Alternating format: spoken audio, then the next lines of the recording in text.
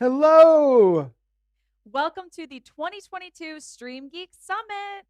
This is our brand new video production studio and stage, and we're so excited to show it to the world for the first time today during this full day of live streaming and video production education.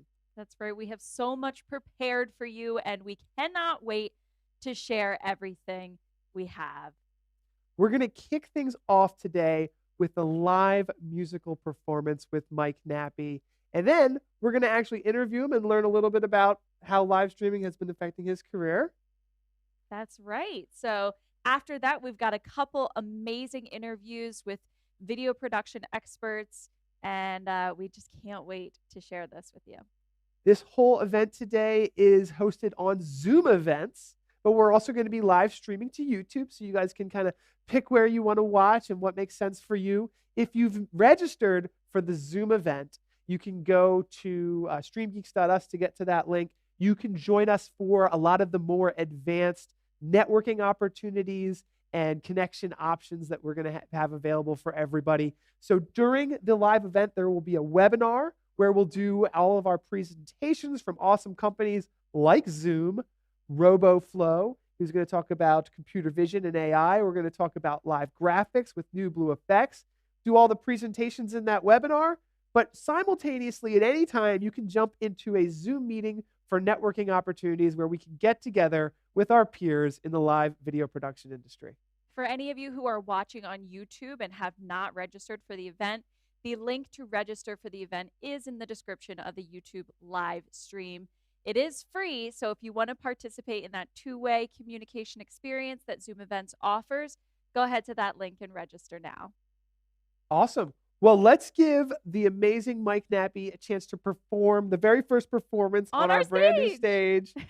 Finally putting it to use. It's going to be so much fun. I can't wait. We're going to show off all the new tech toys that we've got in this studio, but let's give Mike a chance to kind of flex his video production. Mike, our producer in the studio. We got two mics to produce. So we're going to let Mike Nappy flex his musical skills, and Mike Luttermoser show off all the cool camera angles that he's able to do on this live production. All right, should we kick things off with the musical performance? Let's do it. All right. Enjoy.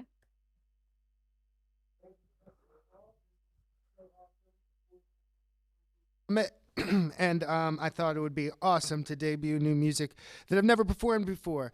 I know a lot of people, most people watching in one way or another are involved with content creation, and this is a love song actually about my passion and pursuing it. All right.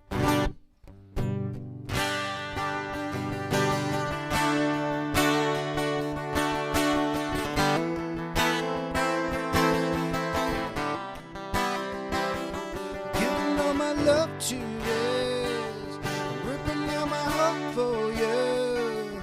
I know that you don't notice, 'cause you hardly even notice.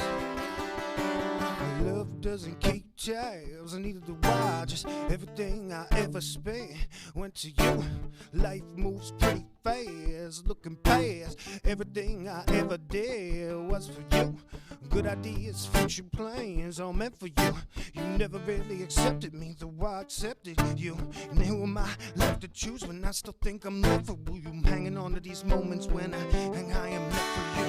Eyes always racing for the limits. It's like a switch that I can't turn off. I get high just so I can diminish all the voices screaming at me too. I'm giving all my love to this. I'm ripping out my heart for you. I know that you don't notice, 'cause you hardly even notice. I'm giving all my love to this. Ripping out my heart for you.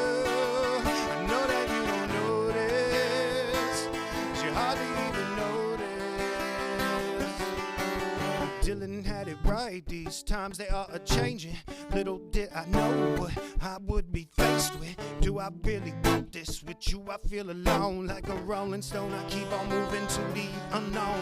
My light is always glowing, even when the sun is never showing. So what if I'm rolling? So what if I'm stoned? If I do it, I might not come home. Ain't doing it for a dumb throne. Already shown that I've grown. I'm doing this on my own. Like my mind's always racing with no finish. It's like a switch that I can't turn off. I get high just so I can diminish all the voices screaming at me to play on. Giving all my love to this, ripping down my heart for you. I know that you don't notice, but you hardly even notice. I'm giving all my love to this, ripping down my heart for you. Know that you don't notice, but you hardly even notice.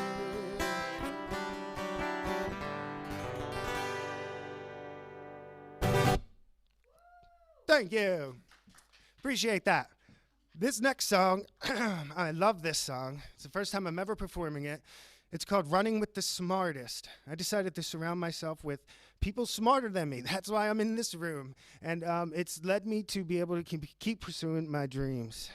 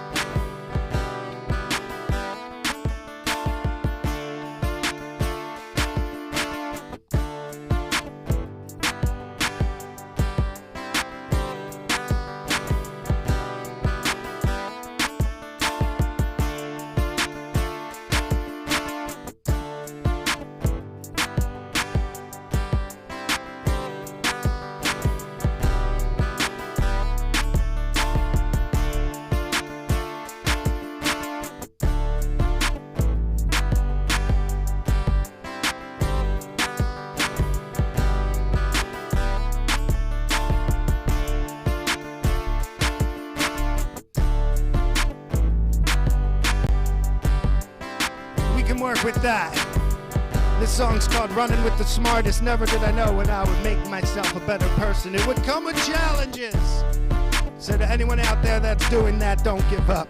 Don't listen if they tell you you can't. And here's a true story. Hey, hey, hey, hey, hey, hey, hey, hey, hey. I feel like everybody's in competition with me. The only one I'm in competition with is me. I guess that's why I keep running with the smartest. Because I'm running with the smartest. They're running up the start. Frontin' as the hardest. Gunning cause I won and I'm gunning it with the smartest. No running with the smartest. Running with the smartest. No dummies in my circle. I am running with the... You can say it now that you hide behind your keyboard. Face to face you say you're proud. You basically call me Lord. You can kick me when I'm down. Promise you will see me soar. Ain't nothing to work for free for. No unnecessary detours.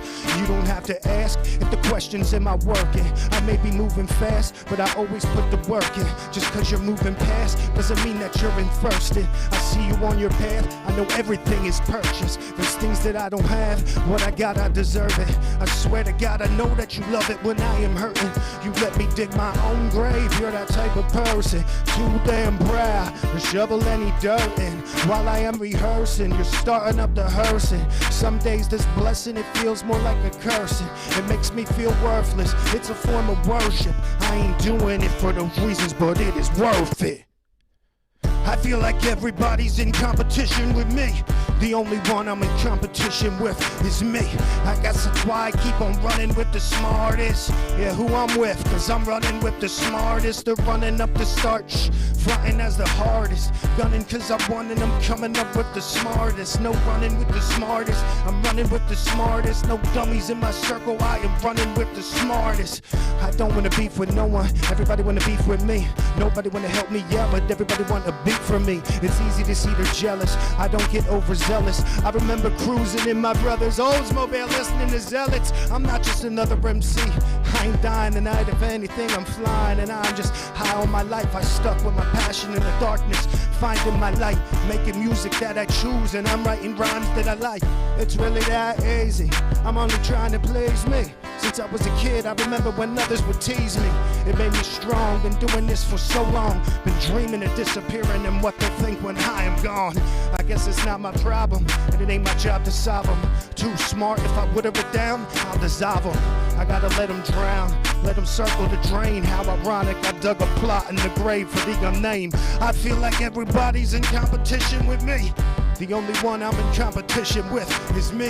I guess that's why I am running with the smartest.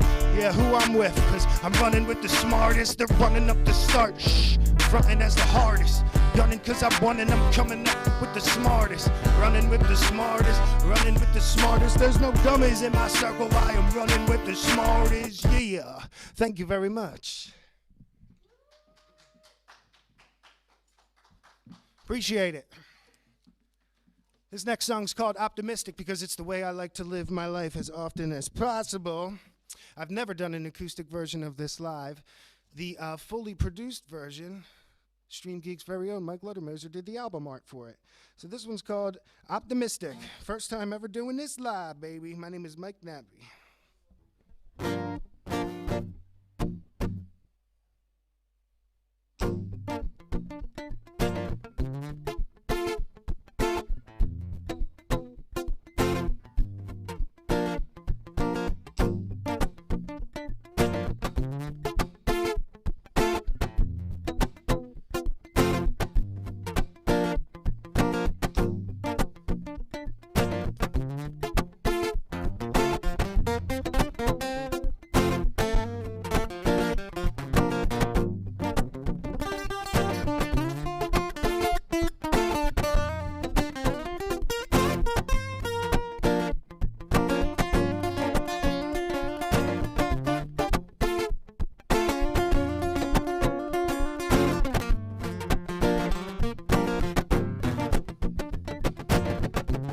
Now I'm feeling optimistic.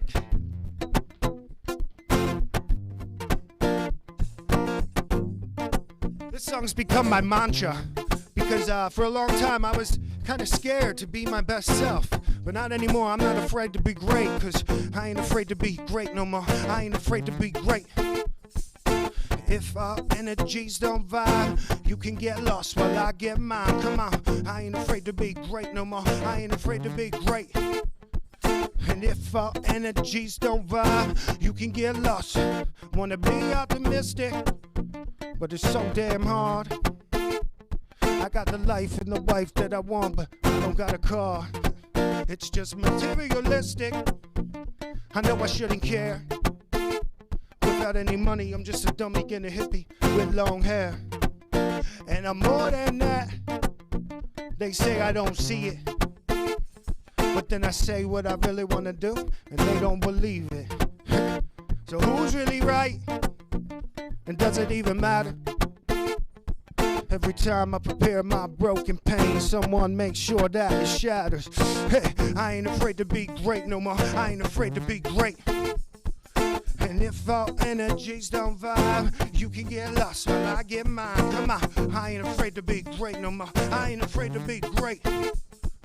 And if our energies don't vibe, you can get lost while I get mine free. That's what everybody says. I want my bills paid and I want to rid all of this thing before I'm dead. I feel it's coming to me, but I've been saying that for years. What goes up, blood come down, end quote, blood, sweat, and tears. So why do I even try? If everything is out of my control, then I'm wasting time. So let's look up in the sky, cause being low got me tired. I'm too introspective, overthinking. I need to get out of my mind. Come on, hey, I ain't afraid to be great no more. I ain't afraid to be great. But if our energies don't rise, you could get lost till I get mine. Come on, I ain't afraid to be great no more. I ain't afraid to be great. If our energies don't rise, you can get lost till I get mine. Come on.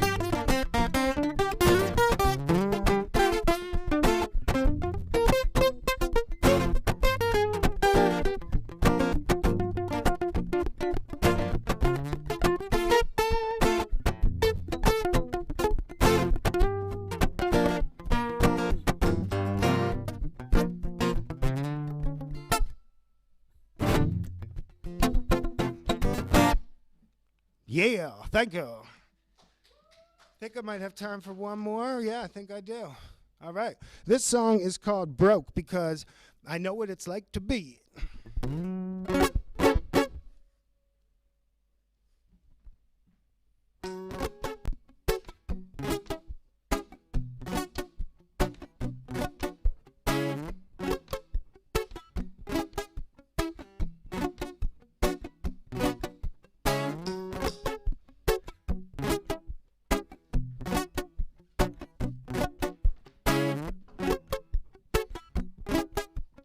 All the sounds you hear, I'm building right off of my iPad, including this one.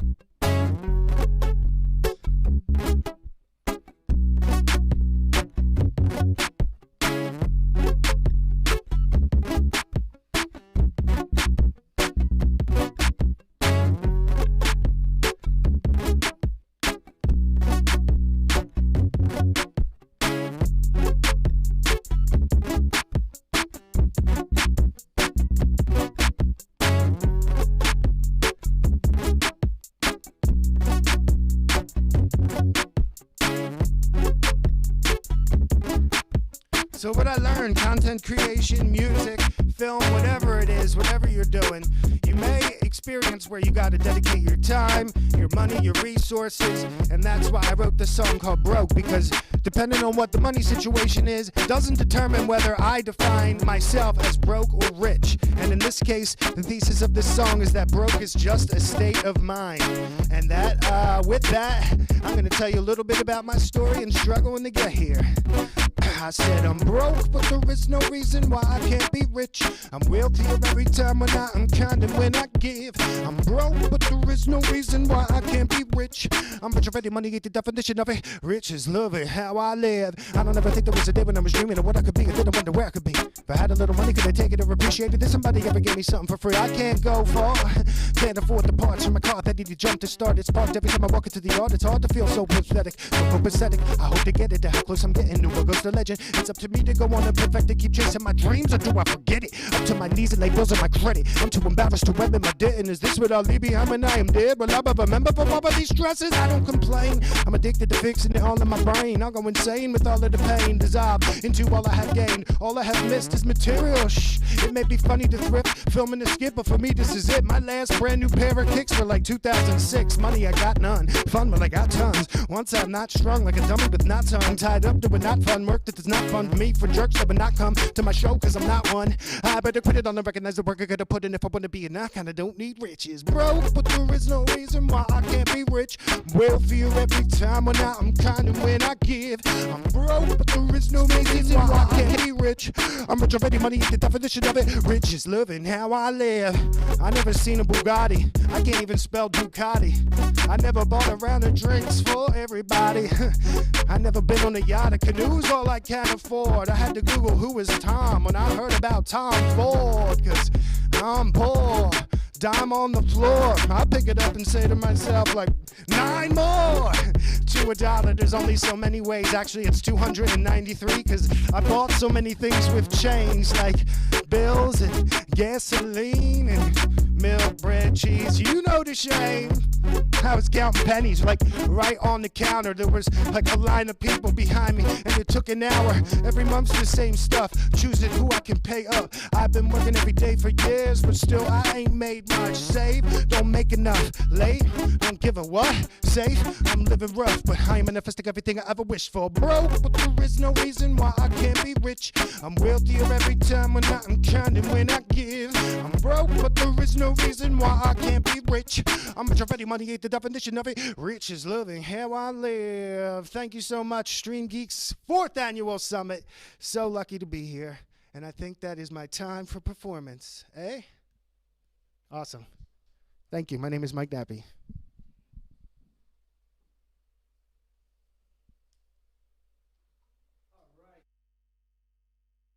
Amazing. Wow, that was so much fun. Let's sit down at the news broadcast desk here to keep. I'm just so excited to have you here. This is crazy. The studio looks amazing. And as a musician, I wanted to talk about live streaming. Obviously, it must have been super important over the past couple of years, but tell me about your experience. It's everything. And I never take it for granted that we're living in such an amazing time because you don't need to find a venue or a stage. You could just live stream and start right away. So, yeah, just take advantage of that. And then from there, you can kind of learn what they like from you. So then it's free market research, you know. And, yeah, just it's amazing. It's like you can put on a show whenever you want. The one of the things that I was reading about is that the analytics that artists have now about who their super fans are, who likes to listen, where they're at, because obviously there's so many people all around the world now listening to music. I understand, you know, when you're marketing a new album or a new song, connecting with your super fans is super important. And before all this analytics that artists have access to with a lot of these streaming and online platforms, sometimes it felt like, you know, you're just throwing money at the wall because you don't know who specifically your super fans are. Is that changed with all this analytics and data now? Yeah, change for the better because, yeah, I know when I'm a fan of something, if the person I'm a fan of acknowledges me, it's unbelievable. And I don't do it for selfish reasons. I'm grateful that people care enough to care about me. So having that data and then gives me the opportunity to interact with them and, you know, then that just builds a stronger core too. Wow. It was so much fun. Tell me what it's like to be on stage, because I just have to ask, you know, I know you're on a lot of different stages, but when you go out and perform, are you live streaming? Are you bringing your own live streaming gear? Does the venue have live streaming gear? What's it like? And then, you know, what was it like today? Is it obviously maybe a little different? This is the best live streaming experience I've ever had. And it always Thank is with you. your team. I've been lucky to know you guys for a few years. And this is unbelievable. I can't believe I get to be here on day one when you launch this stage. This is the best. I'm very basic with my live streaming, unfortunately, at the moment, with maybe a phone and an external mic. I learn a lot from you guys, and I'm not just saying that either. But this is amazing. This stage is better than some of the venue stages I've performed on. It's amazing. So with a lot of the venues that you go to, you have to provide your own gear. They're not ready quite yet with their own live streaming gear. They're not going to let you log into your Facebook or YouTube channel and just, they don't have cameras already set up. Nope. I mean, the bigger venues do. I get into them once in a while. But nothing that is under like almost like anything Live Nation probably has live streaming. But like below that, it's hit or miss. Most of the time, miss. It's amazing. There's still so many venues that you know, are still kind of working their way towards selling virtual tickets and, you know, monetizing, you know, what's available out there. I think of a lot of the indie artists and a lot of the artists that, you know, have a lot of fans, but they're very much decentralized, right? It's like they can't necessarily fill a stadium in a big city, but they've got fans all over the world. And that's where live streaming starts to play a really interesting ability for them, because they can go on tour. And as you know, it's kind of hard to make a living as an artist these days if you can't pack some of the bigger venues. Right. But if you're able to even pack a small area with a small fan group, but then extend your audience that much further because you have a decentralized audience all around the world. I've been hearing a lot about platforms like Mandolin and some of the other ones out there that are helping to connect these more folk indie bands that maybe aren't the top headlines, but are able to use live streaming and online communication, even beyond just live streaming their events, but also just having areas for their fan base like Patreon, all these online tools that are helping them, you know, just do more during their tour. Right. Yeah. It's crazy. And now to think that it's going to be going a step further with like meta concerts. So live streaming is pretty soon going to be, it has to be standard everywhere because the evolution's coming again. Wow. Well, I hope everybody is. Are there any social media comments you guys want us to answer before we jump on to our next segment? Because that was a. Oh, you got one for Mike? Cool. For using video production to grow their online audience and find opportunities? Well, this is not just live streaming, by the way, just video content in general. The best advice I got was every professional is a beginner, and your first video is never going to be good as your most recent video. So just start. That's the first one. And then this is known among a lot of marketers. I didn't come up with this idea, but one thing is the trickle down like marketing, where you have a long piece of content, maybe a full set, then break it up into YouTube Shorts and Reels and TikTok, and then recycle those, find out which ones of those work, so then you can focus more on that kind of stuff. And then also, don't be scared to just start to find your voice as the artist that represents your music on social media, which doesn't always have to be music, but starting to engage, because once they start to connect with you, they'll even want to listen to your music more. So the thing is just create, and don't worry if you don't get a lot of likes. Just keep going. One more for you. Does it matter what platform you post videos on as a musician, or is it dependent upon genre, or is there a particular platform that works best for musicians growing an online audience? I recommend all of them, and not posting the videos with the watermarks. Go the extra step. It seems to be working for me. I've had a lot of growth in the past 7 months by taking those extra little steps, and then you'll start to see which pieces of content work on the platforms. It took months for me before I even saw, like, oh, TikTok likes this for me, Instagram likes this for me, and then so just post a lot. I think I'm a big fan of posting a lot. You'll find your voice. All right, thanks. Awesome. Thank you so much, Thank Mike. you for having me, Appreciate Paul. it, brother. Congratulations on the stage. All right. I can't believe it. Thank you so much for tuning in, everybody. Our next guests are coming to us from Zoom. We have Sam Kokajo and Robin Buenovic. Hopefully I said that correctly, guys. Can you hear me? Am I coming in clear? Yes. Yep, we've got Hi, you Robin. here. Hello. You were close on the name, but Can you pronounce good it enough. properly for me? I'm sorry. Bunovich. Buenovic. Okay. Thank Well, you. thank you for being here, guys. It seems like everyone's having a great time using Zoom events for this. This is our second year using Zoom events, and I'm so happy to have you here because you're going to give us a chance to kind of learn a little bit more about what you guys have done with the platform, what you've changed over the past couple years, and help us kind of see what you guys have done at your own event at Zoomtopia.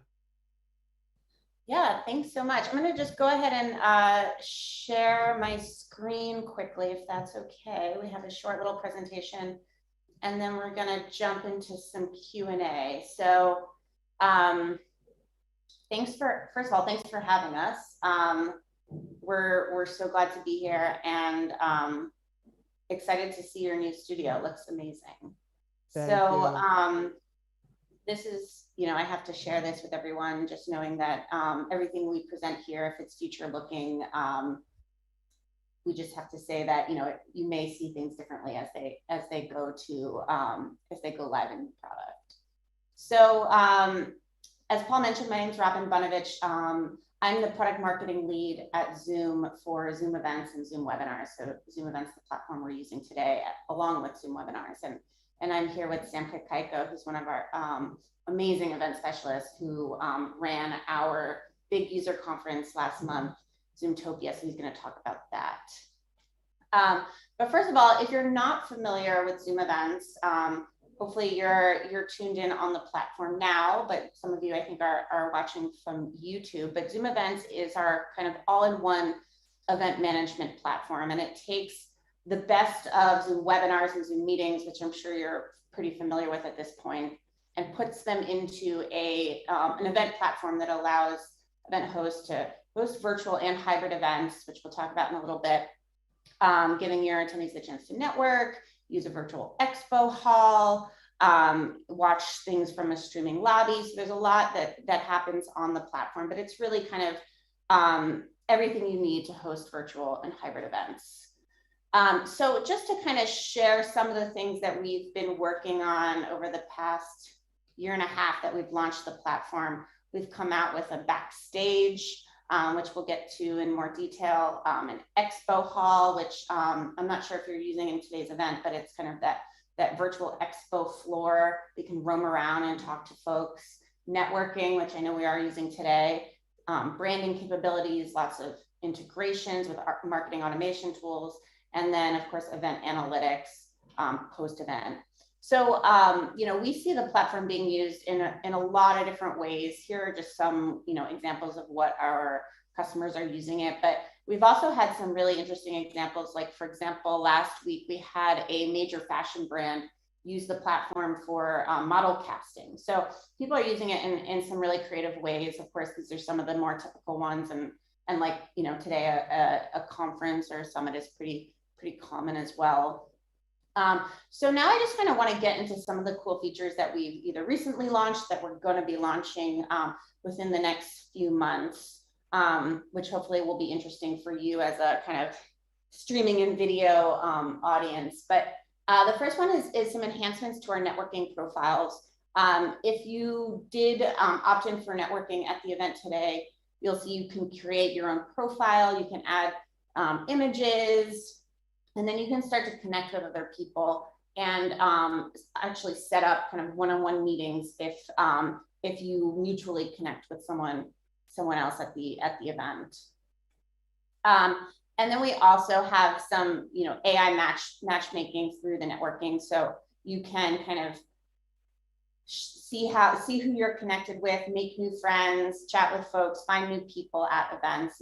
At Zoom, we understand the power of events and of course in-person connection, but also understand that people are busy and want to be able to tune in wherever they are and join an event, but also make connections at that event. So, we've built this networking tool with that in mind, that we really want to make sure that people are making those important connections even at virtual events. Backstage, this is one of our most popular features.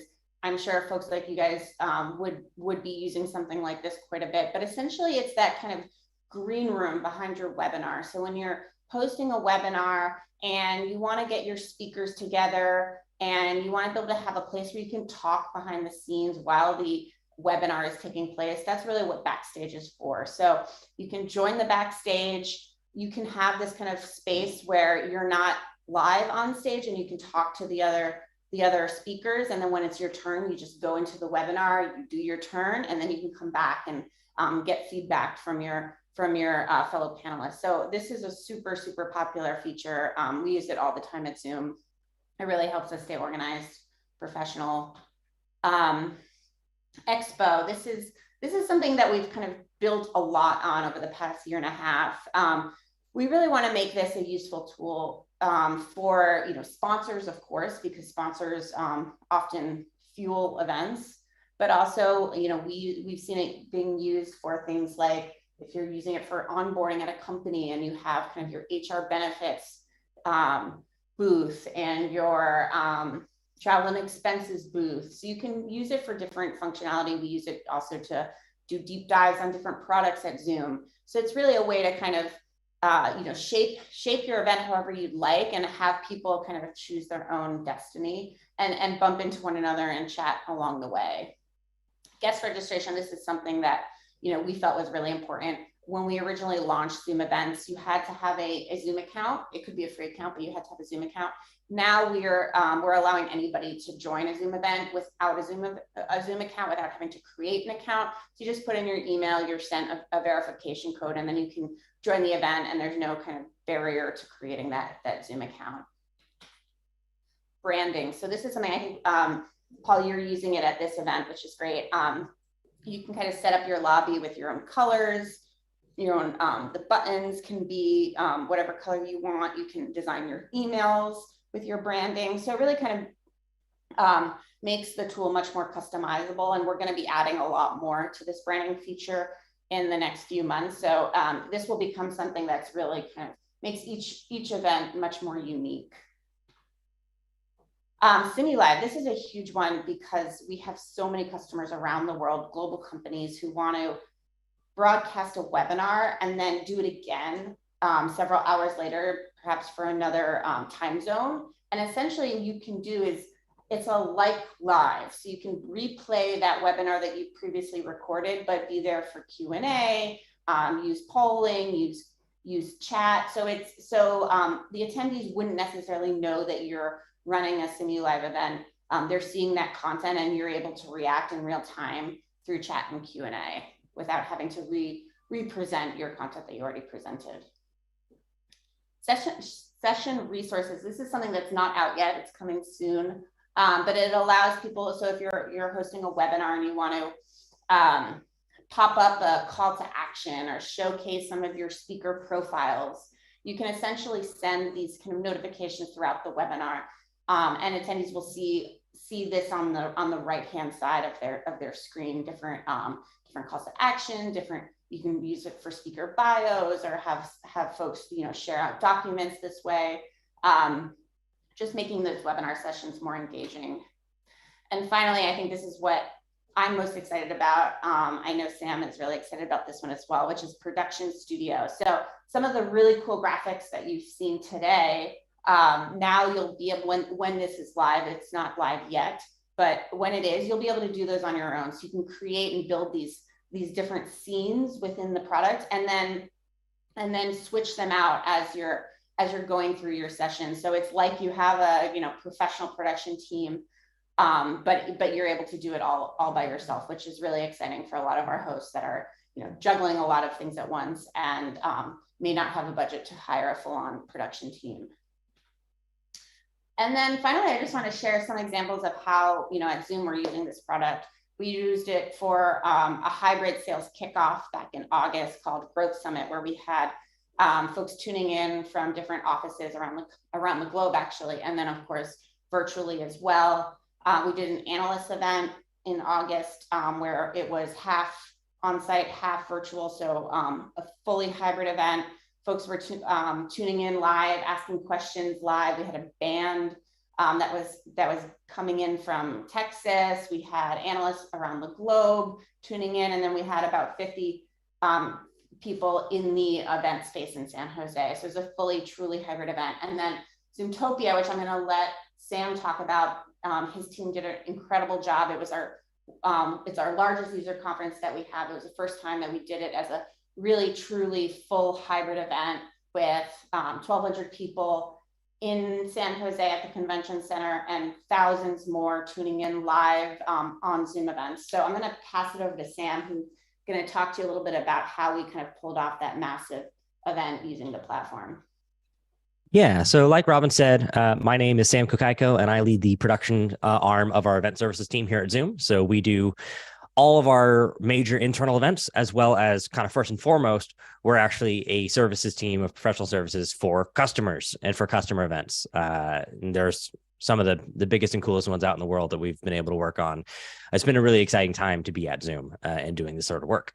But throughout Zoom events, which you guys are in today, you definitely see stuff like what Paul and team are doing with, I don't know if he's actually mentioned it today, but I'm going to imagine that he's still using vMix to do the show today, which gives you that great control over all the 5 camera setup they have there in the studio, and being able to switch that. And it's really exciting stuff. And that's sort of the same sorts of stuff that my team tends to work on.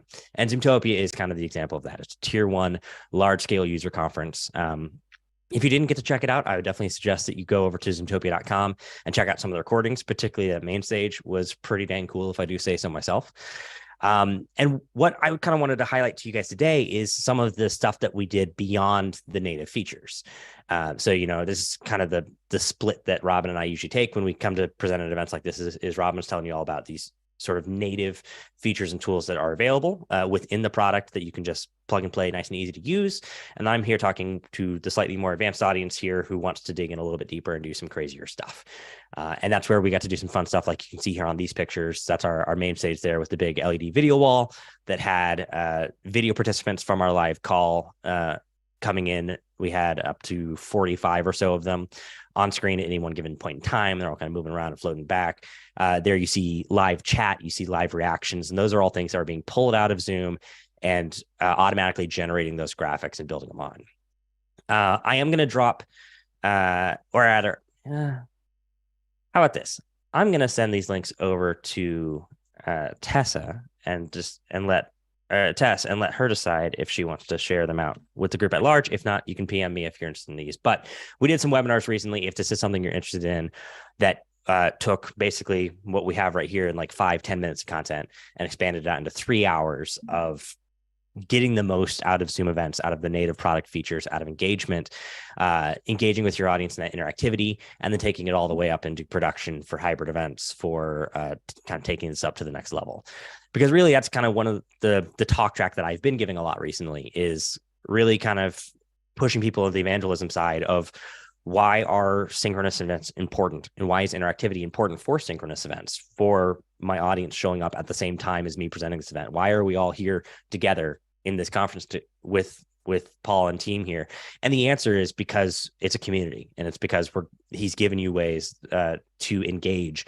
That networking meeting room he's got going on that's actually about to open in 18 minutes here, the expo hall, the different networking options they've enabled within Zoom events.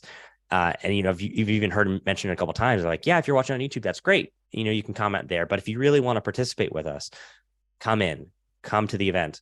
Let's chat. Let's talk. Let's hang out. Let's have a community together. And that's something that's really exciting to get out of events these days. And I'm really excited to be able to have those tools and technologies available to us to do it. Another one quick mention I was going to drop was we do have a new Zoom streaming app that's going to be coming out. It's expected early this year, potentially. And that all goes with that safe harbor slide back at the beginning that Robin shared with you. But that one is going to be really exciting to you guys because it lets you stream to multiple platforms simultaneously.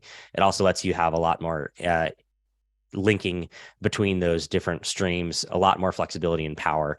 It's a really great app. I've been able to see some of the demos as they've been working on it, and it's going to be really exciting for this industry. So you can potentially simplify your workflows quite a bit while also improving your quality. With that, let's see, I got that dropped over there. Robin, is there anything else you wanted to kind of go over today? If not, I'm always a bit of a Q&A type guy, and I don't have all that much presentation wide. I definitely am going to, after we're done with our little segment here, hop over into that networking meeting room. So I definitely would love to chat with you guys about anything you want to chat about: events, Zoom, streaming, production. I enjoy it all.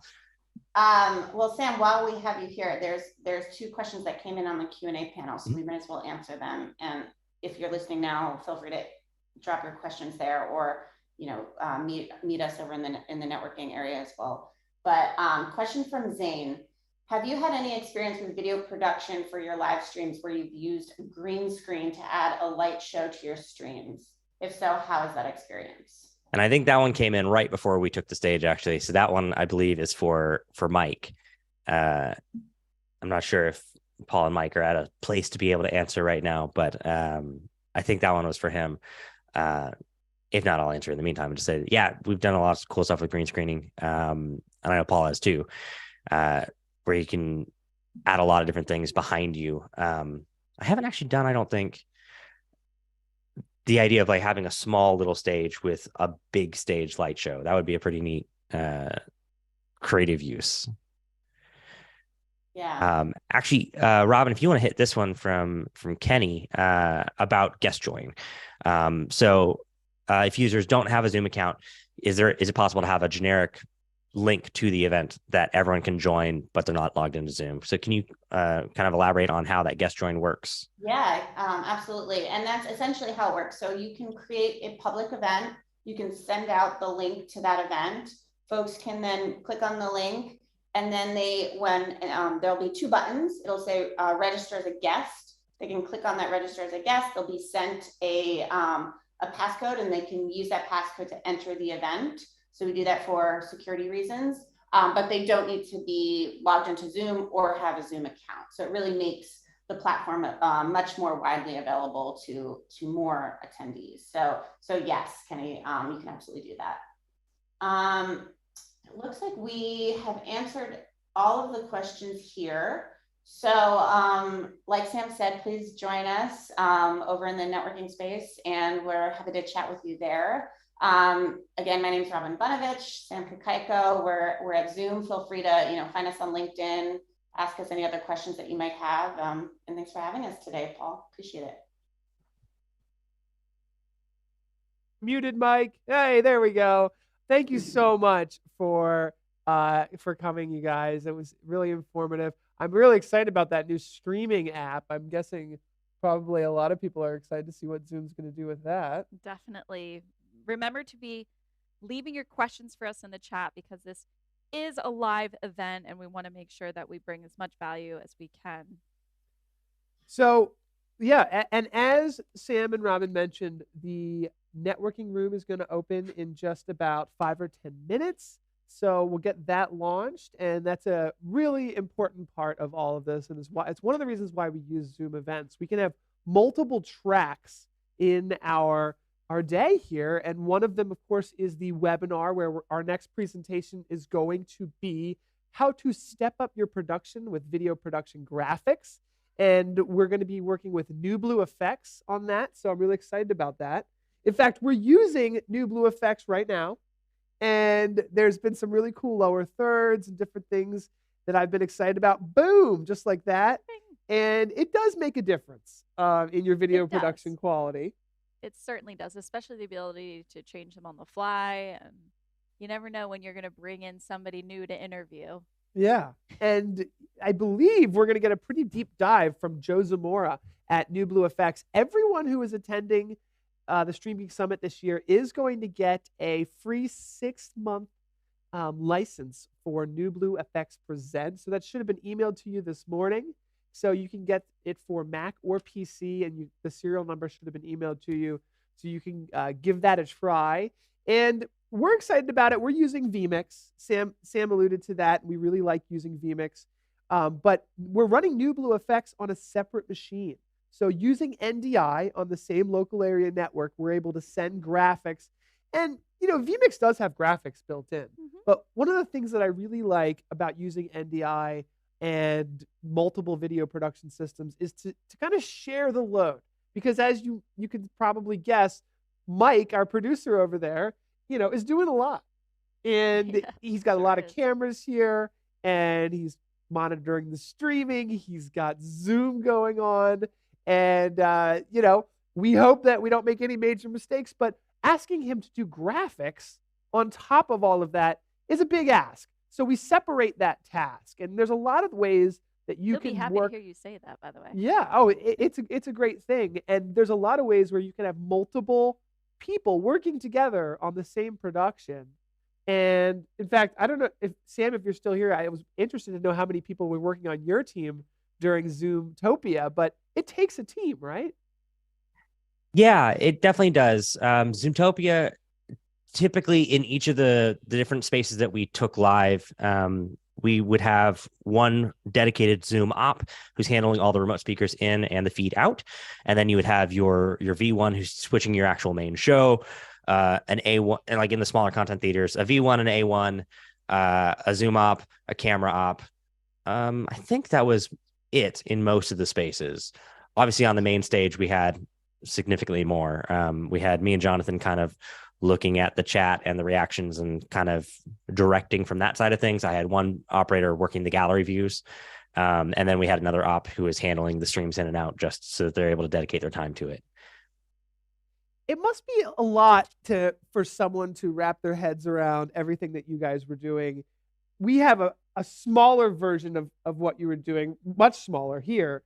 And it still is a lot to me sometimes to think about all these cameras. And we do have some in-studio guests here. And I just took a small break during your presentation, and in-studio guests were asking about, we got to do more sweeping pans and more camera movement. And I'm just thinking, like, where's Mike's third arm for all of this? But I do think it's pretty incredible how you can work with a lot of teams. Sam, can you tell us about the tech that enabled you to work with so many team members? Obviously, NDI for us is a big opener because we can now have 2 or 3 different workstations and computers connected on the same local area network and mixing whether it's graphics or video feeds, camera controls over, on the same local area network. What type of technologies were you using? Were you using intercoms to communicate? Yeah, so each room was kind of isolated in and of itself. We had old school radios for actually talking to our crews around the space, which couldn't have lived without.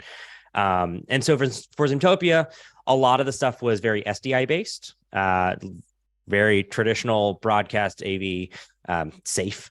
And so for that, we were using Zoom ISO and deck links to give us those SDI in and outs. The main stage, the Zoom component did actually have a lot of NDI. We were using Canvas from Immersive Design Studios as our main video renderer to do that, the motion of the gallery views and stuff like that. So we're using a lot of NDI. But actually, I think the better parallel is my kind of day-to-day operators position that my specialists have. And that's vMix based with Zoom ISO doing our content contribution systems. And it's really funny because whenever people come in and they're like, oh, can you give us like a line drawing of all the wiring for your system, the schematic? And I have a vMix rig. I have 2 Mac minis and they're all plugged into a network switch. And that's it. Like it's all network based. We're doing control over network. We're doing NDI for video. We're actually doing NDI to pass audio mostly. And then it's internet and Zoom. One of the really interesting ones, I think, you kind of mentioned the third arm, the camera moves and stuff. One of the behind the scenes series we did, the second one in particular, where we went into how we do hybrid events. We kind of did a full physical setup here, and it was in my office here with like a display behind me and a little ATEM Extreme SDI on the table, deck link and all the good stuff. And we used a couple NDI cameras for that. And we actually built that whole show in vMix, but then we took the entire thing and we queued it up in QLab because it was a scripted show on prompter. I knew where I was going. There was a ton of graphics and a ton of different moves. And so QLab was able to control both vMix, Zoom ISO, OBS on the other side of the room for a little media source fake we were doing with a video playback. It was controlling the ATEM Mini, controlling all the different things. And so he was just able to, it was literally a go button show for him. There was, about 100 different goes throughout the script, but one op was able to just step through the show. It could have been a foot pedal by the time we got down to it. And of course, that's not typical for live events because that takes an inordinate amount of rehearsal and practice and planning. But it was really cool to kind of get back to my theater roots there and be able to build something like that, where you kind of can have whatever you want because we're able to have a cue that's, does all these things with the exact precise timing I need it to do. So that when I cut the camera at the same time, it used the ATEM to cut that source that was on the TV behind me so that you didn't see a flash.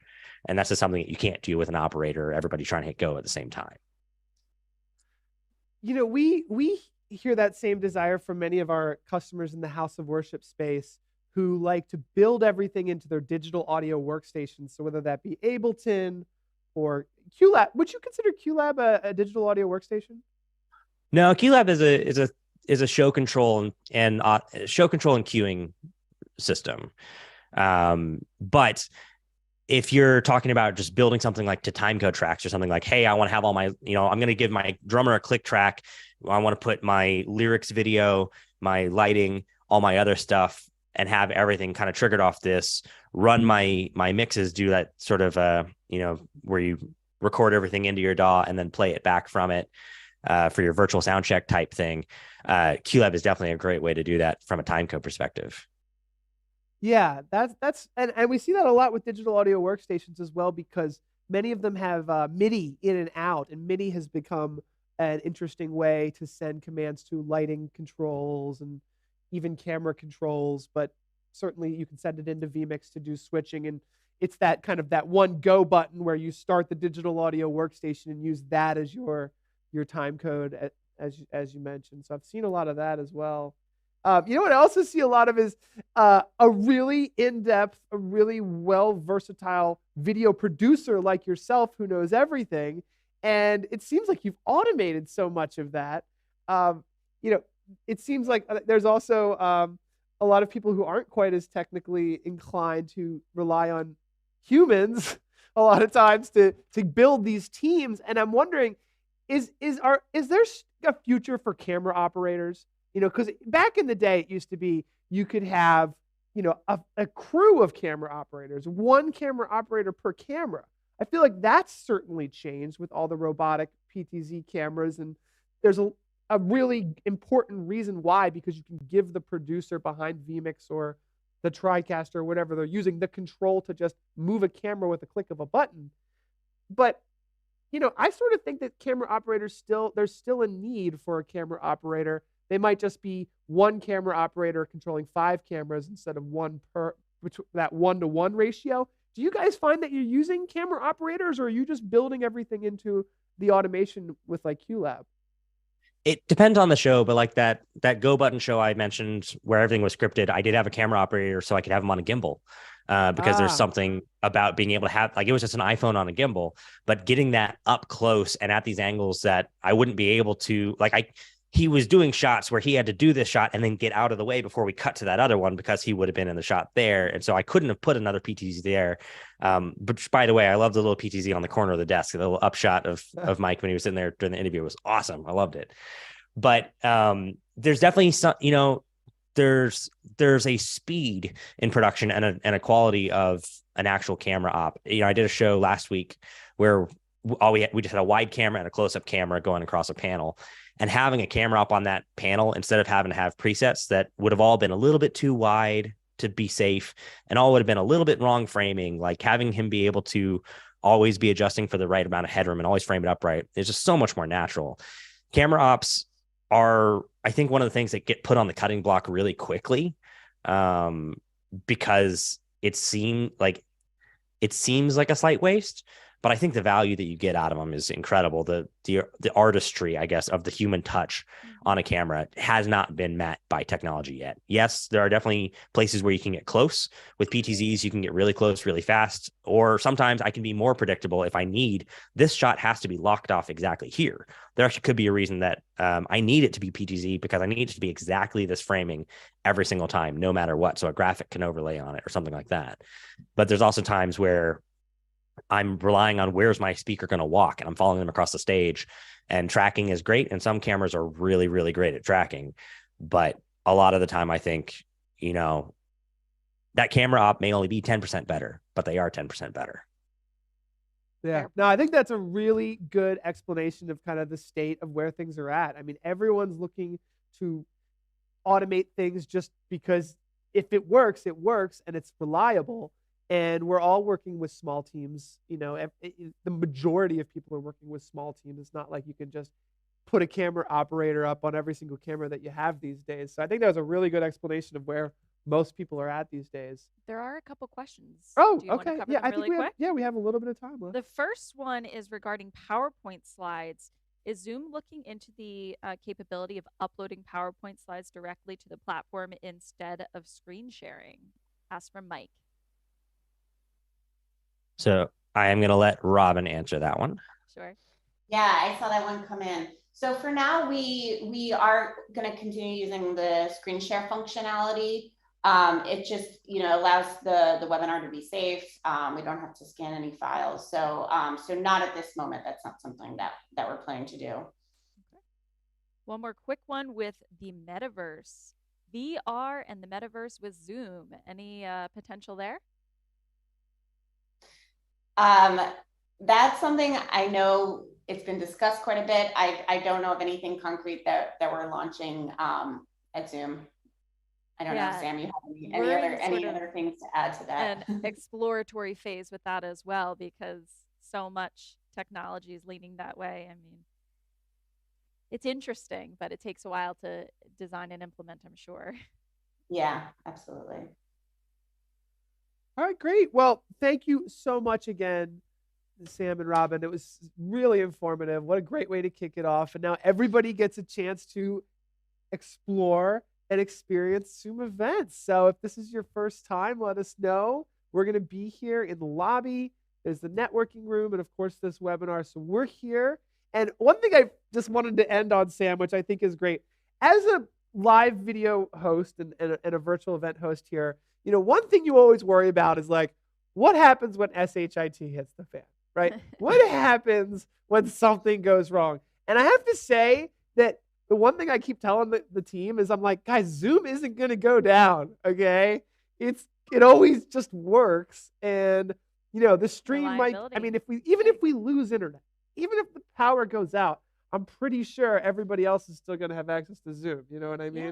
So it gave us that nice little bit of confidence that there's a piece of this event that can't die, even if we trip over every cable in this video. With the uncertainty Yeah, of and, live and I'll just say, you know, I've been in events for a very long time, obviously beginning with in-person events, and I've had the power go out in my in-person events, and, you know, all the lights go out. So things happen in all sorts of events. And I think, you know, with Zoom, we're lucky we have a platform that really does work almost all of the time. So we're lucky to have that kind of quality behind our products. But, you know, anything can happen at an event, and that's what makes events exciting. I'm finding some wood to knock on, but no, you're in good hands, and we're happy to have you here. Thanks, guys. All right. Well, we have our next guest. So thanks again, both of you. That was awesome to go over Zoom events and see what you guys are up to. We're going to get super high-end graphic production today with Joe Zamoro from NewBlue Effects. I mentioned that everyone who's attended and registered this event is going to get a free 6-month license for NewBlue Effects Titler Present. So I'm going to turn it over to Joe. How are you doing today, Joe? I'm doing great. Thanks for having me, Paul. I'm very excited to be here today. We are super excited to have you. We're really having a lot of fun with NewBlue Effects. And I said, you know, everybody's looking to step up their production, and there's a lot of reasons why, right? Whether there's a lot of competition on live video productions these days and you want to stand out, whether you just simply want to be able to deliver data during the presentation. I cannot wait to see your presentation, and I'll let you take it away, Joe. Yeah, sure. No problem. Now, just to kind of, give some background about NewBlue, we started off as a post-production company. So if you've seen us in the past and you've installed our plugin through whether it be Attendees, Resolve, or Premiere, you would have noticed that we run as a titling engine, as a plugin titling engine that you can use as overlays for your post-production projects. So the main focus was to add a professional polish in the post-production environment, because you have so much control in that environment, right? To make sure that things look a certain way. And we got asked a lot and requested to, what if we did offer that titling solution in a live environment? And that's exactly what you see with Titler Live. It is simply our post-production titling tool as a live solution. Now, that has existed for a while, and it has kind of gone in its own direction in terms of how it is that has been developed in terms of, the types of graphics that we offer, how those graphics are being used in live production, because versus post, you have things like for live sports where you have score bugs, or House of Worship where you have things like lyrics or verses for hymns and all the sorts in those productions. So one thing that we really made sure to bring into this is, one, the flexibility to give live graphics to the professional broadcasting industry in whichever way they needed them fitted. So we offer things like hardware. It is a software application as well that you can install on either Mac or Windows. So you have the opportunity to really scale this or implement this however you want. Along with that, we give users the opportunity to have a variety of different output methods for their graphics. So, and NDI being one of those extremely powerful ones. So we did put a lot of emphasis on being able to bring graphics over NDI. But if you're still working with very traditional signal flows, we still offer that over things like HDMI or SDI, even watch folders or PNG sequences if that's your thing. So one thing I'm going to do actually is I'm going to begin a quick screen share here, and that way we can see exactly the software in action. So pretty much what I have here is Titler Live 5 Present, which is going to be what was offered in that 6-month temporary license given to all of you. When you open the software, what we have here is the playout interface. This playout interface is made of 5 different panels. So we have our preview, our program monitor, a graphics library, a layer list, which is pretty much our control panel, and a layer properties. So here we can see that using the graphics library with the Present Edition, we have access to a variety of pre-curated graphics.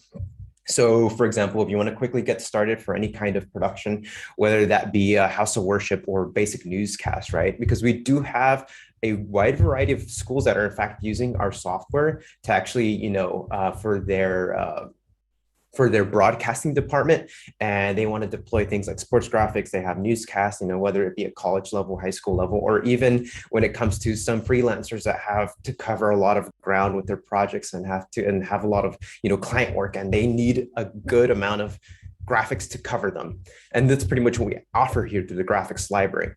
So if we go into something like the ceramic collection here, we can quickly see that there's a variety of things that we can access. So we have things like data graphs, right? And I can quickly just hover over them and we'll see them over here previewed in that preview panel.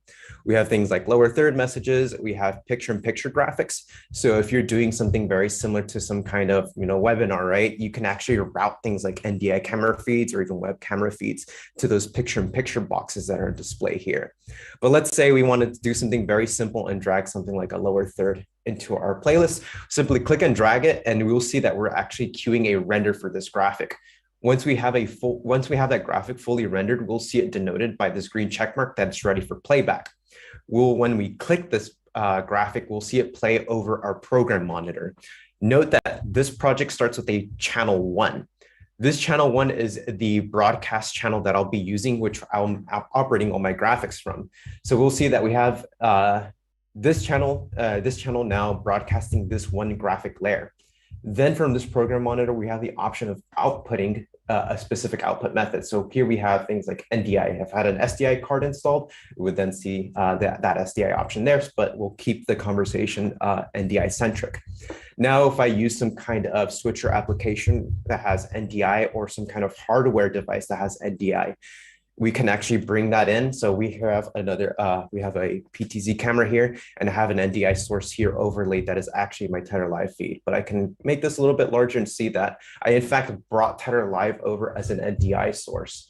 So if I want to just very quickly show off how this looks in real time, we can bring that in and we can play these graphics seamlessly over NDI. Note that I am on the same network, so you're seeing there's a variety of things that can happen in terms of latency. I'm in fact using something over Wi-Fi, so that can be a little bit off on that regard, but we do have that functionality coming in over NDI. So we can overlay all these graphics over live video. We can bring as NDI and we can do a variety of things through Tether Live in that regard. One of the other things that's actually really nice about this software is the ability to not only manage things like graphic playout over NDI, but I can also use this as a hub for different production elements that I wish to use. So let's say, for example, you don't want to be juggling a variety of different applications just to manage simple things like media assets or even live video. I have the ability through Tether Live 5% to import things like media. So by clicking that option to import media, we have access to things like video files, images, and even audio. And we can see the variety of media files that we can bring in: MP4s, MPGs, MOVs, AVI, WebM, FLG. All of those will actually be brought in with their alpha channel. We will actually be able to analyze and detect that alpha channel. So if you want to use some kind of exported overlay from Premiere or After Effects, you can bring that in and treat it as a media asset. Luckily for us, I do have some things that automatically does install with the software. So let me just quickly find that through the program files, navigate over to NewBlue, and we'll see that we have some titler content, resources, textures, and we have a variety of videos here that we can use. So let's just quickly bring in this MOV file, and we bring that in as a media layer. Through the layer properties, we'll expose a variety of attributes like looping, custom start and end points, and the fade out, but we will be able to simply just play that in. And if we look over into our switcher, then we're getting a playback for that media clip. Other than that, we do have access to live video sources. So if you want to bring in things like Windows devices or NDI sources, so just like any other PTZ camera or PTZ optics camera that does live as an NDI source over your network, you can map that directly into Tether Live as a layer to then play in and play out like you're seeing the media and the graphic layers. But one thing that's really nice about Tether Live as the graphics, as your CG, is that not only do you have the ability of bringing in things from the graphics library, but we do enable all these graphics to be fully dynamic and in real time. So let's say, for example, we have our top banner here that says Church of Christ, but then we decide to replace this text. So we can say like Ministry of Catholicism, or we'll just put ministry for now and hit enter. And we can actually cue a real-time change on that header or let's say I change Reverend Robin Sloan over to my actual name here and say Joe Zamora, and we just hit enter, and then we get that field getting replaced. So all this is happening and detecting these changes. All these renders are being isolated, because what's happening here is that there's different elements to this graphic. There's that backing plate, there's an image, there's color, there's 3 different text fields. All of these are things that get exposed through this layer properties panel for live data. So even for this thing like an image here, I can quickly swap in like an Instagram icon and it'll replace it there. These were all custom curated through our design engine, which every single edition of Tighter Live 5 offers. So we quickly go into this preview panel and hit edit graphic. This in fact launches a designer window. If you're familiar with things like After Effects or Premiere or Photoshop, and you're familiar with like a timeline layer-based workflow, this is pretty much how all these different design elements exist. And from here's where you'll initialize a variety of different attributes to then become dynamic in real time. So you can see there's things like text fields, image boxes, and shapes. Within these, there's different attributes that can then be enabled as variables. And then they all then become things that we can customize from our layer properties. And I was doing this all while the graphic was live, but we can in fact curate these changes while the graphic is off air. So if I wanted to say just header as a title there for that, we can preview these changes in our preview panel, confirm that they're all accurate, so there's no spelling mistakes and all the content is as needed. And then we can hit the play button to bring that live. There's also what we offer as a cache list. So one thing that is a very typical issue that we run into, or that a lot of people have ran into being in the live production ecosystem, is that we have a bunch of graphics that we need to deploy, and there's that same lower third graphic, but there's a variety of different guests that are going to be collaborating in this event, and I need to have at least 15 different lower thirds for all those guests.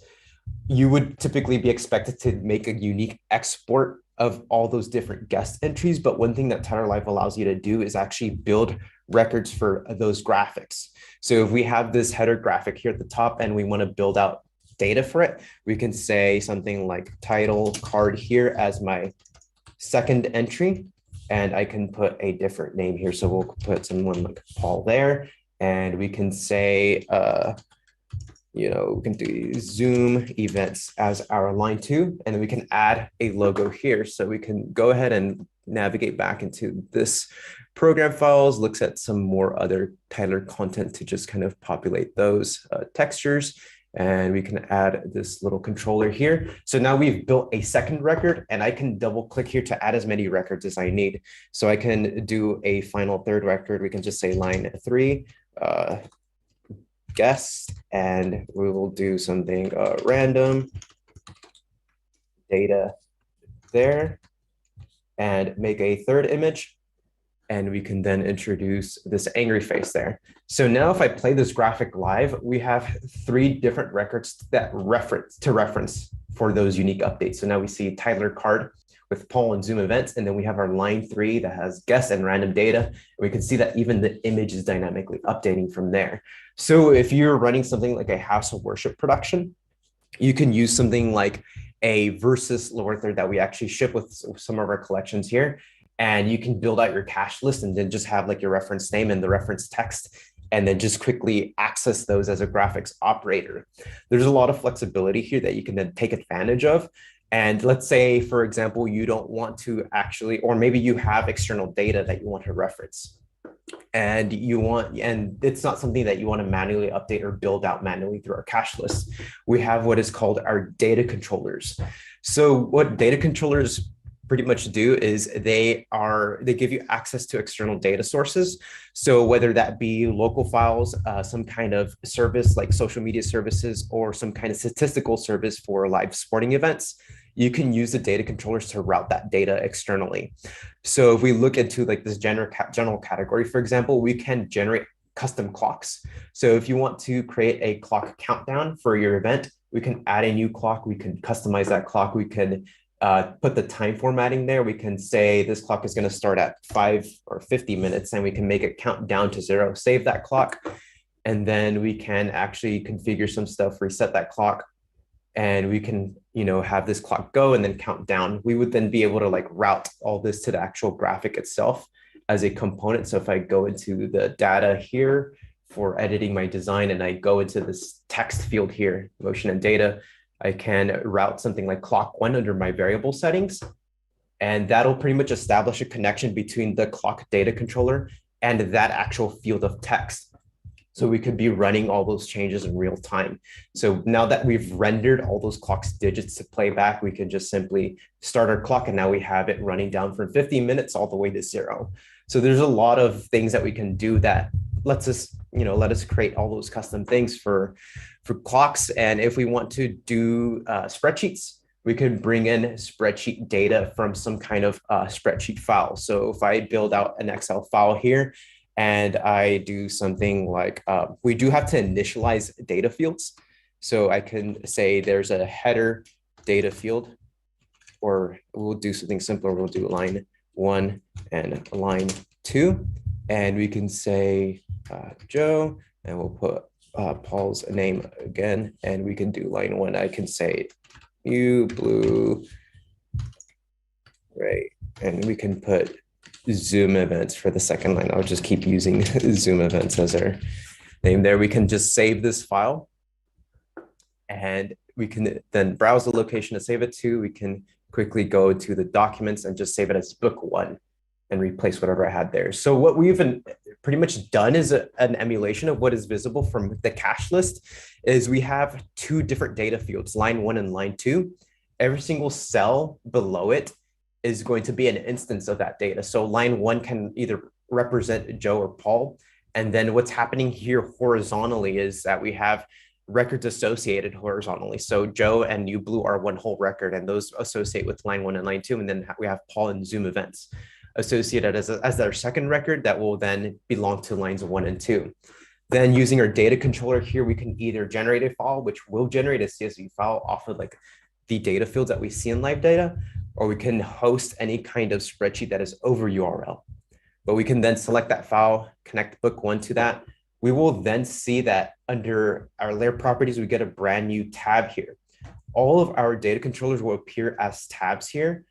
And we can see that we have the 2 data fields that it detects, but then there's no assignment. But just like we did with our clock data controller, we can just quickly edit this graphic and jump into these fields here and go to motion and data. And then we will see that under this first column, we have our data controller assignment. And under the right column, it automatically detects our data fields. So we can map line 1 there and then select our second text box, then map line 2 on there. Hit that green check mark, and then we'll see those changes render. Now note that I do have to interact with these records so I can get them now sending in real time. And we can now then have that all pre-cached and then updating all those records. And we're seeing that all happen with animations. Now note that everything that we're seeing in regards to motion, when I play things in and I'm seeing those individual elements animating as I'm updating it with real-time data, is they're all happening through animation references. So if you want to curate very deliberate changes with your data and the way everything animates in and out, we do have animation presets and keyframing that all can be assigned to individual layers within your graphic. So here we see that Paul and Zoom events have things like fade ins and slide outs, right? So every time we send new data to those text fields, we're getting that all using those animation references as what it's using for those updates. And there is a lot of sophisticated behavior here that can happen between the designer and the playout interface. So if you're ever curious about how to, take advantage of a lot of these features, we do have a lot of educational resources, whether that be tutorial videos, documentation, or I myself actually host webinars on NewBlue's behalf every now and then. Maybe they're on a monthly basis, or between new feature releases, we typically do have webinars. So feel free to check out that content from our website to get a little bit more of an in-depth explanation as how to best take advantage of these different features and functions. Now, to cover a little bit more about some of the other data controllers we offer, is we do have a productivity category, and this is all cloud-based data controllers. So if you want to use something like Google Sheets and access Google Drive spreadsheets and fetch those all over real time, we do give you access to that over the Google service. And we also have that through Microsoft. Note that you're going to see a difference between these two data controllers where we can fetch Sheets files and slides documents from the Google Drive directories. With Microsoft, we can read Excel, but we also do have access to things from your Teams or 365 account.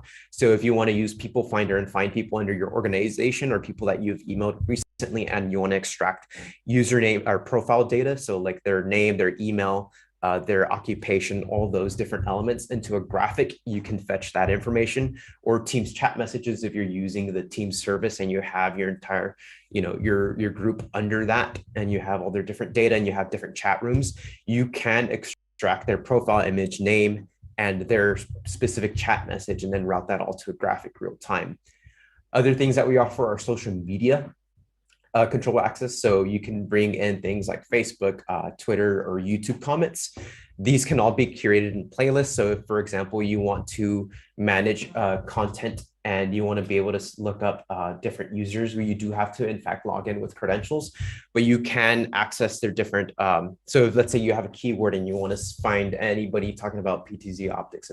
For that, for example, you'll find every single recent tweet that was used with that keyword in it, and it'll also pick up hashtags too. So you can have a good amount of control over what type of content you find, and then you can curate a playlist to then, if you have like a media content manager, somebody that is just making sure that the right content is being curated for that event, they'll have access to that playlist. They can say, you can remove this tweet, you can add that tweet, and then you have playback controls to then route all those different posts to one single graphic. Now, other things that we do have are things like sports data controllers. I did see, in fact, that somebody earlier in the Q&A was asking about using NewBlue with a sports broadcast. So we do, in fact, ship with a variety of different scoreboard data tools. Do note, though, that is something that's available through the sports edition or the broadcast edition, because the present edition that you're seeing that 6-month trial for is going to be the present edition, which is pretty much one of those that you could use for a wide variety of events, but it is not specialized around the sports use. So if you're interested in that, you would have to look into the sports edition. But with that, we have sports graphics and sports data controllers. So you can use things like scoreboard tools, right? If you want to use something like a soccer scoreboard tool, let's say you don't have access to venue data and you want to like broadcast for that, you have a little scoreboard UI to use. Or if you have actual venue data that's being generated by a Daktronics machine, and you have access to data link or any kind of a live XML service like StatCrew, well, not StatCrew actually, but Live Stats. So we read its StatCrew syntax statistical file. So if you're using anything like Sidearm, Live Stats, any of those services that support that syntax, we can in fact read it through the StatCrew stats service, which you can then use to use different data templates for different types of sports stats. Then we have scoreboards. So you can route all the scoreboard data through that data controller, and the ability to also, you won't see it on this one because I don't have it open in the present edition. I have it open in the present edition, but we can only read a limited range of data controllers through those. You also have access to Sportscast. So if you have a sports bot from Sportscast, you can actually connect to their cloud servers and then fetch real-time data that way. So you can bring all that real-time data in through whatever means you see fit. You will see that through the present edition, you have access to things like Google Sheets or Google, Microsoft, and things like spreadsheets, XML, and a variety of different things for real-time data. Since this is all real-time, you can in fact actually route all that and update things in real time. So if I go back and connect this to book one and play that live, right? And I want to go into my Excel file, and let's say, for example, we say, instead of NewBlue, we say presenter, right? And then we overwrite this file. We can actually read that file and make a real-time update. So this is all truly real-time. And we do have around like 5 more minutes left. So I think it would probably be a really good time to have answer a few questions that probably came in during that. Stop that share. So looking at the Q&A, we see that, let's see here. So where can we find more info on the data sources that are accepted in NewBlue? If you go into our products page, you'll see that there's a variety of there's 3 different products that we offer and our hardware solution. There's going to be an area on the page for each of those different products that will actually show a breakdown of the data controllers that we have on offer. So you'll see that if you're looking into the sports edition, it'll show you the different data controllers there. And if you're curious about how to use those data controllers, you can look into our resources and how you would then set up that data controller and then find that. And there's some clarification on that for sports data. So you will see the different services available on the website. If you look into Title Live Sport or Title Live Broadcast, you will see the different data controls that we offer there. And then through the same documentation, you'll actually see what we offer. I did in fact record a webinar that's sports centric. So if you're curious about something like using a Daktronics board through something like Sportscast, I actually go into that setup in depth. But if you're ever curious about how to set that up with like something like StatCrew, or maybe you have a particular service and you want to reach out to me directly, you will see my email for my profile. I'm on a profile for this Zoom event, and you can email me directly with all the questions regarding that.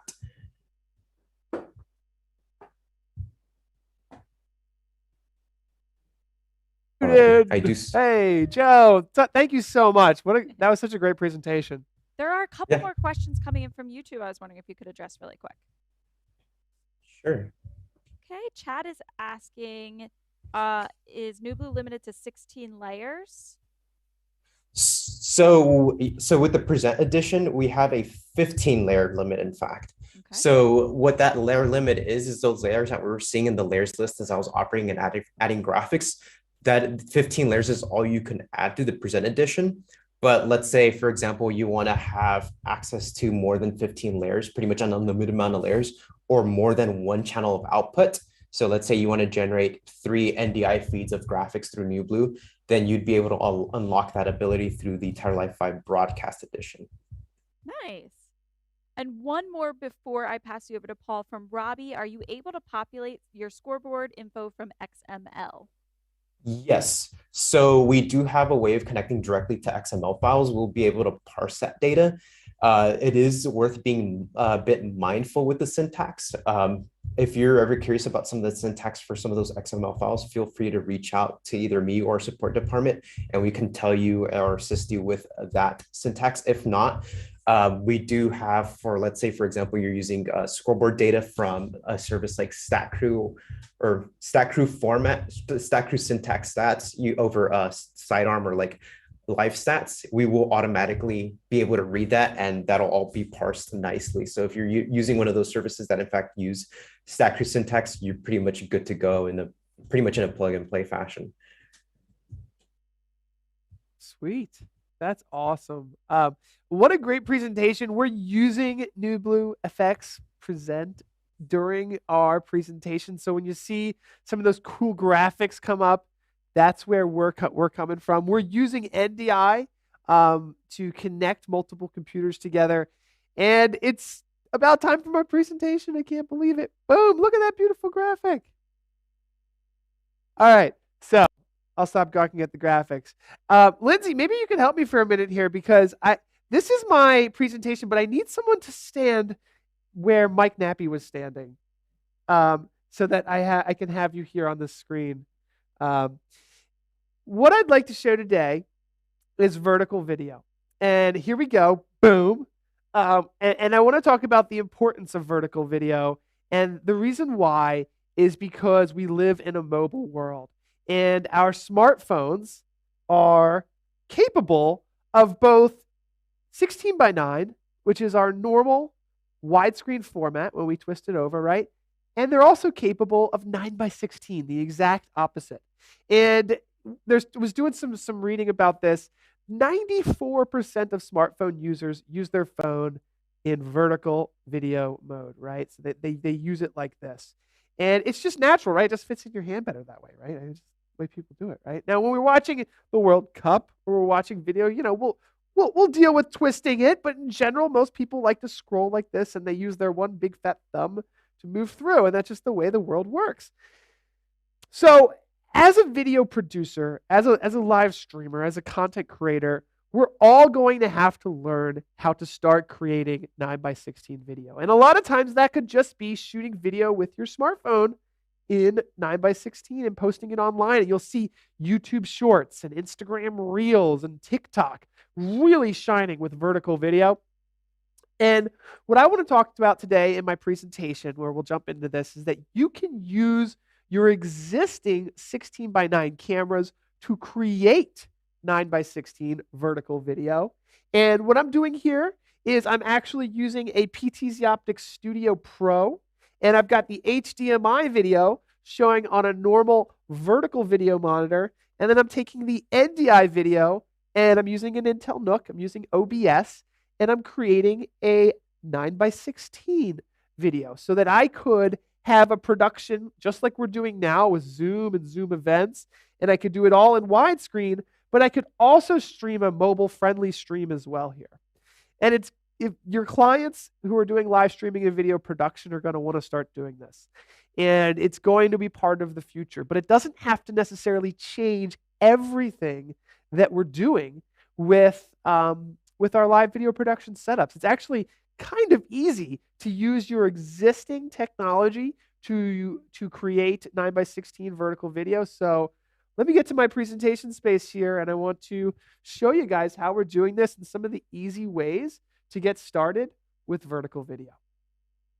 So I want to give you guys some tips and tricks for some of the things that I've been doing to do 9:16 video. And the first thing to note is that almost any camera can be flipped on its side and used for 9:16 video. So if you're wondering, if I need to buy a new camera, the answer is kind of no. You can take your camera, mount it sideways on a tripod, and you can start taking vertical video. Now, earlier today, you guys might have seen in the StreamGeeks Summit, we were doing something like this where I was gathering a 16:9 video and a 9:16 video from the same camera. And, these are the types of things that we can do. And as video productions become, more important, and we're live streaming to more and more people, creating a quality vertical video system is something that I think we should all really think about. Here on the right, you're seeing OBS, and OBS is an interesting software. Sam was telling us that he was using OBS in Zoomtopia. OBS is 100% free. You can go to OBS Project and get it for Windows, Mac, or Linux. And we're using it right now. Now, we're using vMix for our main production, and there's a lot of reasons why we really love vMix. But you can connect any computer, whether it's a Mac or a PC, and you can start using OBS in 9:16 mode to create 9:16 video content, even if your main cameras are set up in widescreen for a 16:9 production. So that's what I want to show you guys a little bit about today. It's kind of mind-blowing to look at OBS set up like this, or a video production system set up like this, but you can set up multiple cameras in 9:16 and do a multi-camera shoot with vertical video. Excuse me. So a lot of people, you might not remember that video aspect ratio started with 4:3. We've moved to 16:9 and we are not going back. There's still some square video out there, right? The 1:1 format that Instagram decided to bring back. But I think the future is in 16:9 and 9:16. You can see what's happening with TikTok. You can see what's happening with YouTube Reels. And the reason why it works so great is it just fits in the consumer's hands so nicely. So I wanted to talk a little bit about some tricks and tips for using 16:9 video. Obviously, many of us have 16:9 video. And if we have to deliver that video in a vertical video format, there's one trick that a lot of people do, which is blurring the top and bottom. So what you can do is you can take your main 16:9 video that maybe it's a live streamed camera, maybe it is a video clip that you've received and you want to live broadcast or stream or use, and you can expand a second layer behind the main top layer and blur it out. And that's what you're seeing here. So the ability to deliver a vertical video format from a source of 16 by 9. Now, another way to do this, and this is something that Tim from vMix told me about, it makes so much sense. He calls it vertical HD.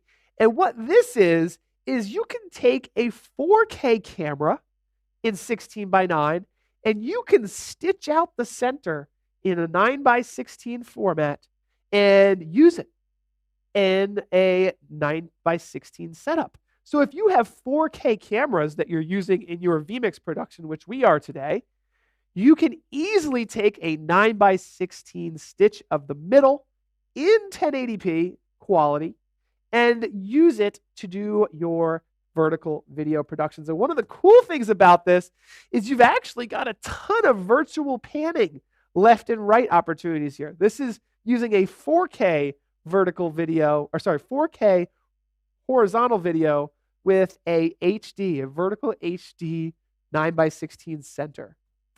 So I find that pretty cool. And I wanted to show, when we were using OBS and I had multiple cameras, you can see here in studio mode, you actually start to switch between multiple vertical video setups. So there's a lot of ways to do it. And one way to easily start using vertical video is to use NDI. So NDI has become pretty standard, and it's also essentially free because it's built into OBS and many different software solutions. And this is what we're doing today. We're using 16 by 9 cameras. In general, we're using 4K cameras, and we're connecting them over our local area network and using NDI as the ability to take a widescreen format and kind of do some production, right? And create a vertical video system, which we can now stream to Facebook, stream to YouTube, and have that mobile-friendly production. So it's not quite as hard as it seems, really. You can also use a smartphone with the NDI camera app, which is available for iOS and Android, to create a live 9 by 16 camera with a wireless connection directly to your production. So if you've got like one 4K vertical video camera or regular camera, and you have a smartphone, you've got a 2-camera vertical video production setup. Not too hard, right? So this gives you a pretty good look at an opportunity to start mixing vertical video. Remember, OBS is free, right? I'm guessing you have a smartphone. So some interesting ways to start working with live video production in a vertical video environment. So in the case today, you can see we have 3 1080p cameras here in a 16 by 9 video production system 1. We've got a second video production system over here. And this time we're using the Studio Pro. And the Studio Pro has a little switch on the back of it that allows it to switch between vertical video or horizontal video. So this camera can be used in 9 by 16 quite easily. We're connecting it via USB, which is a really easy way to connect it. But of course, it does have NDI as well. Now, when you start really digging into what 9 by 16 video is capable of, vertical video, and you start to get a large audience, you can start to do video mixing in a new way. And of course, one of the most natural ways is to just have a full screen 9 by 16 camera. But just like we do in widescreen video productions, we can start to do overlays where we can do a close-up camera. We can start to use this new format, this 9 by 16 space, in different ways. And we're starting to see people do that all the time. Now, this is an example where we've got a full screen 9 by 16 camera, but we're taking a 16 by 9 camera and using a close-up camera that's designed for the widescreen production, and we're putting it into a vertical video production. One of the things that makes this so possible today is NDI and IP connectivity. It is much easier to start moving video sources around. And I can see William Jones saying, this is genius. I was just introduced to NDI a couple of weeks ago, and the possibilities seem endless. He loves vertical video over NDI. And it's what makes this realistic. It's what makes this possible. Because you would not be able to mix and match 9:16 and 16:9 with a traditional video switcher. You just can't do it. You usually have to set that virtual video or that hardware-based video production switcher up in one or the other, and you're plugging it into something and you're done. But in the software world, you can do this. Now, as much as I love vMix, vMix is not the best 9:16 solution. I'm just gonna say it because it's true. Wirecast and OBS are canvas-based software video production solutions. That means you can change the base canvas from 16:9 to 9:16 and work in a vertical video environment. So I still love vMix. We're still using it, but there's different ways that you can use it. And I just want to go back to that slide here where, yes, you're still using vMix. You're not going to get away from 16:9 production. You're still going to be producing a 16:9 production. It's still incredibly important, but vertical video is changing the game. And just add another computer, add a vMix, add an OBS or add a Wirecast, canvas-based solutions, set it up in 9:16, and start mixing all of those video formats that you have available to you in different ways. So here's an example here where we've got two 9:16 cameras. These are the Studio Pros set in 9:16. We've got two widescreen cameras, two full screen cameras, if you will. And then we've got one wide angle scene at the bottom. And one of the things you'll learn if you start doing 9:16 video content is it really is a paradigm shift in the sense that you just don't get those wide scenes.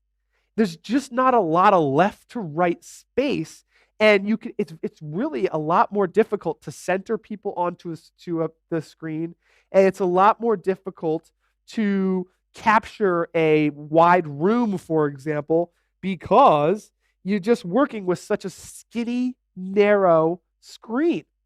That is why I really like, and you were seeing this a lot when I was doing my research for this presentation and I was looking into what people are doing. I really like how people are using widescreen video as an overlay at the bottom. So what is 9:16 really good at? It's really good for selfies.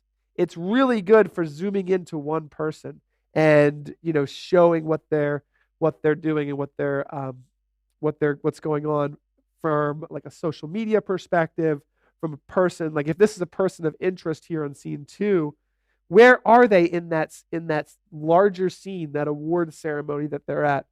That's where you can overlay the 16:9 video. So another thing that is interesting and something that you might want to consider is how do you incorporate 9:16 video into a 16:9 video production? Well, you can take that vertical video that you've received from someone and you can actually use it as an overlay in your video production. Tess, I don't know if you remember this stream. It was a while back, but that was we did it with Gary Vaynerchuk. Do you remember that? Looking at it, and I'm seeing 2017. You mean Daryl Eves? No, it was with Gary Vaynerchuk. What are you talking about? We never streamed with Gary V. I think I would remember that. Well, here it is. This is the proof. Robbie is saying he's been using NDI since 2016. Has come a long way. I still have bad dreams about the arguments I have with people thinking it was not the future. He still has bad dreams about that. That's funny.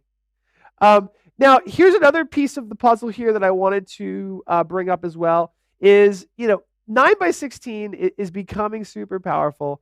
And what most people are doing is recording and streaming in 16:9 still, and then editing down the best chunks of the social media worthy viral pieces of their content into a vertical video clip. And I've seen actually Lindsay, our social media manager, doing this, and I've seen a lot of people learning how to do this, which is if you're working with 4K cameras, again, that vertical video, that vertical HD that you can get 1920 by 1080, right? Or 1080 by 1920.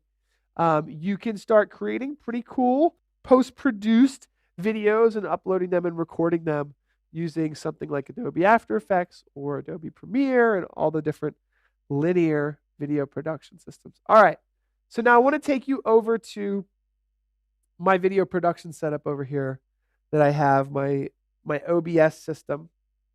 And I just want to show how I have OBS set up. Here we go. Boom. No, it's okay. Is the auto tracker on? No, it's not. It's okay. It's not. Oh, it's on. It's not the right camera. It is on. Okay, cool. So I just wanted to take a moment to share kind of what this setup is. You guys aren't in the way. Don't worry. But we had a presenter up here, right? We had a guitarist playing up here. One of my goals was to not only stream in 16:9, but capture a 9:16 video. So that's why I set this up over here. And what I really love in this studio, what I really think makes 9:16 video pop is when it's like life size. So one of my goals is to have like a TV, like a 55-inch TV that makes you look as large as life or even larger than life. And you can actually, like a mirror, you can see what it would look like on everyone's smartphones in vertical video. But you can see here, this is just OBS running here. And I've got the Studio Pro connected in 1920 by 1080 in a vertical video format. And then I've got my, this is my full screen video output that is in vertical video. Now, for those of you who, you're not going to get a great view of this, so I'm just going to kind of walk you through it. But in the settings of OBS, because it's canvas-based, and this is true for OBS, this is true for Wirecast, it is not true for vMix. vMix is locked in 16:9. Although vMix does support some really nice little vertical video HD preview bars, so you kind of know where it is if you're doing this use case. If you are taking vMix video and bringing it into something like OBS here, it does give you kind of guidelines. You can see here I've changed my base canvas to 1080 by 1920. So the aspect ratio is 9:16. And then I right-click my scene and I turned on full screen projector mode. So you can see again, it's just OBS running there. And then when full screen projector mode is on, stay on this shot, Mike. I'm just going to stand over here for a second. And now you can see, boom. That was my setup for today. I got through my presentation a little faster than I wanted, but yeah, there you go. Boom. Just chat with the audience. Great. Let's do Q&A. So can we talk about the Studio Pro for a second before you move on? Yeah, let's take a look at the Nobody's really seen that yet, and you've got such a nice job set up right there. Yeah, let me take a quick peek at the Studio Pro here. So one of the great things about the Studio Pro is that it has a lot of different video outputs. So it's got NDI HX and it's NDI HX3 built in. So we're showing this camera using 1080p at 60 frames a second. One of the things I actually would love to do with this is show it being used in the studio monitor. The studio monitor is basically the NDI controller. And you can see here that this camera actually has a 12x optical zoom. So it's able to get really close-up shots where you're super up close and you've got the bokeh effect behind you. So if you're using it at your desk, it looks like super crisp and clear. But it also has the ability to zoom in. And when we're talking about potentially doing 9:16 video, vertical video options, the ability to zoom in that camera and zoom into somebody who's on the other side of the stage, it really makes your production capabilities with a camera like this, really nice. Because there we go. That's the shot there. I'm going to zoom in to Tess and Lindsay. Let's see if I can do this and give you guys an idea of what it looks like there. Hi. Oh. And goodbye. Zoomed past you. It does not have pan and tilt. So this is a static camera, but that's what allows us to get this camera down to the price of just, I think, $699. $749, $716, $749. So under $800. Let's say that. So I wanted to show that off quickly. And if you want, I can turn this camera around and show the connections on it. It's being powered over Ethernet. Chris Science is here. He has a question for you. Hey, Chris, how's it going? Wondering if you can go 9:16 to platforms like TikTok or Insta. Go live. Ooh, that's a really good question. Well, most of us are, into live streaming, right? And we're building out workflows because we're going and helping our clients, and you want to capture that video data. I think in a lot of workflows like TikTok and Instagram, for example, the workflow is to capture the video and post, to TikTok, and do that in post-production. There is a live option. And what also happens too is that a lot of time the live streaming is locked down to the smartphone and then gets opened up with an API for OBS and vMix. We've seen it happen with every platform so far, and so I would. It's interesting. TikTok does seem to be pretty big these days. Yeah. So I think that I definitely think that we're probably going to expect them to open up their live streaming pretty soon. I'm not sure if you can go live on TikTok at all. Even I don't know the platform well enough. You can live stream on TikTok? Yeah, you can go live on TikTok and Instagram, but I don't know if You could use like a production system. Yeah. It might just be via mobile. Do you know, David? No. Good to know. I'm gonna If try. anybody has info on that in the chat, feel free to add.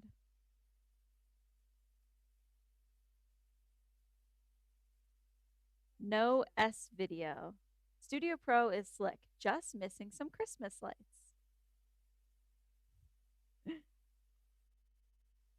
And I don't know what S video is. By the way, if we do have an extra minute with the audience, I would love to know what you guys think of the studio so far. The stage.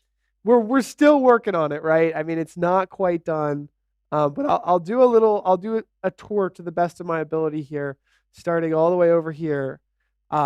This is our confidence monitor. This is kind of what I've been looking at here.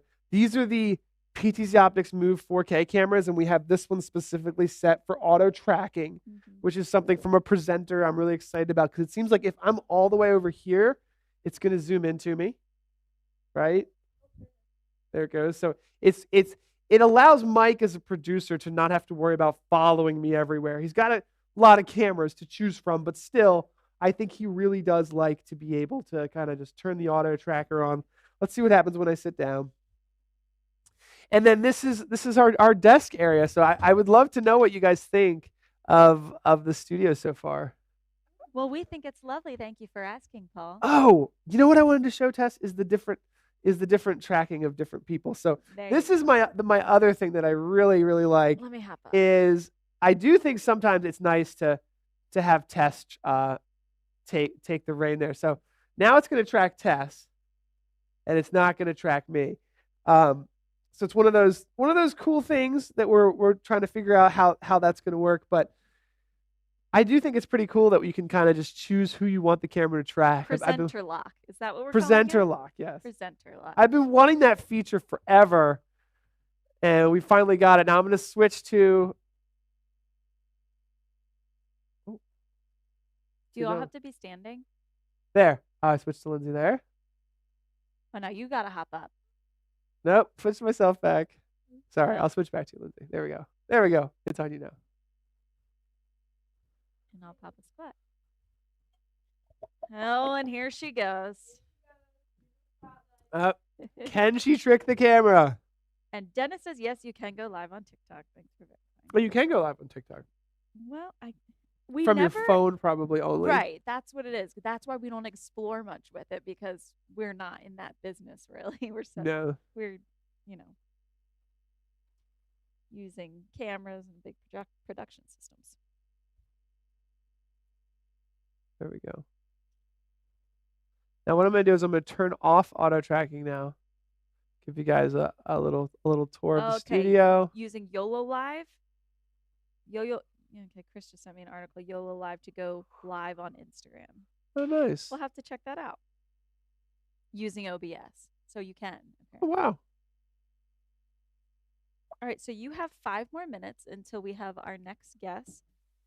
Yes. And we do have a giveaway coming up, so if I could just plug that really quick. I have put the link to enter the giveaway to win the Studio Pro, the camera that we just demonstrated for you guys. So head to the link in the chat. So you have a chance to win. You do have a couple. Oh, I'm too young. S video was a step up from composite. Okay. Well, thank you. I am pretty young. William says, yes, you can live stream on TikTok. I've done it across OBS using virtual camera and my audio feed using virtual audio cables via voice meter. What? Good to know. I'll have to look into that. Hey, Cools TV. The studio looks great. The new cameras were perfect, and Tess and Lindsay look great. Nice colors and wall color. Light setting. Everything is perfect. I wouldn't say perfect yet, but we are getting there. We are pretty close. Thank you. It does feel good. Like it really feels good. It's funny, you know, we should have done like a smaller test stream. We're going all in on like a full day live stream on our first event. This is what we do. We're actually going to do an IRL stream too, which we have not done in a long time. In ages. So that's that coming is up going to be very at fun. in about an hour and a half. It's going to go by. It's going to go by quick. So we basically have one more presentation left, which is I'm really excited about this one. So a good friend of mine, Tyler Odenthal, coming to us from RoboFlow, is going to talk about his OBS gesture controller. He's using computer vision. I really, really wanted to have these guys on the show today because to me, having computer vision is going to change this industry in a lot of different ways. And Tyler's going to show how computer vision can be used to automate an entire production and really kind of make you the director of your show just by, he's going to be doing like peace signs and up symbols, and he can even control a source in OBS with his hand. It's like Jedi mind tricks. It is. So I'm really excited to see what Tyler's up to. I know he's been working really hard on some of this stuff. Let me see if we have Tyler yet. We've got he's still got 3 minutes, so we'll give him. Robbie wants to see the ceiling. All right, Mike, could we get a ceiling shot? That's actually, that's something that we don't show enough. And I'm going to let Mike do it because if I use this IR remote, I think he's going to be mad at me. Let's see. Yeah, don't use the IR remote. Oh, yeah. I'll let him do it. Yeah. Oh, goodness, you're getting more questions. Is TikTok being banned in America? I have no idea. Where in the chat is the link? I will resend the link. Can you convert a Zoom webinar to a Zoom meeting while live? Or does Zoom events allow both of these styles of meetings depending on the room? Okay. Yeah, I can answer that question. So we specifically set up excuse me, our Zoom event to have a webinar and a meeting. So we're not going to be converting those. We're just going to, they were designed for specific reasons. But I noticed that if you schedule a Zoom meeting or a Zoom webinar and you have a webinar license at any time before the event, you can convert it. I'm not sure if you can convert it during the event, but we were hosting a webinar last week and I was looking at it and it said, would you like to convert this webinar to a meeting? And I said, no, I don't want to click that button. But I could see maybe wanting to, I guess. Yeah. In certain cases. At least the option's there. Tyler's here. Hey, Tyler. Hey, guys. Thanks for joining. It's great to have of course. you. I was just giving a little intro for you, Tyler, and telling everybody that you're going to use computer vision. It's kind of like magic. Most of our audience is video producers, and many of them have their own businesses. They do live streaming and video production for their clients. But I'm going to guess that computer vision is a first. And for me, it was. I got connected with you, Tyler, and you said, hey, we could use this RoboFlow thing to create a computer vision model, and we can control OBS. And I was like, that's pretty cool. Let's try it. It seems like you've taken it 10 steps further than that. But yeah, that's kind of where we kind of got connected, huh? Yeah, definitely. I'm very passionate about the capability of developing an AI producer. So OBS is, the main streaming application for a lot of Twitch streamers and YouTubers. So I was very intrigued with the capability of adding AI to, OBS. And, with your insights, it was really cool to know that OBS has a WebSocket feature, which allowed us to combine computer vision with OBS controls. So yeah, I'd love to talk a little bit about that today. And I have like a small presentation going over some of the things that I see, computer vision influencing as far as video production goes. So, happy to jump in. And I also have like a little demo as tweaking it as we were, getting ready to do this event. But yeah, I'm good to go and happy to share some insights. Cool. That sounds great. I'm glad you have the blue screen glasses on because you're going to need them. Yeah, no, definitely. I recently got glasses, so I really like them for, how much work I do on the computers and such. Cool. We'll take it Cool. away. Would you just, yeah, cool. I'll just start sharing my screen and quickly jump into my presentation. So here, I'll move this over. Cool. So this is my little intro to computer vision, AI camera controls. So for those of you who don't know what computer vision is a field of artificial intelligence that allows computers to interact and understand the world around them. There's many, many types of computer vision applications out there today. Some of the most common that you're probably familiar with is self-driving cars, like Cruise or Tesla. But I'm going to dive a little bit deeper into some of the ways that computer vision sees and some of the other applications that, you might see if you watch sports, but didn't really know that was computer vision that's, operating all those things. So let's dive into, the different types of computer vision, because computer vision is expanding pretty rapidly. Maybe 10 years ago, we were really focusing on classification, which is essentially the process of taking a full photo or a full video frame and essentially trying to analyze what is in that video frame with one label. There's also another type of classification called multi-label.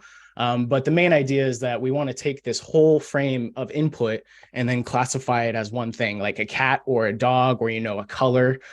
So classification is like the lowest level of computer vision. And then your mid-tier level of computer vision is called detection. So detection is a step above because essentially it doesn't just take that whole image and break it into one classification. What it does is it takes that image and it looks at the regionality of the image and it tries to detect the objects that are inside of that image. So you can see for this example, there's a cat and there's a dog, and we're able to draw the bounding boxes around the cat and the dog with localization. So that's called detection. And then at the highest form of computer vision at the moment is called segmentation.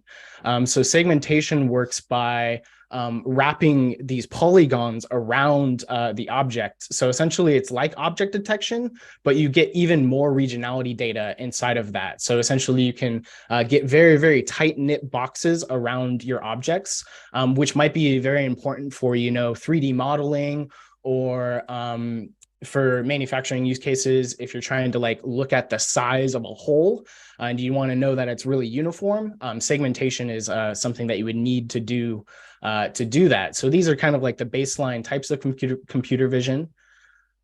So before you even start a computer vision project or, start trying to get gesture controls into OBS, you got to figure out the problem. So essentially, what is the problem that you're trying to solve?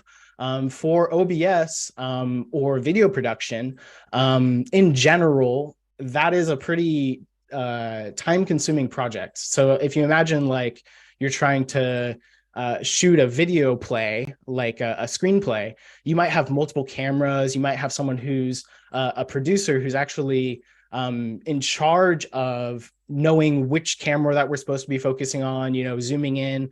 And you have kind of like a guideline for what you want to try to solve for.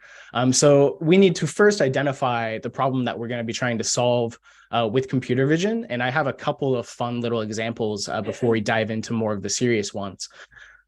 So one of the more fun examples with computer vision is that there was someone specifically in the RoboFlow ecosystem who had critters that were coming to their garden. And essentially they wanted to know what was stealing their strawberries. So the problem statement was someone or something in my backyard is eating my strawberries. And then the project statement would be, I need something that can detect and deter things from entering into my garden. And then the result was they trained an object detection model with a camera and a noise emitter and a tiny like water gun to essentially target the critters that are coming to their backyard, and then try to emit noise or spray them with a little bit of water to make them run away. So this is like it's a funny application, but it is a very, very powerful thing that you can build with computer vision. And then combining that with, a PTZ camera or a noise emitter. So yeah, the use cases for computer vision doesn't have to be like at the highest echelons of technicality. It could even be as simple as, trying to detect, raccoons from entering into my garden. And then expanding that up back into, the live production space. Imagine you're trying to do a video production and you have multiple cameras, you're on set. Let's say you're doing a live action shot of people running across a sidewalk, and like it's a chase scene.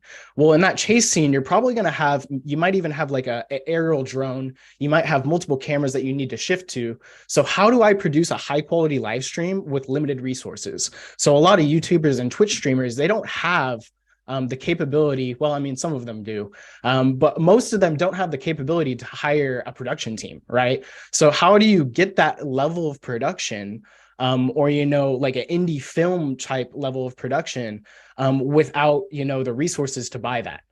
Well, you can potentially use AI and computer vision to help, monitor the cameras and transition from camera to camera. You can also, with the drone, there's a lot of projects that are working on object tracking and flight patterns of drones to essentially keep objects in frame.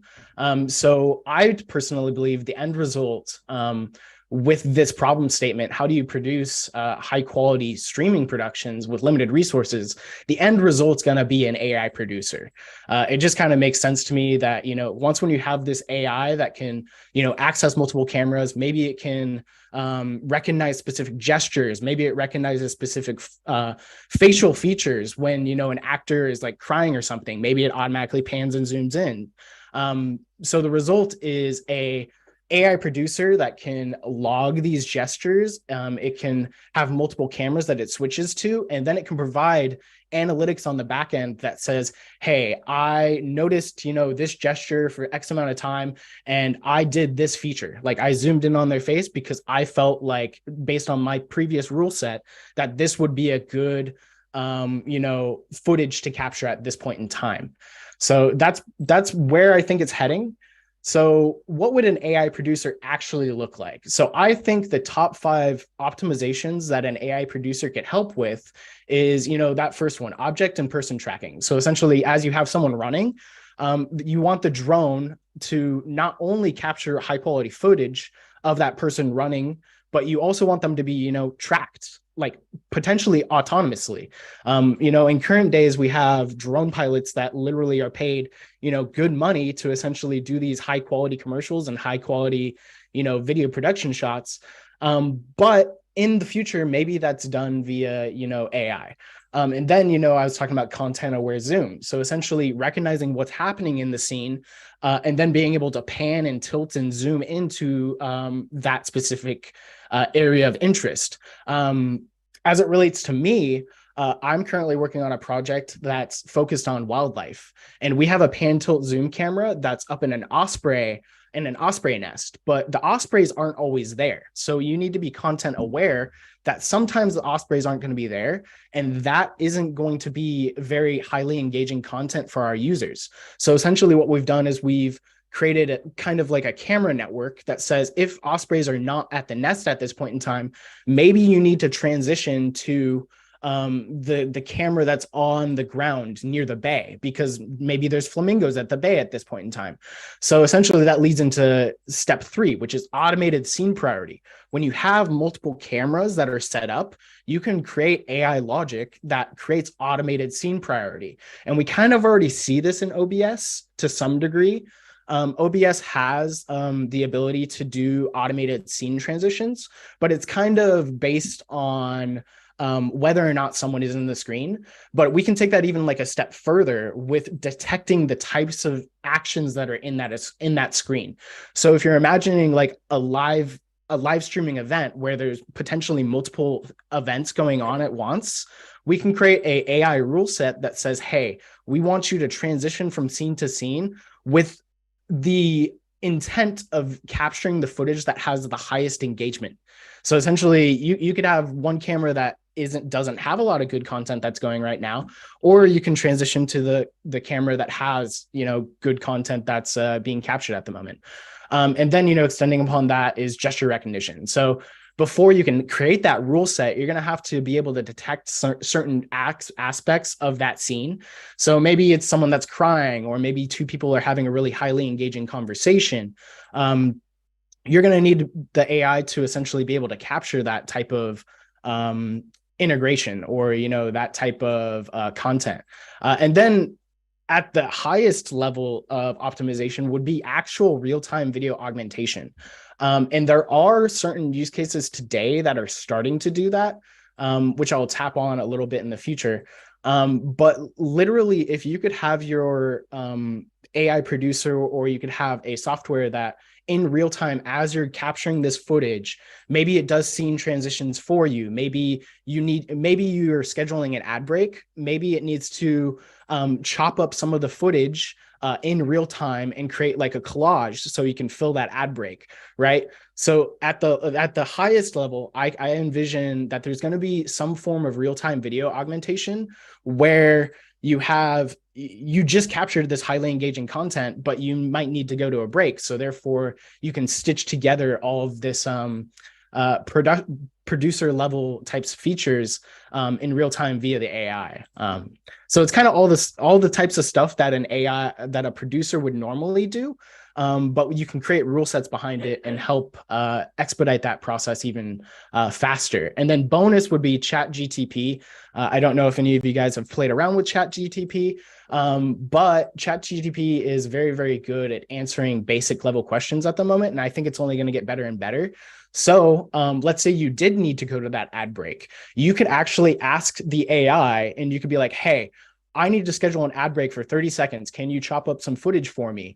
And then the natural language processing integration would then be able to take the previous footage that I just captured and then maybe create a highlight reel in real time. And I could see this being very, very important for, sports use cases. So yeah, those are the top 5 integrations / optimizations that I see the AI producer role filling kind of right away. So where are we today? So what is actually being applied out in the real world today?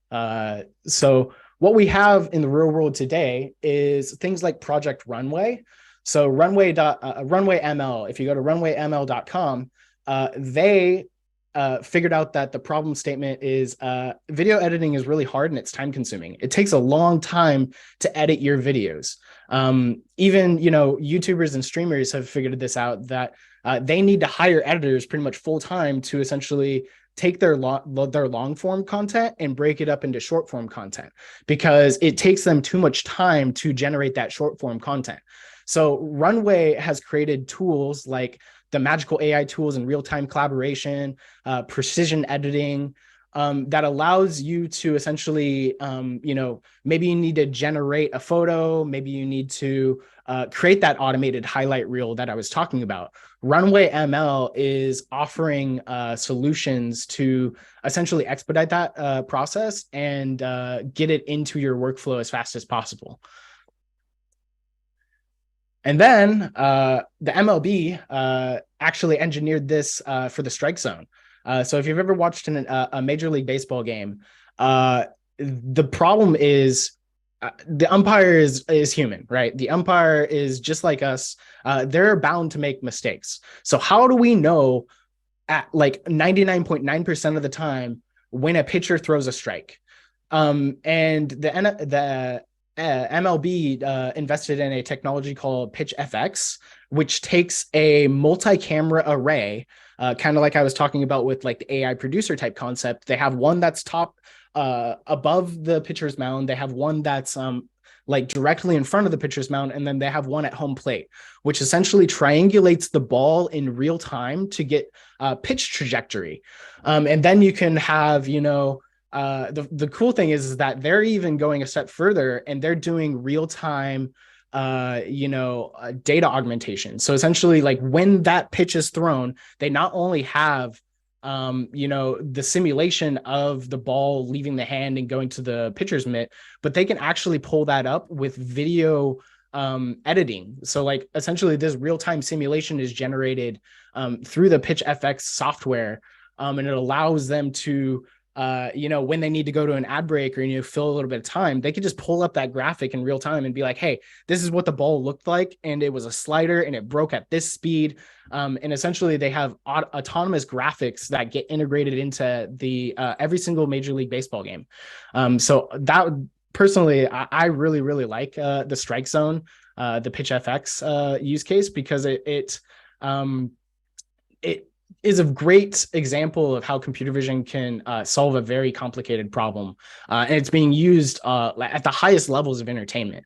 So it's a really, really cool use case to dive into. And then as well, on the entertainment industry, we have the NFL. So the NFL, if you've ever watched a football game, this yellow line is automatically generated. It is put there via a computer vision model. And essentially it says, when a user passes this line, it can send a little notification to the referees. And it's very intelligent at, placing this line, even when even when the camera is panning and tilting, that line is established by the computer vision model. So, how do you know when someone passes the 10-yard line? Well, the NFL solved it by making a computer vision model that can essentially place a line on the field and know autonomously when users pass that line. So this graphical system is called First and 10. And it's a really cool application of computer vision being used in the entertainment industry as well. So I'm gonna quickly transition over to the demo time. I was hoping to fill out maybe another 5 minutes with my presentation, but things go a little bit fast, I suppose. So what I'm gonna do is I'm gonna quickly stop sharing my screen, and I'm gonna transition over to a quick gesture controller demo. And then that will be the end of my presentation. So what I'm going to be doing quickly is I'm going to be pulling up OBS. And then I'm going to be turning off this camera because I need access to this camera. And what we're going to be demoing is the ability to transition between OBS using gesture controls. So we can do scene transitions, and we can also... Is my mic not working? Here. And we can quickly share again. Cool. There. Okay, there we go. Now we are back. So now I'm in OBS, and I have a index file, which will open up RoboFlow, which is our computer vision software. And I'm going to start this virtual camera. Cool. So now for my demo, you can see that I have RoboFlow running. Oh, well, it's already going. So this is kind of cool. Cool. We transitioned back. So what we have going here is RoboFlow is running a computer vision model on the back end. And what I've done is I've connected RoboFlow to OBS. So I have two cameras operating at the moment. I have my DSLR camera, which is behind my computer screen. And then I have a PTZ optics camera that is kind of sitting over to the right of me. And what I'm going to be doing is I'm going to be attempting to transition between scene and scene using gesture controls.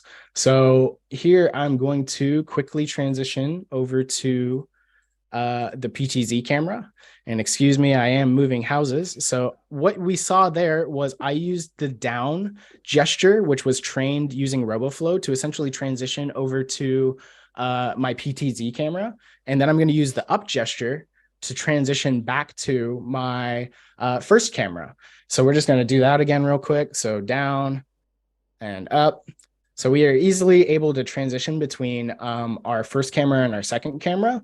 And what I'm going to quickly try to do is I'm going to transition back to my PTZ camera. So we're going to go back over here.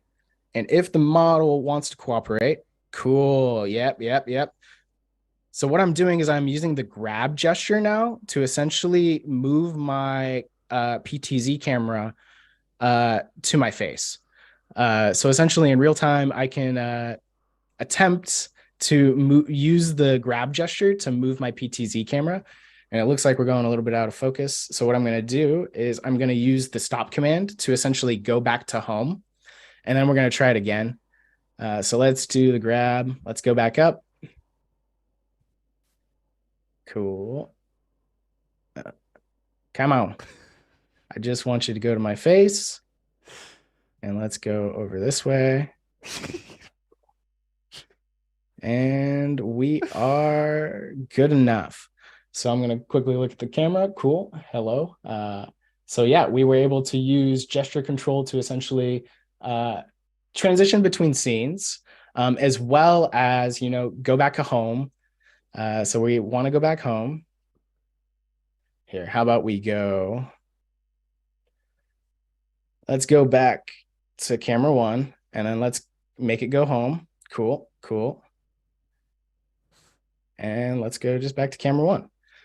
But yeah, that's my demo of using gesture controls to essentially control a PTZ camera. There's obviously a lot more things that you can do with it. For a previous use case, what I did was I had it track. I had it track my cats in real time. So essentially, you could use the same grab feature to track my cats, going back and forth on, in the living room, and essentially using the same exact grab functionality. It was able to quickly, pan, tilt, and zoom on my cats. But yeah, that's kind of the breakdown of the basics of using gesture control to control a camera. But if there's any questions, I'm more than happy to, answer questions and try to fill up the last couple minutes of this segment. That was so cool. I was like blown away by the computer vision models that you're working on.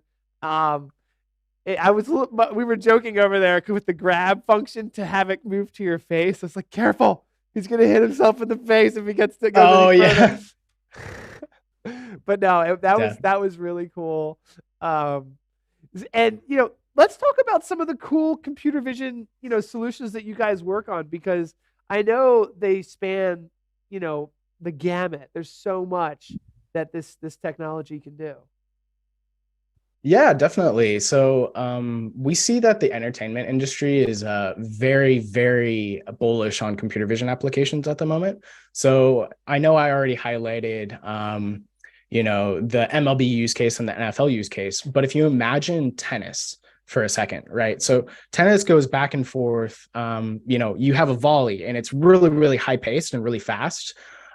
So we've been at RoboFlow tasked with the project of not only tracking the balls and the players, but also, creating simulation data, right? So like as the ball is going back and forth, same as the MLB, right? You want to get the trajectory of the ball. You want to know where it lands.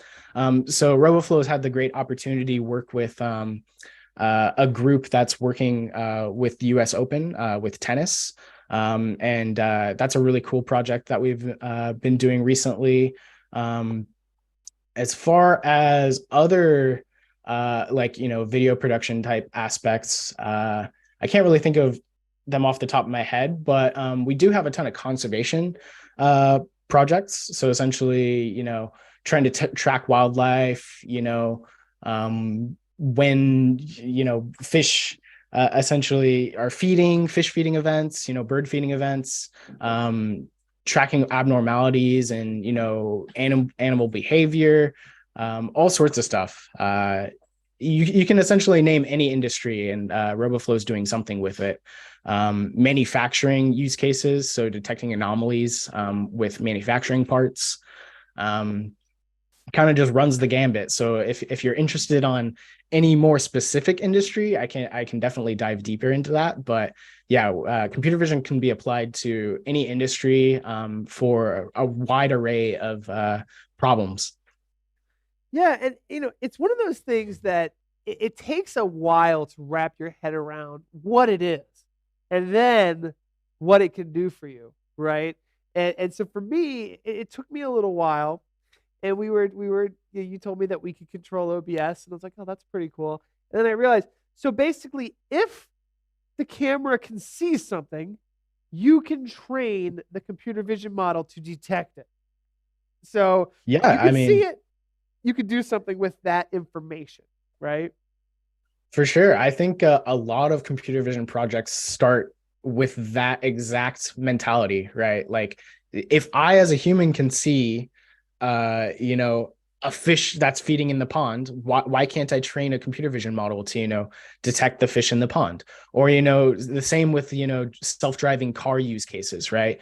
I think it started in sci-fi where it was kind of thought as like this mythical idea of like, what if we had self-driving cars? And then some scientist came along and was like, you know what, we could mathematically determine if this frame data has a car in it. And then it just kind of goes from there. So like any type of like wow that out idea that you have, as long as if the human can infer that situation, like, whether it's like bird species or, like what color of car is this, or, how fast is the ball traveling in the air? Like, as long as if a human can estimate that or, determine classes, we can train a computer vision model to do the same.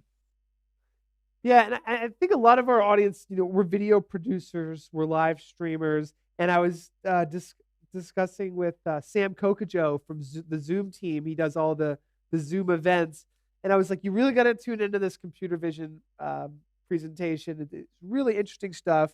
And I was like, think about it. What can it do for you?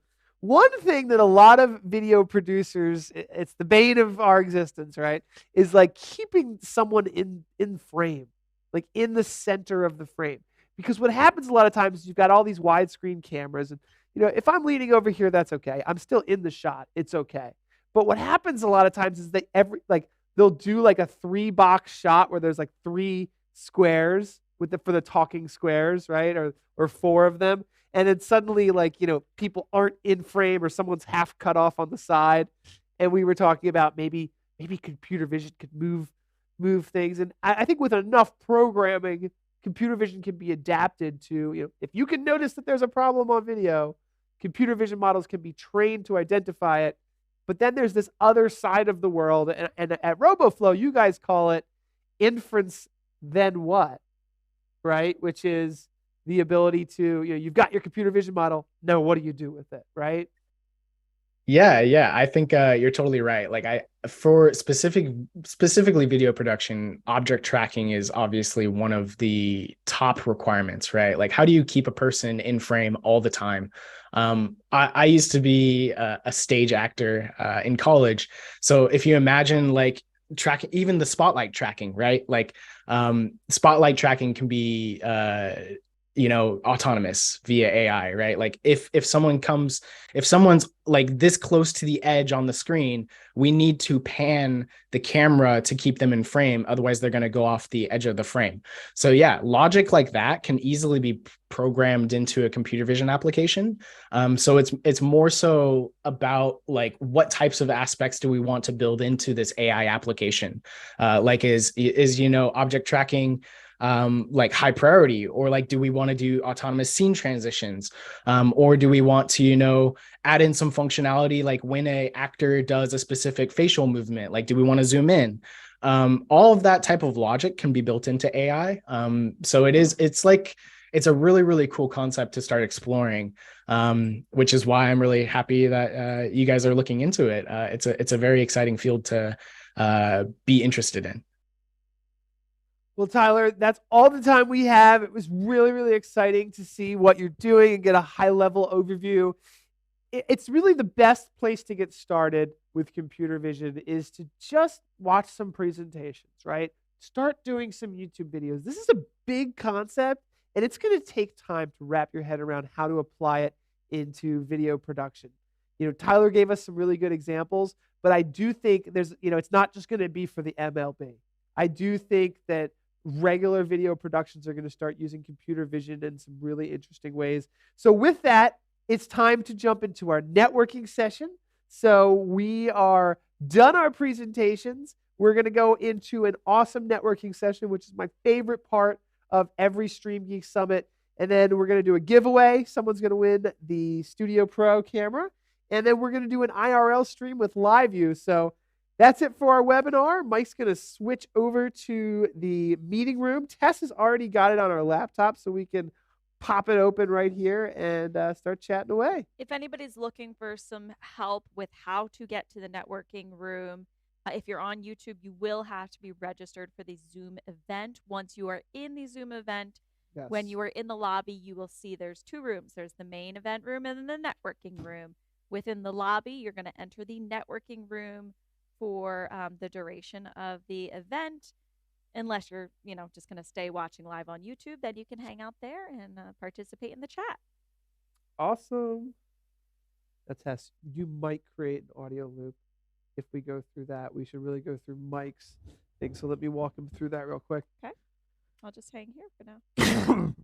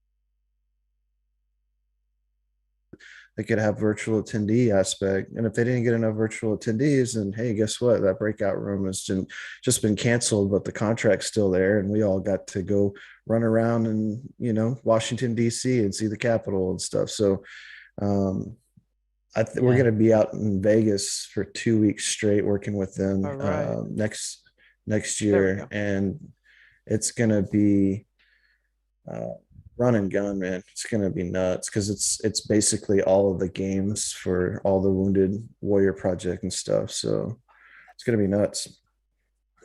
So it's just, I take whatever comes at me. I'm always looking for new great ideas, but I still just love broadcast, and the hybrid model is still always king to me. I think that the smart companies are the ones that are pulling the trigger on that, but I just need to get bigger fish, working with all these little small, little corporate events. And I mean, it pays well, and I can get a lot done with a pretty small crew. So it works out.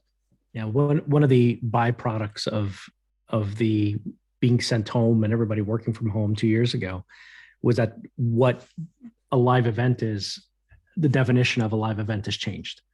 At the core, it was always, here's a live stream, but now the hybrid events and everybody can be anywhere, anytime, and part of it really amps up what a live event is. And I think that a lot of companies, even the bigger corporate, are trying to define and redefine what that is. Because as somebody who lived on campus and was part of a big Fortune 500 company, they didn't want you sitting at your desk, 5-6 years ago watching the CEO speak from an auditorium 2 buildings over. They wanted you in the audience because they wanted to fill up the place and give it life, right? But now, working with the integration partners that we do as a distributor, they are building the little small studios And those smaller studios allow the VP to be attending or giving a keynote presentation somewhere. It could allow an executive for that same executive in a room next to it that's nothing more than a closet to be, interviewed by MSNBC. Mhm. And you're now seeing these little studio things, which you never saw before. If you ever said studio to any corporate environment, they'd freak. Where you saw it was the people that had pop-up studios, but they were sitting back to CNN, to all of the networks. And so now that is the functionality that large corporate offices definitely need. A perfect example of that is probably Rackspace. They go live on LinkedIn all the time. They're used to be one of the number one hosting companies, based here in San Antonio. But they put on a great show, and I still believe that LinkedIn is a great component for live streaming as well, because there's a lot of corporate people there. And so what you're doing makes perfect sense. I think also on the hybrid event space, the key there for large scale hybrid events is the platform that you utilize. So I think it's neat, watching and seeing that Zoom is expanding in that space. But there's other companies such as InEvent and just so many different ones. And the business model is so interesting because you have to pay per attendee, per seat. So navigating those models and trying to get in to somebody like InEvent can be extremely costly, unless you're maybe partnering with other broadcast companies that are like-minded like me, that can get that hybrid stuff kicked off on a larger scale. And then also, partnering together to afford the seats, because if you buy 10,000 seats, it's a whole lot cheaper. You can get them for $5 an attendee versus buying them in bulk of 100. It's, you're looking at $100 a pop, so it's about buying in bulk too. So I think Zoom is kind of really stepping into that market and changing that up, because the licensing isn't as crazy. And you can have, I don't know how many people you can have on a Zoom, but so did you see Zoomtopia recently? I did not. Okay. I think I got an invite, but I didn't go check it out or whatever. So Starin is somebody, the company I work for works closely with Zoom. We work with PTZ Optics. We work with a bunch of different, not just brands, but the actual the companies that are doing the streaming on the UC side of the business, the unified communication side, the video conferencing side. And what Zoomtopia was an interesting kind of, I've been waiting for it, because here is a company that is video forward, right? They are the video conferencing piece to this. So how are they going to do what traditionally was an in-person event? How are they going to make it hybrid? Now, every other organization has been trying to take an in-person event and recreate it on video. And I think what Zoom did at Zoomtopia was very interesting, because they, through their platform, were able to bring the outside into the in-person and vice versa, which is very unique. And then when you add components such as watch parties, right? Now, a watch party in the terms of like a Super Bowl or something in that, an event, it seems logical. Hey, let's all go to a bar, and probably a bar is going to charge you $10, $20 to get in, and you get 2 drinks and you get all the buffet food. That's your draw, right? But now you're starting to see corporate events having watch parties. Why? Because if there's exclusive content being delivered to that one particular office where everybody's kind of congregating at and being part of, now that changes it from being just a webinar, seminar, which is what we've been, inundated with over the last 2 years. Now you're getting this watch party feel. So now you're getting food, you're getting an exclusive, maybe the CTO of Zoom is going to come on and do, a one-on-one half-hour session Q&A with the people that are in that space in Washington, right? And then he clicks off, and then he goes off and connects to another, watch party location. Maybe at that space, they are providing swag. All of a sudden, you've taken something that was primarily you had to be there in person in San Jose to be a part of. And now through the wonderful use of technology and a little bit of creative marketing, you now can bring the outside in and the two together. I think as events and all this is going to change, this combination of unified communications, bringing in the remote participants to an event that is still being held in person, plus, things like being, having a, like, if you've ever seen Paul at an Infocom, he'll put a camera on a stick and start walking around with you and show you the event. I think that is what's needed. And that, I think what's nice about the StreamGeeks Summit and having producers on hearing content creators, that you guys think that way, and taking that and selling that idea to the corporations, to the show owners, is important, because they are booth and square footage centric for in-person events. Adding that remote piece can be profitable, can be better for their brand overall.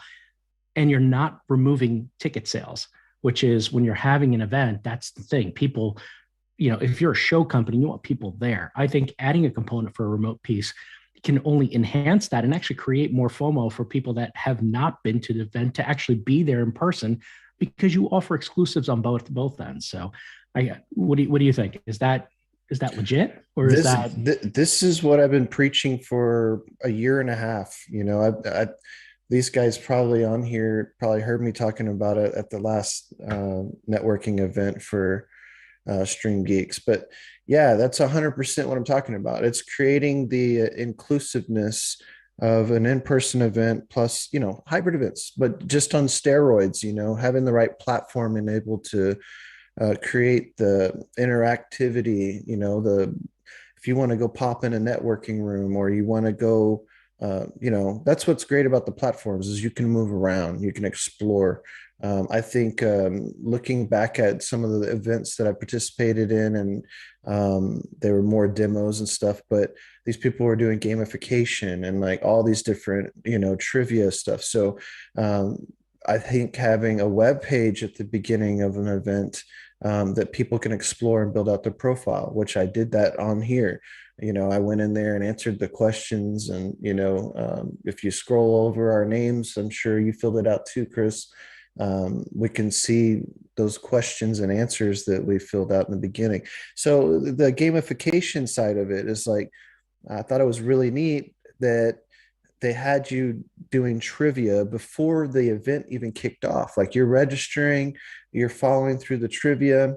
It's taking you all through the website, and you're learning who are the speakers, who are the people that are going to be there, doing the expo side, who are the sponsors, and you're getting awarded points by answering these questions. But at the same time, you're learning about the event space on a virtual level if you're going to be a virtual attendee.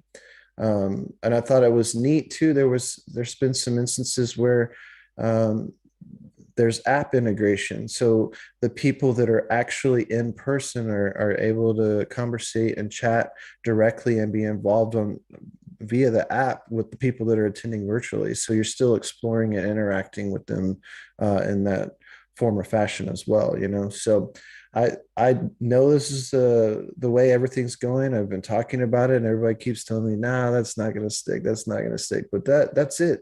I've been in the event space since 2008, man. I've seen how events work and operate, and this ain't going away, man.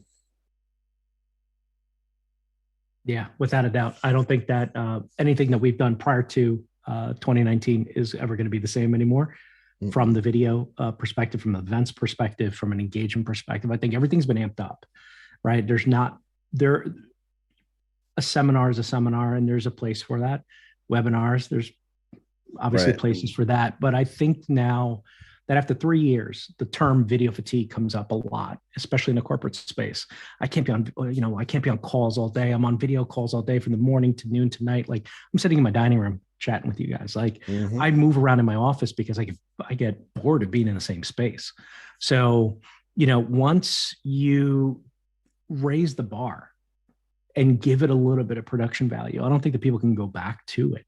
And I think now that what's really changing is that people originally, from my perspective, from a corporate perspective, everybody was sent home with a laptop, and you had your laptop video cameras and webcams that are built in. And that was okay. And that got okay for a little bit. But then people started calling. That's where PTZ Optics and the Huddle Cam started coming into it. We need a better camera. We need a better microphone.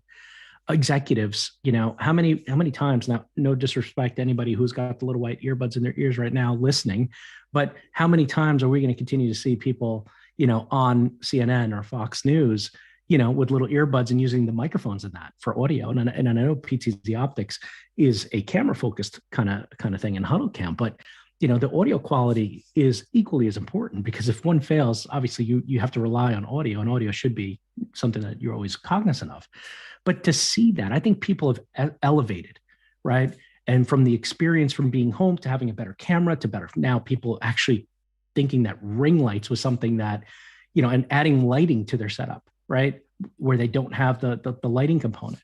I just got in an NDA kind of setup for an actual backdrop that goes behind my monitor that provides me backlighting, a shelf, and proper acoustics to keep my audio. So, because instead of talking into a wall or to hard surfaces, it kind of envelops around my monitor to test out and see how that will work. That's the kind of stuff that I think people are starting to get finally after 3 years of being home. They're finally there. The need for these studio style cameras, even though you're not in a studio, you want the bokeh, you want that blurred vision and stuff like that. I think it's all super positive. I do want to get rid of this webcam over here, but man, it sure is easy to just pop on a Zoom call with a webcam. I've got all this studio equipment and I could rearrange, and I need to build it out over here. I really do. But a lot of people like the way my background looks, and I'm like, it needs some like purples and blue lights, look a little more YouTubey. But we may know a guy, yeah, that knows cameras. So oh, I know cameras too, but yeah. I'm dropping hints, man. I know. I got PTZ Optics up in here, man. It's just buried in a case right now. So yeah. Chris Nito, I notice you're both Chris's, so tough to jump in there. Sure, you mentioned production and including some production. I that as we're transitioning back to in-person meetings, one of the things that's missing is production in the room. It's a PowerPoint up on a screen. And so at least what I am struggling with now, I do rare disease work. So these tend to be fairly intimate meetings with either researchers or with very personal, a lot of conversation and connection. These aren't corporate style events. But I want the experience in the room to be beefed up. I want the experience remotely to be beefed up, and I want them to be beefed up together. I want them to still be connected, all in the same space with the same experience. And with all respect to what Zoom's doing with events, which I think is a step up, it's not about running into another conference room. It's not about running into the hallway. It's about how do you connect people that are in a room in a different way and to those people that are not. This is not a live meeting with a live stream. and I run into that so much with my clients that were clients before COVID. We went through COVID together when everything was virtual, and now we're coming back out. It's like, guys, we can do better than this. Yeah, Dean, what you're talking about is something that has been chatted about at least in the corporate space for the last 6+ months. It's when you hear the term meeting equity, it used to be everybody having the same screen size. Now it's meeting equity's changed. So what happens when, like right now, me and you we're a square of equal size. It's one person. The camera's focused on you. I can have a one-on-one field conversation with you without a problem, without an issue. But when you start talking about meeting equity nowadays, it's with people going back to an office. So you have a conference room with maybe 3 or 4 people. How do you focus in on the person who's speaking on one end to give everybody kind of that same thing? So what you're starting to see is manufacturers are starting to talk about, like, how do we break this up? And this is where the AI built into the cameras are really going to take focus, is that there's going to be, in the future, if you start talking about future trends, there's going to be sensors added to the space where it identifies, who's in the space, how many people are in the space, and then being able to kind of do almost a 2-camera AI setup where one camera is on a table kind of focused on you and then pulls back to the secondary camera that gets everybody in the space. And then when somebody else talks, that table cam focuses on somebody else. There's now that more evolved, and that's what we were talking about before, that more evolved conversation that's going to happen through the use of AI. And that is where you're now going to get your better meeting. And then just simple things as, even the Zooms and the Microsofts of the world, and then on a video conferencing perspective, that will kind of start fading in and fading out as opposed to hard cuts, right? Or jump cuts into people. That's where, machine learning, AI, that all starts coming into play. As somebody who worked for manufacturers in the AV space, that is at the tip of everybody's tongue. Everybody wants to kind of incorporate a little bit of that into their technology, because it is the future. There's not, you can't, you and all you guys are in the production side and the event side talking. I'm maybe the only just AV person in the space or in the room here, but not everybody can bring in 40 different producers to do all different types of things. So you're going to rely a little bit on the equipment, and you're going to rely, I think, a lot on the actual program that you're choosing and selecting to do those calls, whether it be Zoom or Microsoft and stuff like that. And that's just from a daily, one-on-one conversations for what you're talking about in regular meetings, or you want that higher level expected video. So I think it also depends a lot on the type of event. And then the affordability of the client. The affordability of the client is key, because, working with the Air Force, they've got a budget there, but all they want is a TV up in a room, one camera in there. They want us to just throw out wireless lapel mics all over the table so they can try and pick up what the audience inside is saying. But then you move into larger scale events where it's full on production in every single room, video switchers, multicam. So, and then it boils down to the platform that you're using in order to create the interactivity. So, there's tons of hybrid platforms that have evolved. What you're finding is that a lot of the planning websites that you would use for in-person events, to where you register and you do all of that, they have pivoted. They realize that hybrid is where it's at. And so they've added all of that inclusivity through their platforms. And so I think it's definitely worth a tour of the interwebs to go see what those different platforms are doing. I think what Zoom is doing right now with this event space, and what I heard from the presentation earlier and what they're expanding into, I think Zoom's going to be a huge competitor in this market, 100%.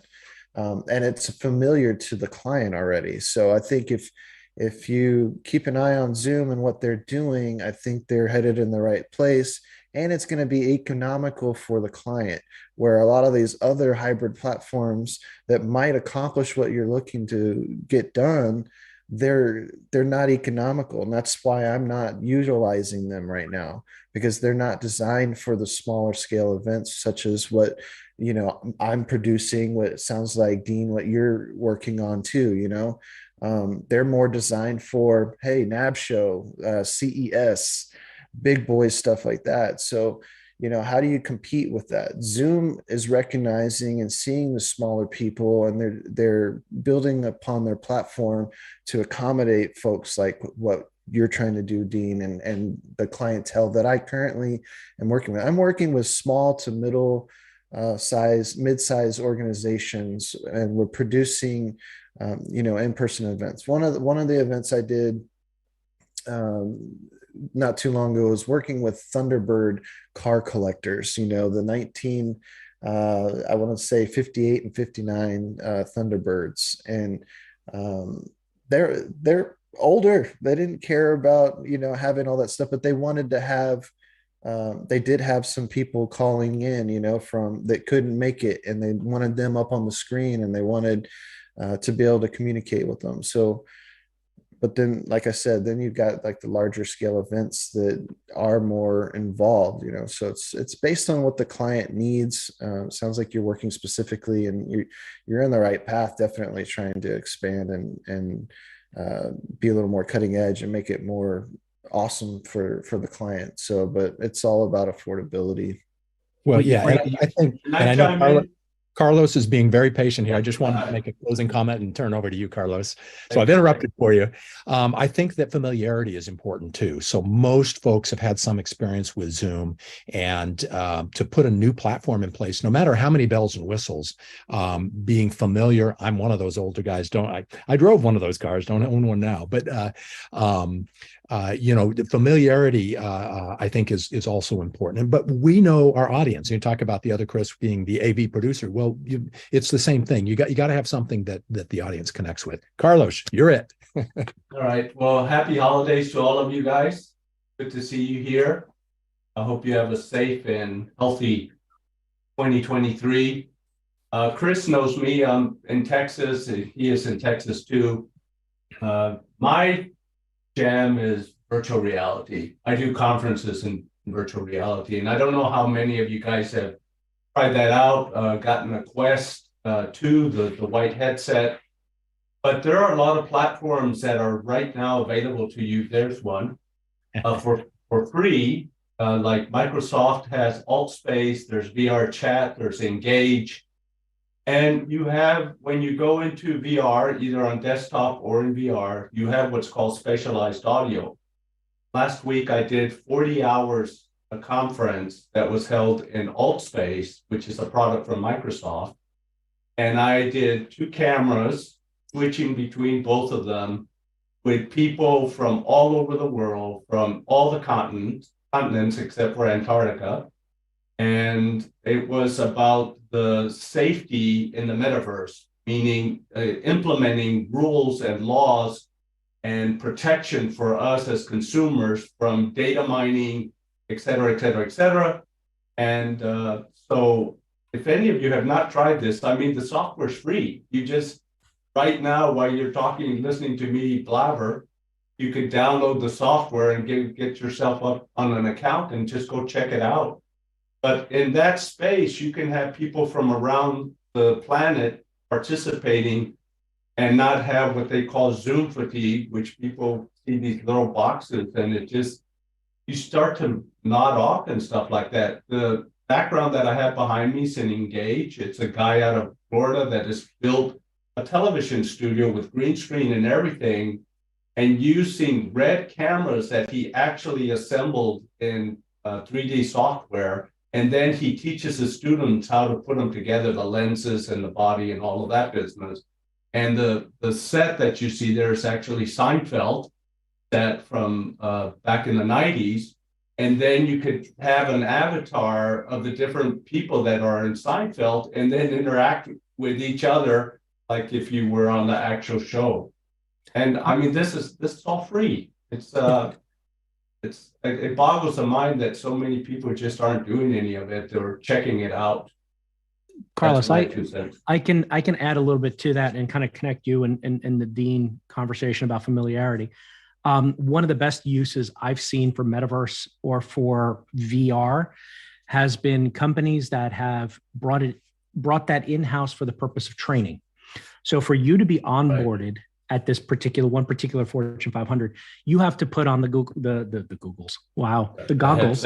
You put on the headset and you are in a training. So your onboarding, your paperwork, your meetings with HR and all that is done online. What you don't know is that you're being baptized in the world of metaverse and VR because you're sitting through your online onboarding as an employee, listening and reacting and interacting with HR via that.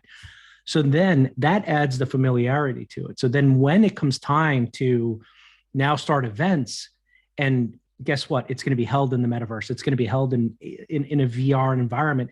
You're familiar with this because you already had the glasses. You've had the experience before. And I think part of the problem and kind of the resistance to that is that anytime you start talking about metaverse and VR, the hesitation is going to be, I don't want to have this on my face.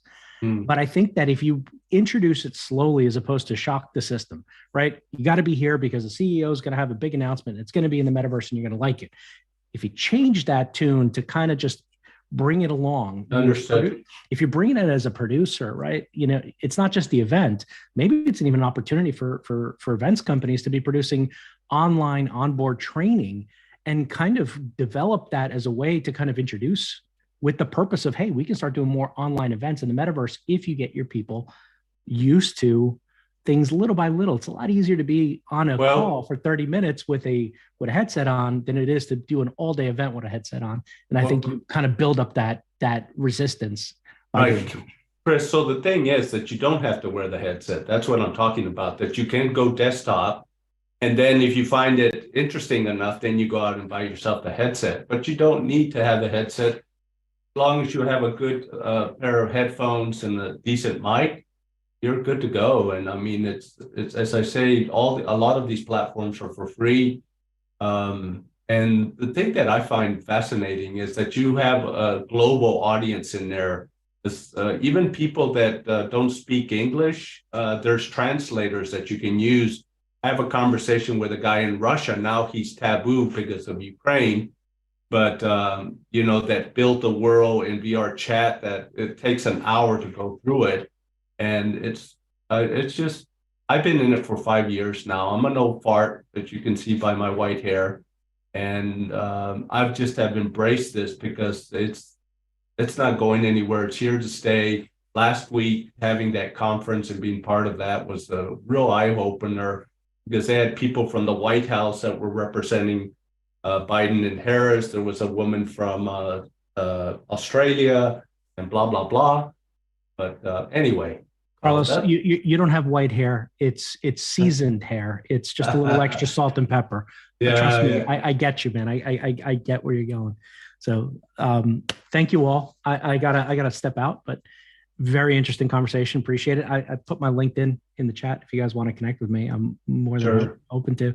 Thank you, Paul and Tess for inviting me on, because I love the StreamGeeks thing. I was there a bunch of years ago when they did one in person in New York, and I love every second of the. Was that the first or second one? I could have been the first one that they did.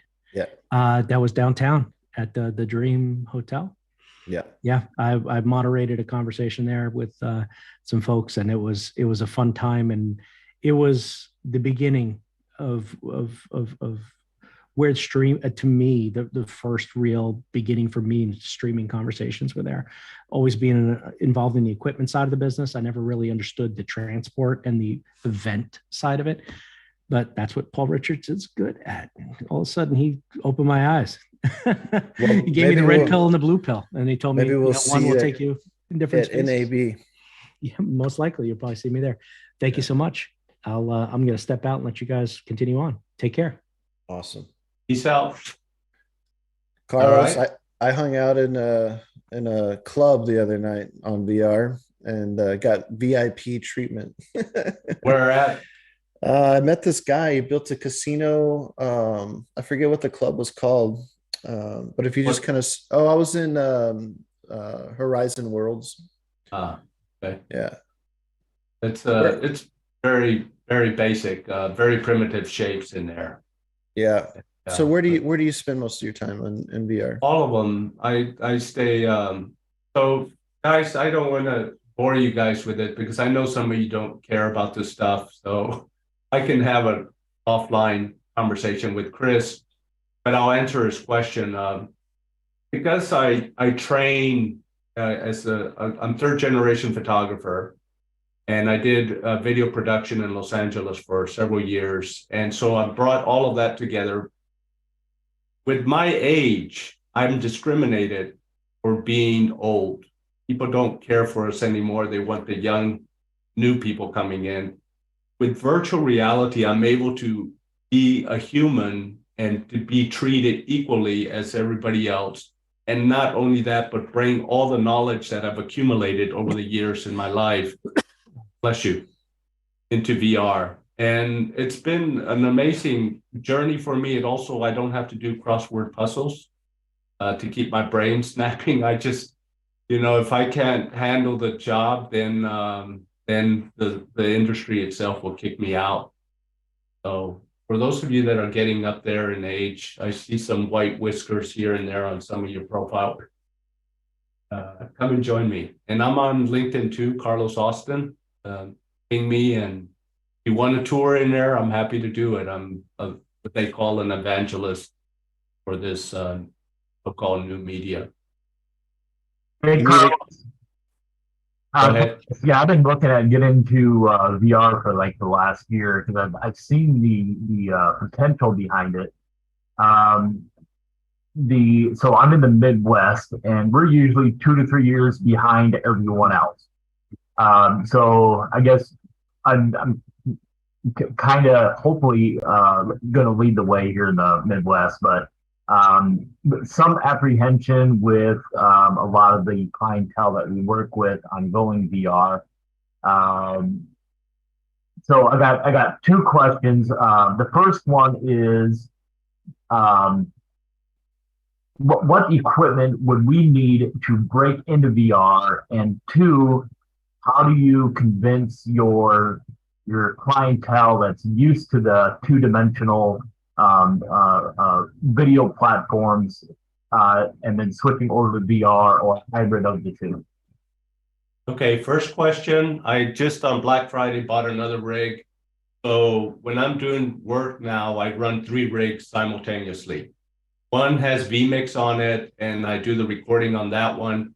Then one of the other computers has the game or the virtual reality space, and then the other machine runs also virtual reality. And so I bring those two together and then flow them into vMix. And you have to build up the equipment. It's taken me 5 years to get to this point.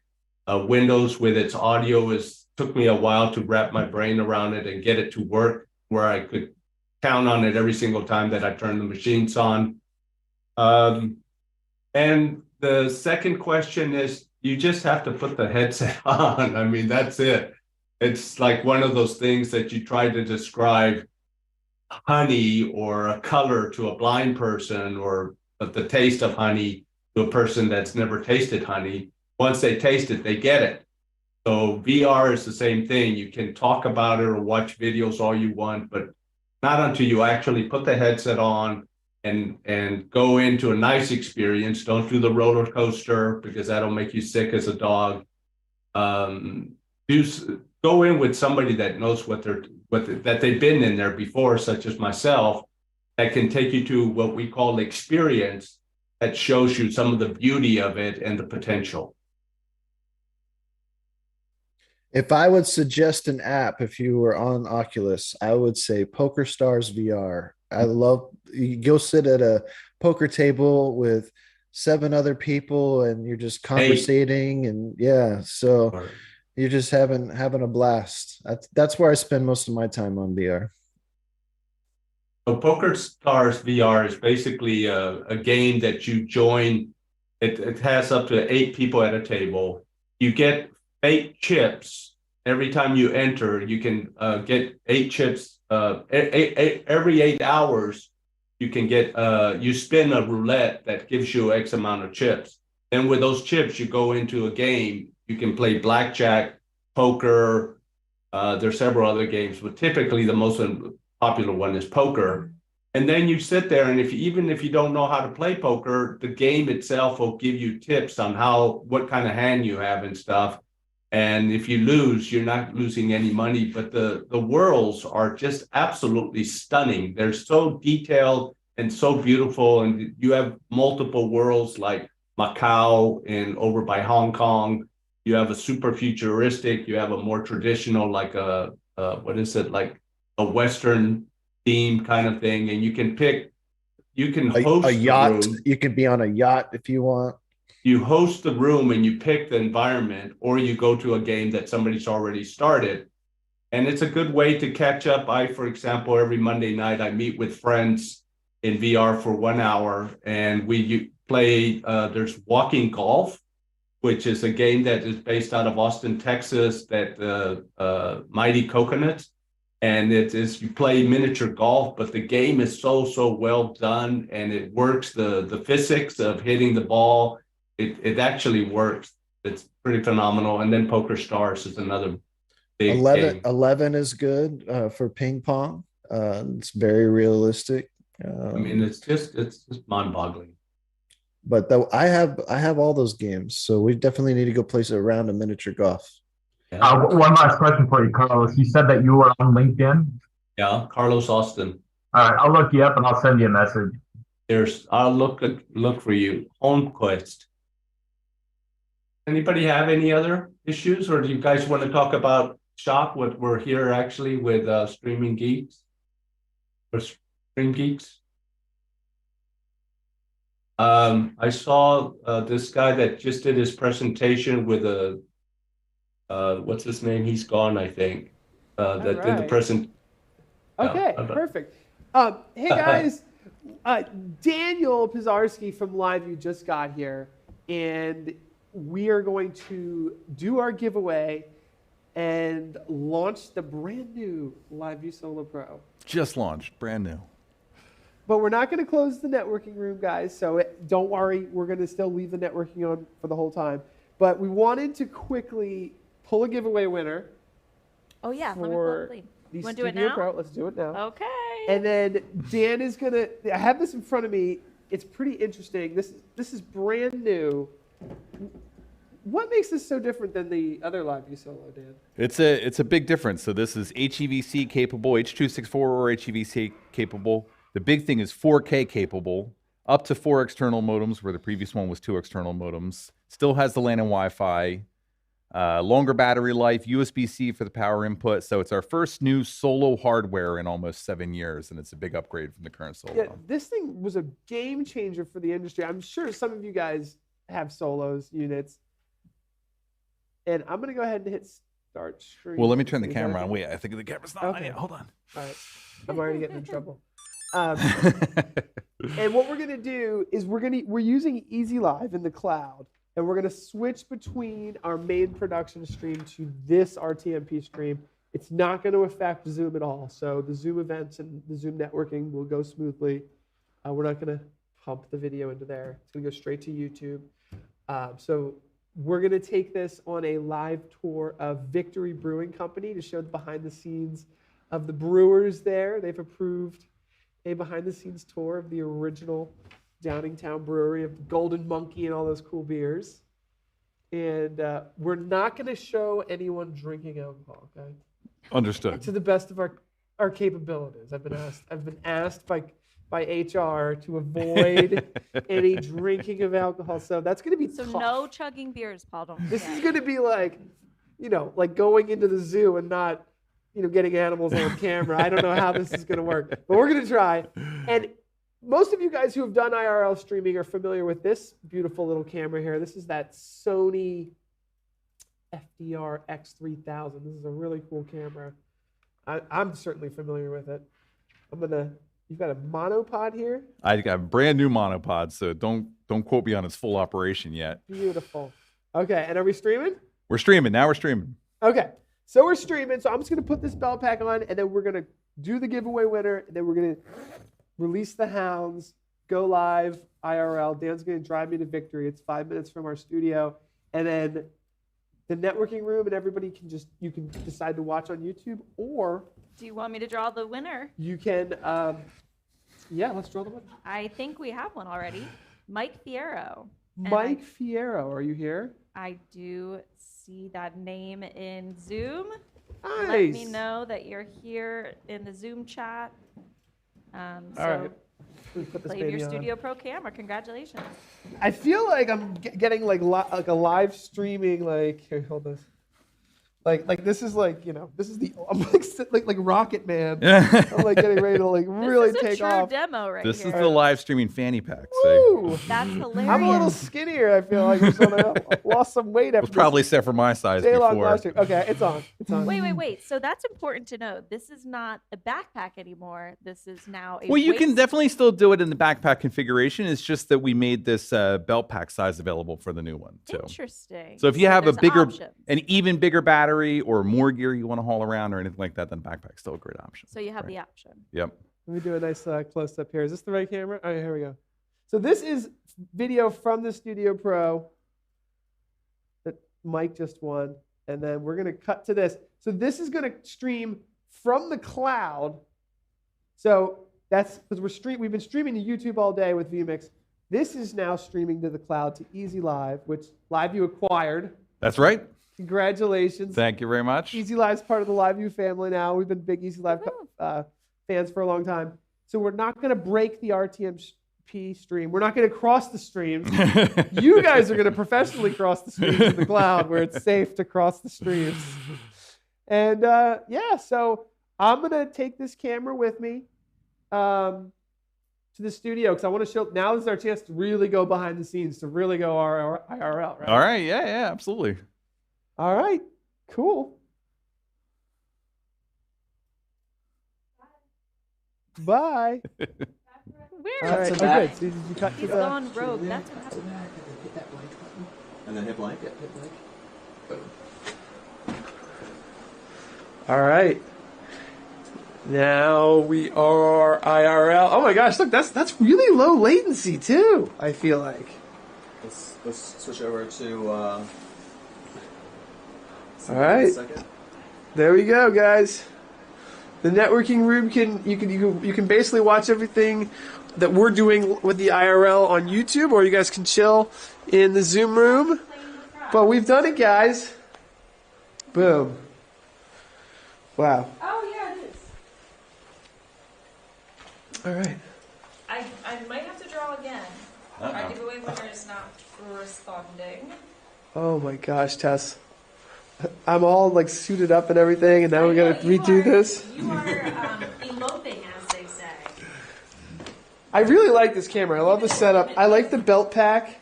Good. I'm a fanny pack kind of guy. I like to go. This is my first personal field test. Okay, I'm repicking the Look at winner. that. Next, Greg Kelly. Are you here, Greg?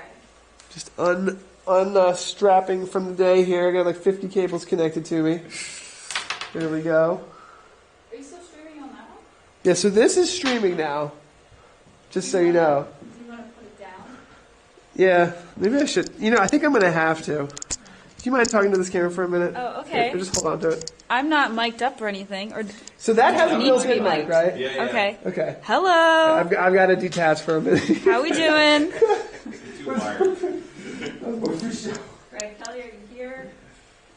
This is fun. I've never used LiveView before. We did a TikTok with LiveView at NAB New York, if anybody's seen it.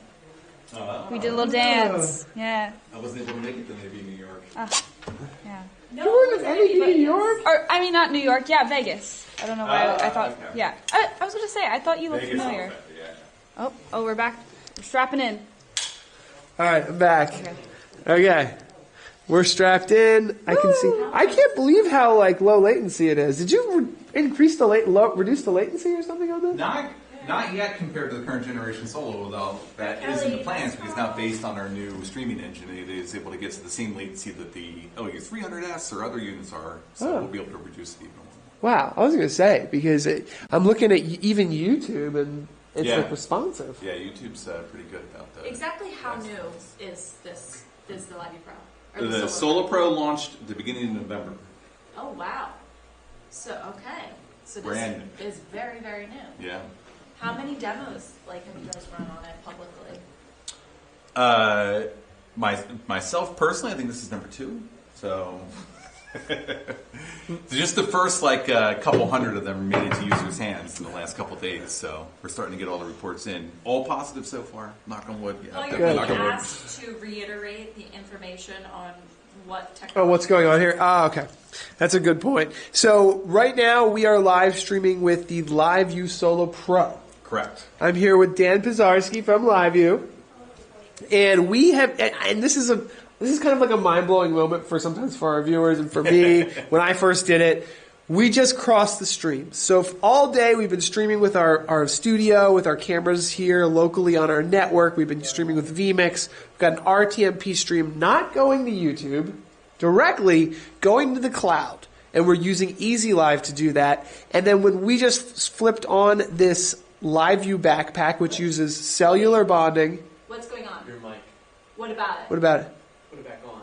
Oh, you switched to the studio feed? Got it. Well, I'll just talk closer to Dan, basically, because I'm pretty sure YouTube can hear us good. Yeah. Then we're streaming with this. We've switched the RTMP streams, and now we're good. We're still going to leave the Zoom events on, so everyone in Zoom events, you feel free to continue to have fun networking and hang out, or you can watch on YouTube the IRL stream. We're going to go to Victory Brewing Company. Sounds good. And get a behind-the-scenes tour of how they make their amazing beer.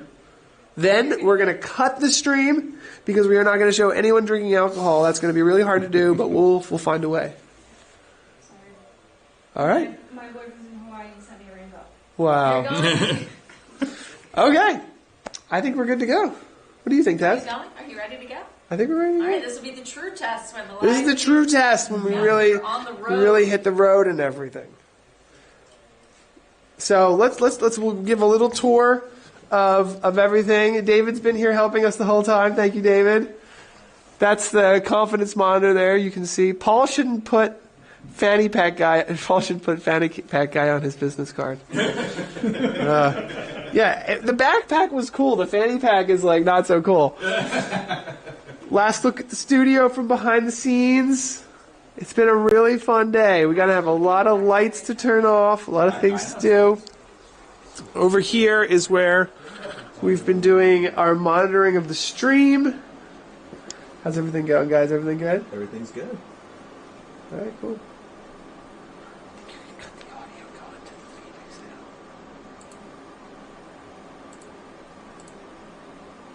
Excuse me. But yeah, so this Mike has been back here doing his thing. He's basically got YouTube, he's got vMix, and he's got Zoom. And we finally did it. We made it to the end. So I'm going to grab my coat because it's a little cold outside. I don't know if everyone has heard about this frigid cold coming in. I don't know if I'm going to need this coat or not, but I'll grab it. And yeah, that was it. That was the whole event. We made it to the IRL section of this event. I almost just want to unmute myself so you can answer. Oh, you can, Des, because we're disconnected now. Chris, to your question, I have Dan here. He's going to answer that for you. So, no, it doesn't take SIM cards internally. It takes all external modems, up to 4 now, though. So 4 external modems plus LAN plus Wi-Fi means a total of 6 connections you can bond. The external modems, in the case of the solo use case, we thought was important for the modularity. That way you can pick between LTE or 5G, future forms of 5G as they become available. And we make what we call modem kits available, so you don't have to go out and figure out which modems to buy. You can just get from us a direct modem kit, 2 or 4 modems to use with the unit. Great. Can we trade up? Yes. You So can? there's a loyalty program. It's even better than a trade-in. If you have an old unit and you have it in your account and you buy the new Solo Pro, we'll give you $250 off of any service you get for the Solo Pro for every current generation unit you have. So if you happen to be the kind of user that's got 2 or 3 units, you'll get $500 or $750 off of your future services. Then you keep the current unit and use it as your backup, sell it on eBay for a little money, whatever you want to do with that existing unit. Wow. There's got to be a lot of solo units out there. Right. We've sold about 20,000. Wow. Wow. Congratulations. That's awesome. Do you think they'll let you get in early? Do you think it'll be a problem for them? It'll honestly be even We're better. running a little early, but I'll just explain to them that's better for everybody. And It will be fun. better. Everything's been working so well today, Tess. I thought What's that the this price is going to be a problem. Oh, that's a good point. $14.95 for the HDMI only version, and $21.95 for the HDMI or SDI version. And then, of course, the modems are extra, so like 2 modems is around $500, and the cloud service is $45 a month. Price hasn't changed, whether you're now using it with 4K or SRT, which the new unit's capable They of. are SRT capable. Yeah, I was then- asking about then that the- today. For Cloud somebody price new remains to the same. LiveView, exactly what is this unit doing? What the unit is doing is called cellular bonding. So it's taking multiple IP connections, in this case LTE networks, which is very commonly what we work over, but it could be any IP connection. It could be Starlink, could be your home Wi-Fi, could be your cell phone's hotspot, anything like that. And it bonds them together so that you're using all the connections at the same time for higher resiliency and more redundancy. So the idea is to give you a very high quality stream wherever you are, wherever there's cellular coverage, wherever you want to take it. SRT capable. That's right, SRT out of the cloud. So it still uses our protocol for the bonding, LRT, from the unit up to our Elastic Cloud, and then where the Elastic Cloud previously output RTMP only, now it outputs RTMP or SRT. And viewers are about to see us go really mobile with the system. And you can actually drive away. Yeah, that'll be the fun part. That's the eye-opening part, because we're still in the studio, so it's not that amazing. We could be using Wi-Fi or something. How about comms? So, No comms on the Solos. If you're looking for comms built in, that's where our 300S. So LiveView has a full line of products, and Solo's kind of the entry point to it. If you're looking for something like comms built into the unit, then look at the 300S. What exactly does that mean, comms? So if you want to be able to communicate with the camera operator from the studio okay. and do it through the unit so that you don't, because a lot of people use cell phones or something for that, and that can be reliable, but what happens is you deploy this very reliable bonding unit out to the field somewhere, and then you find that the camera operator has a Verizon phone only, and that they happen to be in a spot with bad Verizon coverage, or vice versa for AT&T or T-Mobile, right? And so the idea that you can get comms right through the unit is appealing to some users, and our LU line of units do it, where they've got a two-way intercom connection right on the side, but not the Solo. That's an upgrade to the next part of the line. Can you connect to a studio rack? So it still comes in the sort of portable form factor. There's no rack mount form factor. That's funny. I've been hearing a lot of calls for the rack mount form factor recently, so maybe we'll have to start thinking about it. But yeah, right now it's still the portable form factor. Put it on a shelf. Definitely use it in the rack that way. We know a lot of users do, but I know it's not the perfect situation because there's kind of ports on both sides. Right. I think that might cover it for you guys. Are you ready to go? Oh, there is one more here you might want to cover. If you bond for 4 LTE at 10, what is that? Megabytes? Megabits per second. Does that mean you have 40 upload available for streaming? That's correct, yeah. There's a little bit of overhead for our protocol, but our protocol has been developed over the last 15 years, including in use cases like live news coverage. So it's very efficient, very little overhead. If your math's right? Like if you're bonding 4 connections and you could get a max of 40 out of those connections without any overhead, maybe you're getting 38 or something like that once you factor in overhead, some mathematical overhead.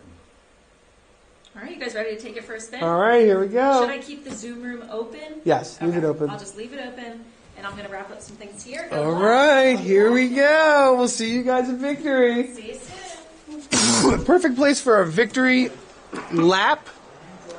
And we'll see you over there, okay? Good job today, Kyle. Thank you. All right. Here we go.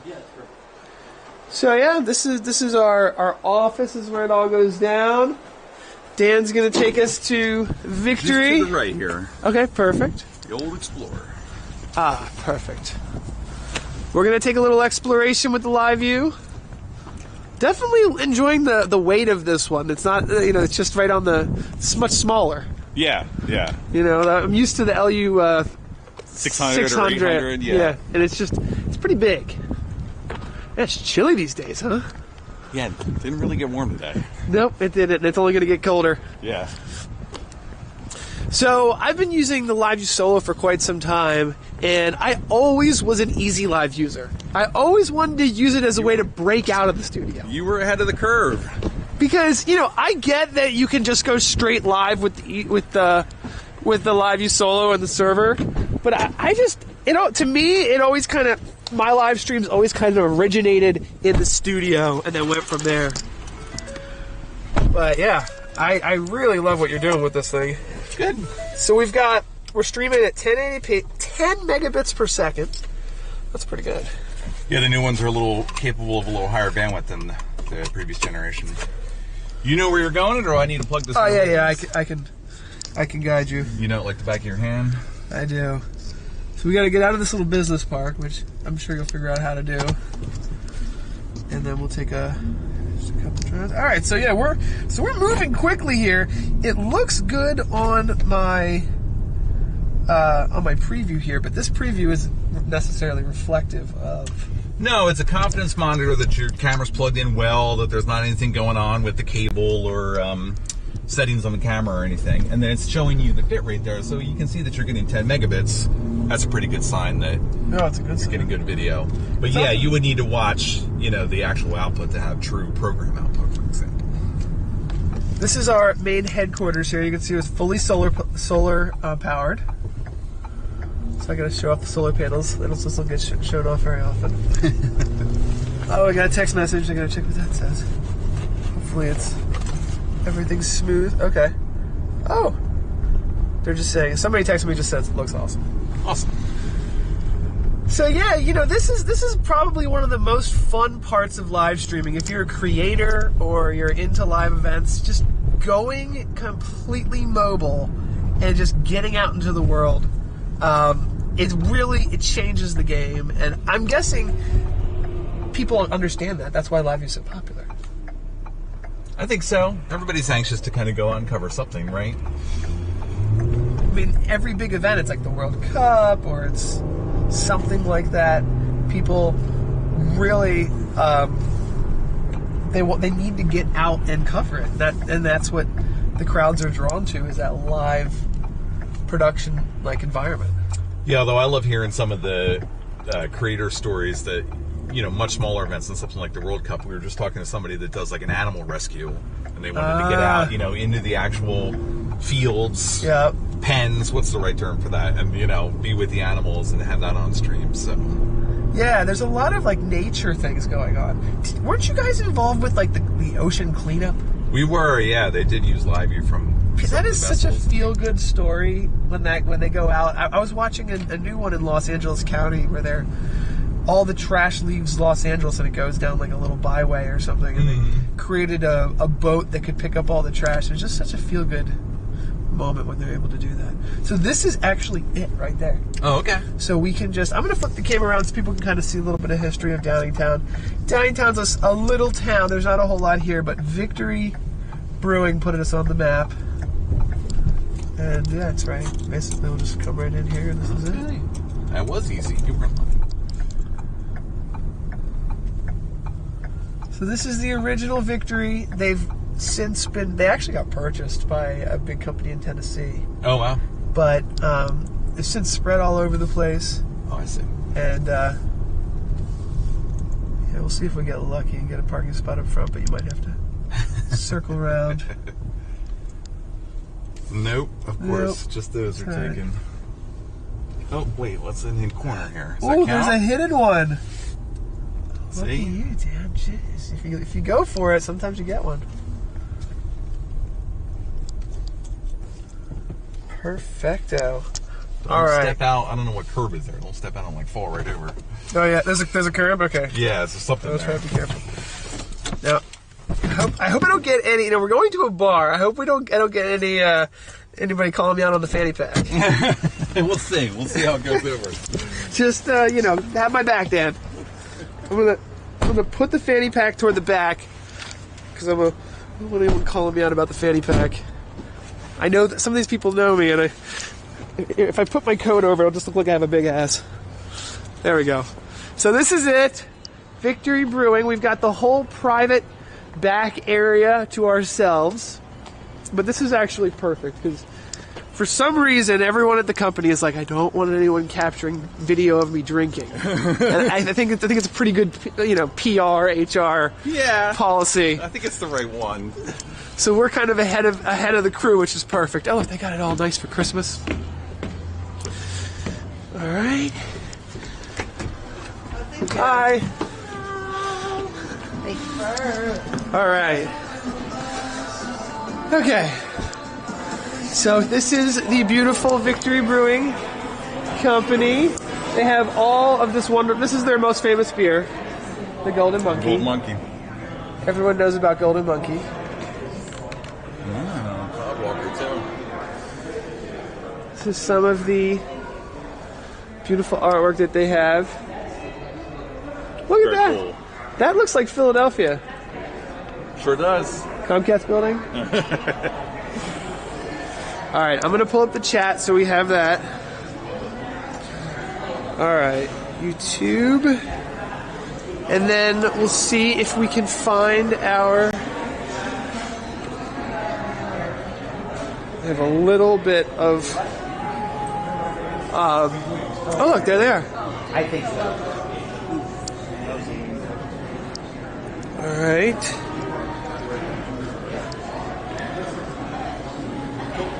Perfect. All right, that's right. Are you Samantha? No, we're working it. Perfect. This is Tim, and he is Hi, Tim. Ted Honcho. Nice to meet you. I'm Maddie. This is Alina. We'll be Hi. working it. Great. Now, can we do the live tour now, or do we have to wait? Once everyone is here, yes. Okay. I think they said there's 6 of you that are going. Well, we can just do me and Dan. Oh, okay. I may find out where they're at, and then I'll send them over. Thanks. All right, perfect. So this is the beer room, and this is their second. That's their new, more modern area. That's in Parksburg. Parksburg. Yeah. So that's in Parksburg. Oh yeah. Okay. So we're live streaming. That's why I have the Scoopy backpack. You're fine. Okay. Very cool rig. If you bond for, oh yeah.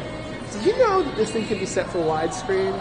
Yes. I feel like you have it. I have it set on the more narrow, so it doesn't have the. So I have to hold it like that. You want me to like, change it? I can try to change it. Yeah. All right, let's give it a try. I don't know what will happen midstream here. Let's hope we don't cut ourselves off.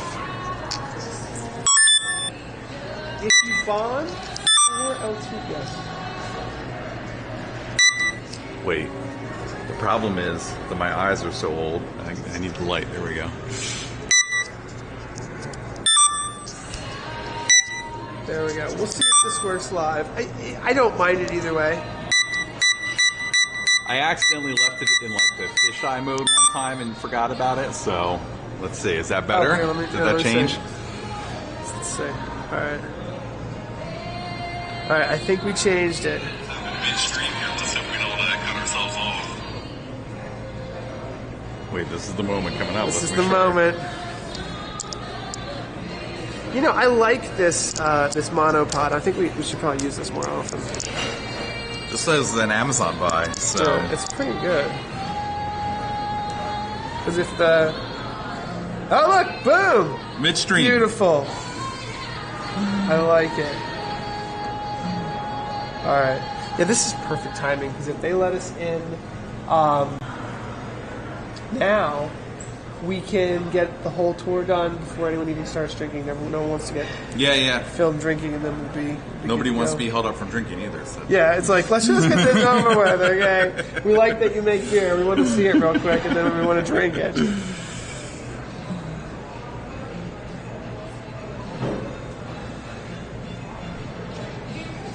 I haven't done this in a while. So the question was, they had 10 megabits per second. Is that one 4G LTE or several bonded channels? That's 2 LTE we're bonding today for the chat. It has changed. It's a much wider view. Yes. Good job. We changed it. These little 4K cameras are beautiful. They're like collector's items now since they don't make them anymore.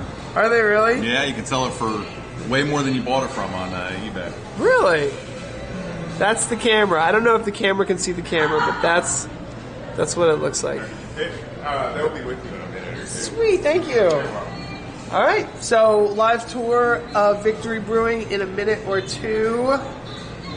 So we should be, let's see what time is it? 5 minutes or so? Turn this watch. Look. That's a nice watch. It has, basically, you can from 1 to 31 days of the month. Oh, okay. So it does the days of the month, and then that's the day of the week. Very fancy. I like it. I don't know. I started liking watches recently, just because it's like, and the amount of time you spend looking at it and everything. And it's just like, I don't know. It's a nice item, right? Yeah, it's one of those things. You know what I found out? Someone told me this. Maybe I'm wrong. But like humans, like very long time ago, humans were like, what are we like? Homo sapiens. Right. At one point, there was like 4 or 5 different types of Homo sapiens, and one of them prevailed. Right. Apparently, it was the one that really latched on to like jewelry and materialism. Is the one that we became, and like so that like explains a lot. Yeah, because it was like made you inclined to like fight if someone's going to steal your beautiful rock or thing that you have. Right. And then so it led to like tribalism, and then like passing down the beautiful jewels to your children and stuff. Yeah. And supposedly it was like something that like made like an actual like physical change in like Homo sapiens. That's awesome. And then you look at like jewelry and it's like, yeah, I can see how that's been going on for a long time. Yeah. It's nice to have nice things, right? It is. It's interesting. Yeah. It's an interesting psychological thing. It's like, why fight it? It's like you like to have a nice thing and it makes you feel happy. Yeah. So the event today all went well? Everything went super smooth. It was crazy. I like lost all of my fear of anxiety and stress and streaming. Don't know how it happened. It just went away. Like, I was just like, guys, time is coming. You know what I think it was too? I woke up early. Yeah. Yeah, I woke up at like 6 a.m., had my coffee. Mike was there at 7 a.m. We were like setting things up. We're like, we got 3 hours till it starts. We were there early, and it was just a little extra, like being there early. I had my checklist. Right. I'm like, I've done this before. I've done this 100 times. Check. I was done an hour early. Like, everything's fine, right? Yeah, everything's fine. All right, well, I guess we're good. Yeah, being prepared helps, right?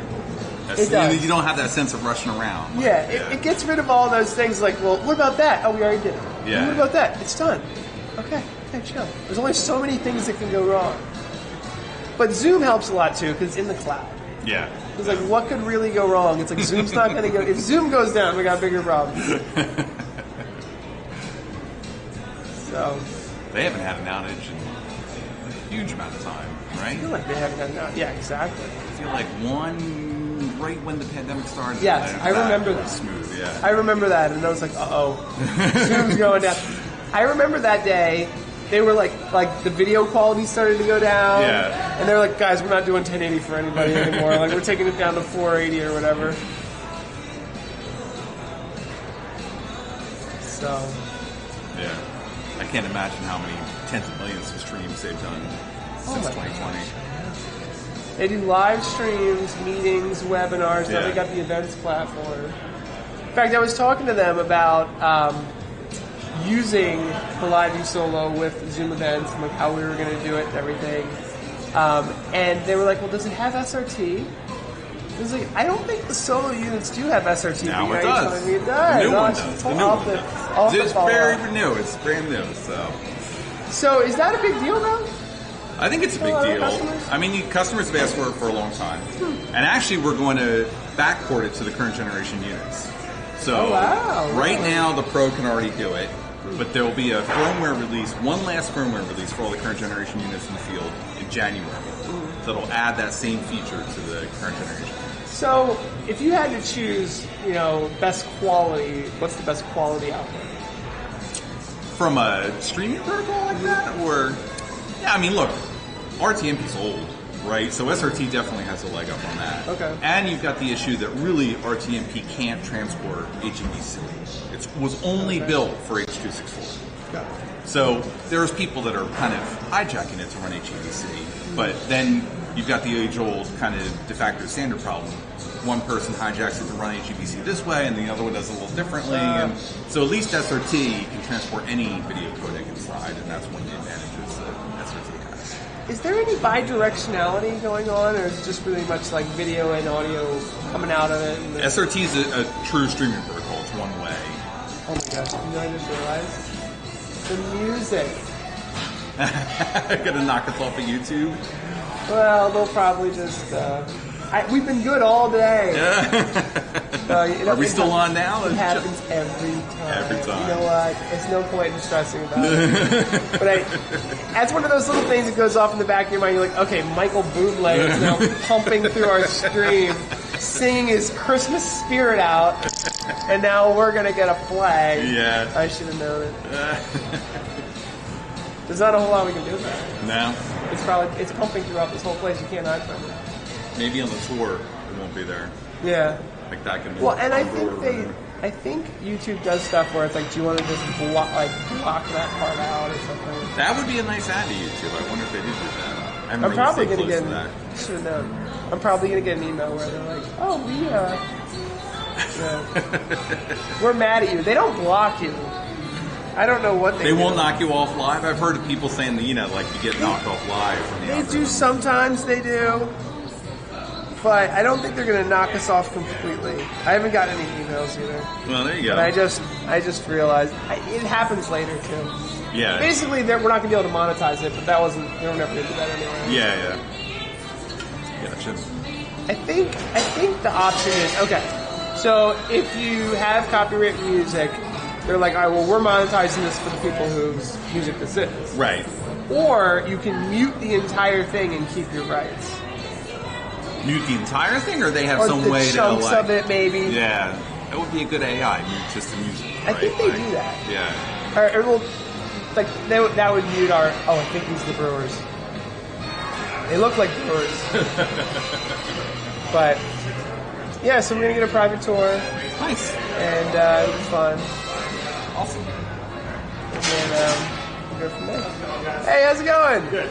My name's Kyle. I'm one of the managers. Hey. This is Sammy, is our brewer. He's going to be doing the tour for you guys. Are you Hi, guys Sammy. ready to go? What time are you guys? We're ready to go. Okay. Cool. Are we waiting on anybody else? How many? We are live streaming this for our company to watch. Okay. Get videotape too? So just you guys? Yeah. Yeah. All right, cool. I don't know if you want any particular types of safety glasses. Okay, cool. Got to stay safe. Makes sense. The American. Yeah, the red, white, blue. So yeah, I'm Sammy. This is Remy. Hi, Sammy. Nice to meet you. Nice to meet you. Dan. Nice to meet you. So I'm going to try and give you guys pretty much a basic walkthrough of brew, start to finish, our equipment, and kind of a look around our brewery, and go from there. Okay. If you have any questions, feel free to ask at any point in time. Do the best I can to answer. Perfect. Start down here. So you've got four main ingredients in beer. You got your malt, your water, your yeast, and your hops. Start brewing. The only two you're getting in there right away are going to be your malt and your water. Whoa. Secret entrance. Oh, yeah, there's a lot of those right here. Nice. This is an old Pepperidge Farm factory. They converted it into a brewery a number of years ago. So this room is called our mill area. We have a number of large silos of base malts outside. They're kind of shaped like this vessel right here, but a lot bigger. They hold the majority of what we use malt-wise, and then we'll also do a number of different adjuncts, specialty malt, stuff like that. And the way that goes is it pretty much loads through the cable bays from outside, comes in, goes around this way, and then ends up going through this shaker. This will separate dust to one side, have all the good stuff we want to keep going down the middle, and then sticks and rocks will kind of end up going on the right side. That's what we have those two buckets there for. And from there, they'll go up into this hopper, and I'll show you guys better views of everything too. Wow. This hopper is going to hold all the malt before we mash in. Once we hit the start button on our recipe and it starts mashing in, it'll open that slide gate and it comes into our mill. One thing we have here that's kind of unique and you don't see very often in many breweries is a wet mill. It's good and bad, definitely has its pros and cons, usually more cons with us, but what it does essentially is it hydrates the malt as it's going through the milling process in here. There's an initial steeping chamber, which is that upper chamber right there. You'll have like around 14 to 17 hectoliters of water going into that chamber to kind of rehydrate the malt. And then it gets crushed by the rollers, which are set to a certain gap to get the best extraction out of the malt. And then from there, it makes its way up and into the mash tun.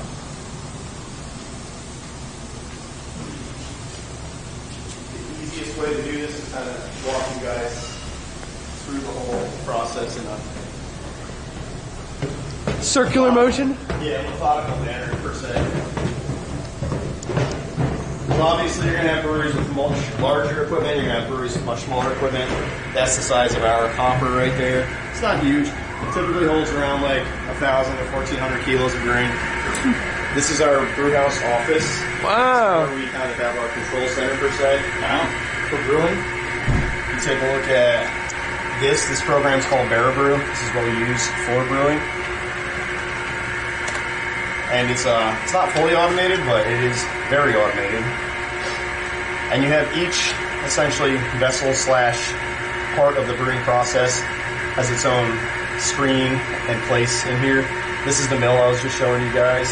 And then you're going to have all the brew house vessels. You have a mash kettle, mash tun, a lauter tun, a pre-run tank, a work kettle, hop thick, whirlpool. And the work cooling is going to be your pipe work and heat exchange, kind of what is the transition from the whirlpool to the fermentation vessels. So I can walk you guys down here, and I'll show you the brew house vessels. Like I was saying, once you start mashing in, your grain and your water mixture, your slurry is going to be coming into here. This is our mash tun. It's kind of the main mash vessel we use. We also have a mash kettle. This is for decoction brewing. It's a traditional German style where they take portions of the malt, heat it up, and then transfer it back into the mash tun. Gives you some different flavors and characteristics, which people seem to like a lot. So we do that with a lot of our like best beer, Victory Lager, things like that, traditional German style lagers and whatnot. And then from in the mash tun, it's going to have certain rest stages. So depending on what style you're brewing or what you're looking for, what kind of extraction you're trying to get, you'll have different times at different temperatures. You have 60 minutes at 60 degrees and then 15 minutes at 72, and that'll all differ depending on the recipe and what exactly you're looking for. Once it's done with those rest steps, it'll make its way into the lauter tun, which is this larger vessel over here. It's actually considered a vessel, huh? Yeah. This has a false bottom in it. Woo! And what this essentially does is it separates the wort from the solid part of the grain. And the initial process is it transfers from the mash tun to the lauter tun. Then it'll have a Vorlauf or recirculation step where it's kind of recirculating on itself and it's creating a filter and kind of flattening the grain bed out. And from there, after about 10 minutes of doing that, you have enough clarification, what's the word I'm looking for? Properties, essentially, where you can extract your wort and most of the solids will kind of remain on top of the grain bed and your cleaner liquid will come through here. From here, it'll make its way to the pre-run tank. This isn't something every brewery has. It's more so holding vessels. So when we're doing multiple brews, we have a transitional vessel in between, and we can have kind of stacked brews. So we could have one in here and one in here and not worry about things butting up to each other and getting messy, that kind of thing. So it'll go into here, and essentially the entire time it's Vorlaufing, or running off is what we call it. And from there, it'll make its way into the kettle. In the kettle, this is what most people probably know gets the most action, is where you're going to put your hops in, your sugar, your adjuncts, your enzymes, if you're putting them in. Anything like that. So dextrose, lactose, any hops, for the most part, go in here during the boil. Different brews have different boil times. Most of them range from like 45 to 60 minutes. There are brews that have longer boils. Depends on how much you want to essentially cook it down and get evaporation, kind of lose some water, gain some gravity, that kind of stuff. We'll take samples throughout the entire process for the most part. I say that a lot. To get different pHs, readings as far as gravity, stuff like that, so we can make adjustments on the fly if we need to, and kind of dial things in the best we can. When we do newer brews, there's a lot more driving, a lot more paying attention to those kind of things, and then as you progress and dial in your recipes, you can kind of watch more so and just make sure things don't go wrong. And then from here, it goes into that vessel up there. That's kind of also unique to Victory. It's called a hop pick or hop nick. It's used to do very late addition hopping, and at the end of the boil we'll put hops in there, and then it'll start to transfer from the kettle through that down to the whirlpool, and that'll give it a nice kind of last touch where you're getting some of your aromas and your flavors and stuff like that later in the game. Earlier hops, you're going to get more bitterness. Later hops, you're going to get more aroma and flavor. From there,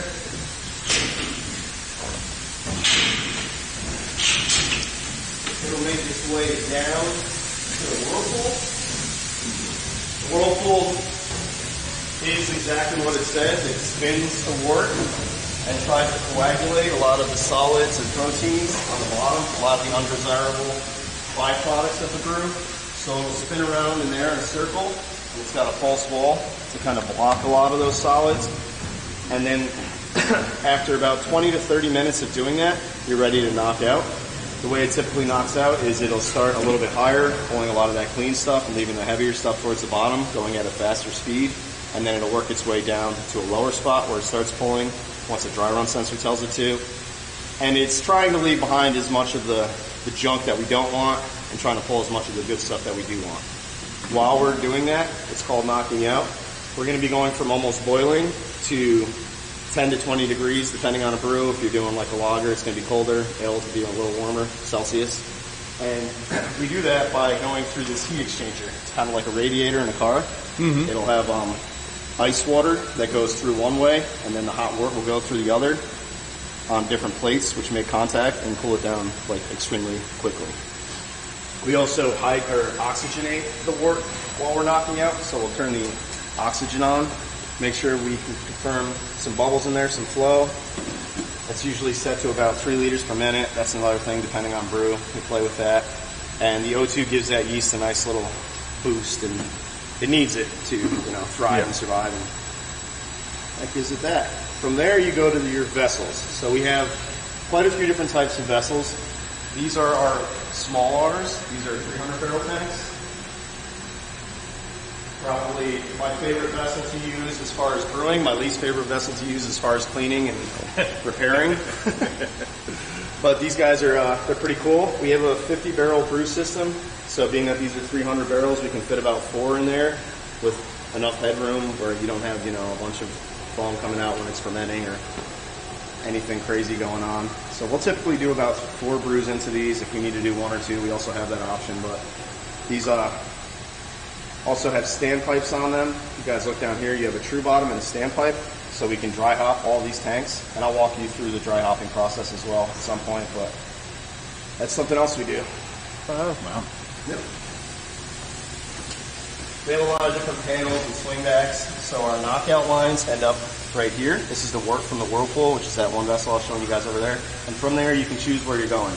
This is tank room 1. So if we're going in tank room 1 or 3 is the room next door, we'll have to have this proc sensor met and this proc sensor met and none of the other ones met, and the wort flow will travel this way.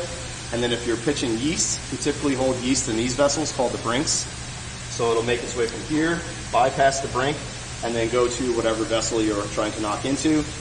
During the first brew is usually when we'll pitch the yeast. So after we've confirmed we have the wort going into the tank, everything looks good, we'll come down here, pressurize this vessel, open up that valve, and then pitch the yeast. You have a certain amount of yeast, depending on different formulas we use to find out, how thick it is, its consistency, its viability, its vitality, things like that, to figure out exactly how much we need to pitch.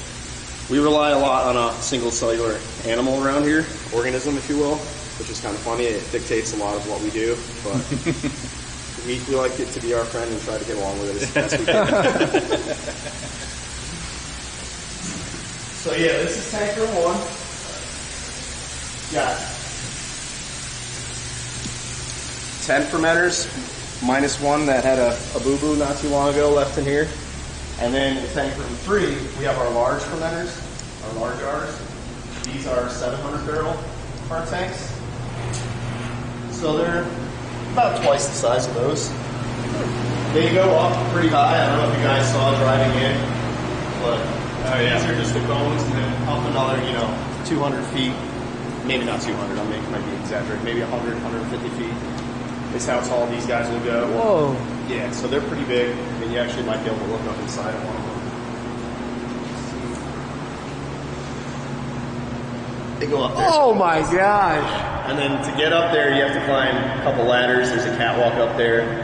I bring you guys up there, but it's kind of cold right now and dangerous, so. So yeah, these are our large jars. This room has a lot of panels with turnbacks, which make it nice. So all we really have to do to go different places and do different things is take these little turnbacks off and switch them around. You have your CIP lines. CIP means clean in place. That's how we clean our vessels. We use a couple different types of chemicals. We use caustic acid, paracetic acid for sanitation. If you look at those 2 big drums right there, one of those is caustic, one of those is acid. A lot of breweries don't do an acid step for every time they clean something. We do here, so it helps continue to keep upkeep on the tanks essentially, and keep it nice and shiny and clean in there. Yeah, like I was saying, depending on what you're doing, you can bounce around, cleaning a tank or filling a tank. These blue lines are our filtration lines. So once we get to that step where your beer's fermented, it's cooled down, it's ready to go, everybody's happy, you're going to end up going through your filtration process, which is something else we can talk about and I can walk you guys through it. And most of that will start from that room. There's a line for cleaning that and a line where it starts. And that will make its way through that room, through pipework, through this room, kind of through all these turnbacks and down that way. Show you guys some of that stuff. Watch your step, there's a lot of wires and hoses all over the place. So those are our holding tanks for our chemicals, but these are our actual like vessels for cleaning. We'll dose with a certain amount of that to bring it up to conductivity, the right percentage of chemical, and then from there it automates pulling caustic for 30 minutes on a line CIP, acid for 25 minutes depending, and vessel CIPs are pulsated, so it'll send for about a minute and then it'll return for about a minute. And then the sanitizer we have in that far corner is just peracetic acid. We mix that up ourselves, throw it in there, and then test it, and that's how we keep on top of that. We have two different sides here. This is our vessel side, so all the stuff kind of on the floor that I showed you guys in there and in here. And this is the brewhouse vessel side, where it's going to be the mash tun, ladder tun, all that kind of stuff, including those tanks. All right. So now we're going to make it to the other side of the brewery. We do have a small hop cooler up there where we store some hops for brewing. I'll show you guys the larger hop cooler where we have the bulk of hops. So every day we have to make this trip 700 times a day. People think all we do is walk around here.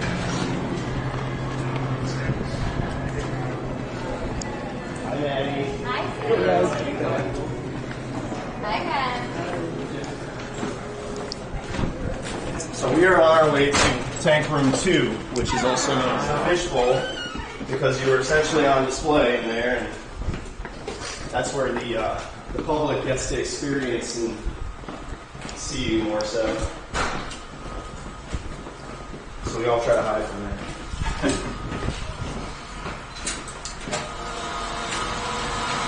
Whoa! Oh, I see. Our smaller tanks, so these are typically ranging from 50 barrels to 100 barrels. They're called our F tanks and our B tanks. You look at some of them, they have like one valve on the bottom. So this would be a tank we would use for lagering. We wouldn't want to use this for dry hopping because you're going to need a standby banister bottom with the method we use for dry hopping. More like that tank right there. This little guy is something we use for half batches, stuff like that for the most part. That's the smallest we have here. Another break, so similar to the one I showed you guys upstairs, another yeast holding vessel. These also double as a dry hopping method. What we'll do essentially is we'll have our fermenter. There's two different times of dry hopping. We can either do it at 0 degrees Celsius when it's completely done fermenting, crash, or we can do it during active fermentation. Doing it during active fermentation gets a little bubblier, a little crazier, but you don't have to recirculate it, so that's kind of helpful. And what you'll do is you'll start a line, go to your tank, from your tank, you'll go to this, from this you'll go to a pump, from the pump you'll go back to the tank. Pull it from the bottom to here, pull this up to some beer, throw your hops in, there's an impeller in here that chops it up, and then once it makes a nice slurry out of it, pressurize this, turn your pump on, shoot it back into the tank. Some of these dry hops get pretty involved where we're putting hundreds of pounds of hops in at a time, so you have to do multiple shots, and each time it gets thicker, so we do run into problems where it can get clogged here and there, and that's where you got to kind of use your brain and figure out what to do to unclog them. So that happens quite a bit. Call the plumber. Yeah, exactly. We try to avoid that at all costs. That's the worst case scenario. It does happen. And that's kind of the gist of dry hopping. We have a couple other unique vessels over here. We have a propagation tank. So this is a tank to propagate yeast. And what we'll do is we'll feed about like 1 hectoliter of wort, which is your pre-finished beer, into there. Take some yeast, throw it in there, let it grow up for about 24 hours, and then do another like 9 hectoliters on top of that. Let that sit for a few days, and that'll allow the yeast to grow like crazy, depending on what variety you're doing. You can do ale yeast or lager, Belgian styles. And if we're doing something that's a little more unique, we don't just have that on hand, so we have to kind of get a smaller amount and then grow it up in here. And from there, same thing, we'll tie this into knockout lines somehow, and that can get a little messy if we have to go from that room to here, and then back up there. And it's a lot of carrying around big hoses and, connecting things and figuring out your pipe work, but we make it work and make it happen. So that's a cool little tank. It oxygenates the yeast. It keeps it moving every 15 minutes. It recirculates for an hour. And I'm pretty proud of that one. I like that one. That's a surge tank. We're doing clarified beers, bright beers, a lot of lagers and stuff. We actually dose it with a chemical, not a chemical, but Would you call it a chemical?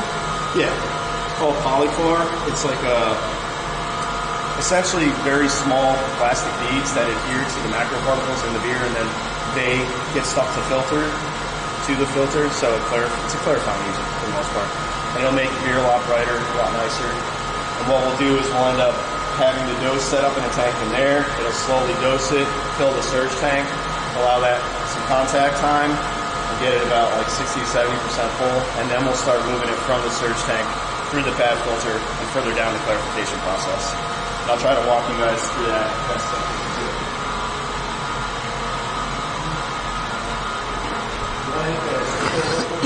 What? Want to hit that zipper real quick? Sure. So we got more fermenters in here. We also have the DAW tank, deaerated water tank. Deaerated water is essentially carbonated water. We use it because it can purge out the oxygen in lines, it can cool down lines. It's a really useful tool to have. You can add it to beers if you need to do a dilution to them, and if your gravity's too high, if your alcohol is too high, we'll add a little bit of water, get it to where it needs to be legally inspected and whatnot. So right now we're actually working on cleaning the DAW tank and system. They've got the tank done already. There's a UV light. What it does is it comes in from the city, goes through a carbon filter, makes its way to this, which is called the LDOX. This will carbonate it, and then that'll send it to the UV light. UV light will essentially, for all practical purposes, kind of pasteurize it and, you know, kill any microorganisms or anything in there. And then it'll fill that DA tank right there.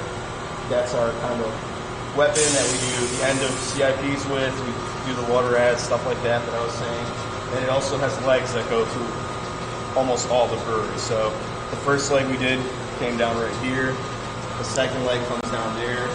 And for each leg, you have to close and open certain valves to isolate it. That's kind of what we're in the process of doing. It's always fun when they say we need to do a DA-CIP because we know it takes us down for like almost 2 days.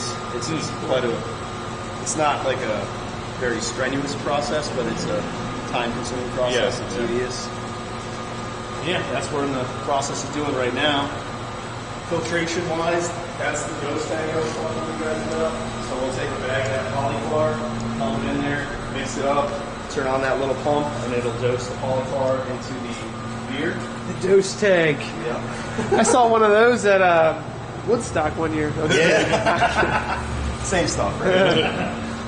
I guess that stuff's pretty dangerous. You don't want to inhale it.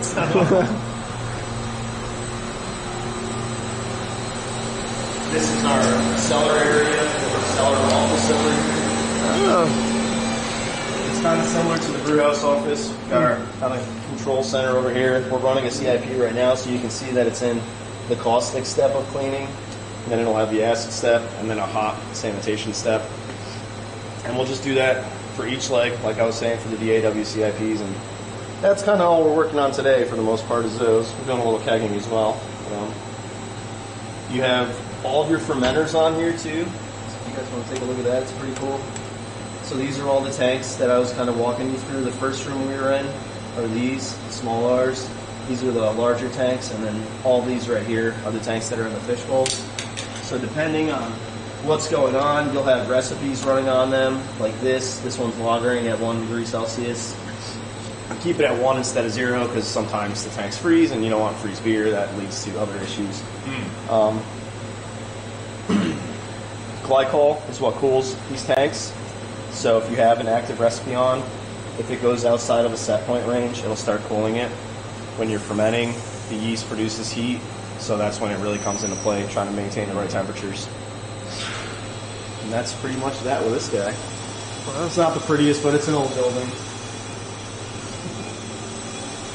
These are our chemical tanks for all these vessels, essentially, and the vessels that you see downstairs. We've got caustic acid, hot water, and then a gray water tank. Gray water is essentially the caustic and a mix of caustic and water returning that's not up to conductivity that's useful for us for the caustic step, but it's useful for kind of like an initial cleaning step.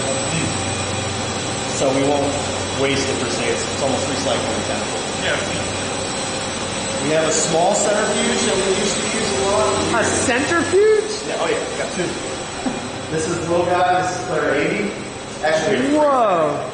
This thing is it's like driving a 1969 Camaro. It's very hands-on and not automated. So it's So what does it do? It spins the beer extremely fast, and it essentially spins the solids into this bowl, and then every so often it'll discharge and spin all those solids out through this cyclone right here, and it'll clean your beer up. So obviously a lot of people are into the hazy beers and stuff. That's when we don't want to spin it very fast. We want to just set the flow as fast as possible by it, but spin it slow. If you have a brighter beer, you spin that thing real fast, and then slow down the flow rate, and there are certain levels of clarity you're looking for, ppms and stuff like that, which you can control through this. This is more so visual. You're going to see the beer coming in hazy here, play with these knobs, try and get it clear in the sight glass. The one we use now is a lot more automated. We have, different screens and whatnot on HMI where you can see the different levels and actually play with it a lot more. We try not to use that. That's also a worst case scenario, because with a lot of hoppy beers, that was not really made for the real hoppy thick stuff that we're doing nowadays. So it gets clogged real quick. The bigger one works a lot better for that kind of stuff. This is our packaging area. Also has that's cool. A lot of our clarification stuff. It's got our pasteurizer, our Carboset, which carbonates the beer.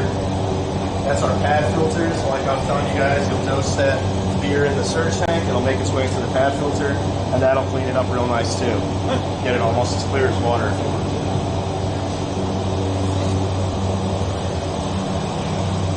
We have one large cooler for storing hops, and our cold kegs. A lot of stuff we keep cold is in here. Whoa! Normally we have a lot more hops than we do right now, but we've been slowing down with brewing, so we only have what you see here. These are all the vintage kegs we've done recently. That's how all the hops. Got some storage for the rest.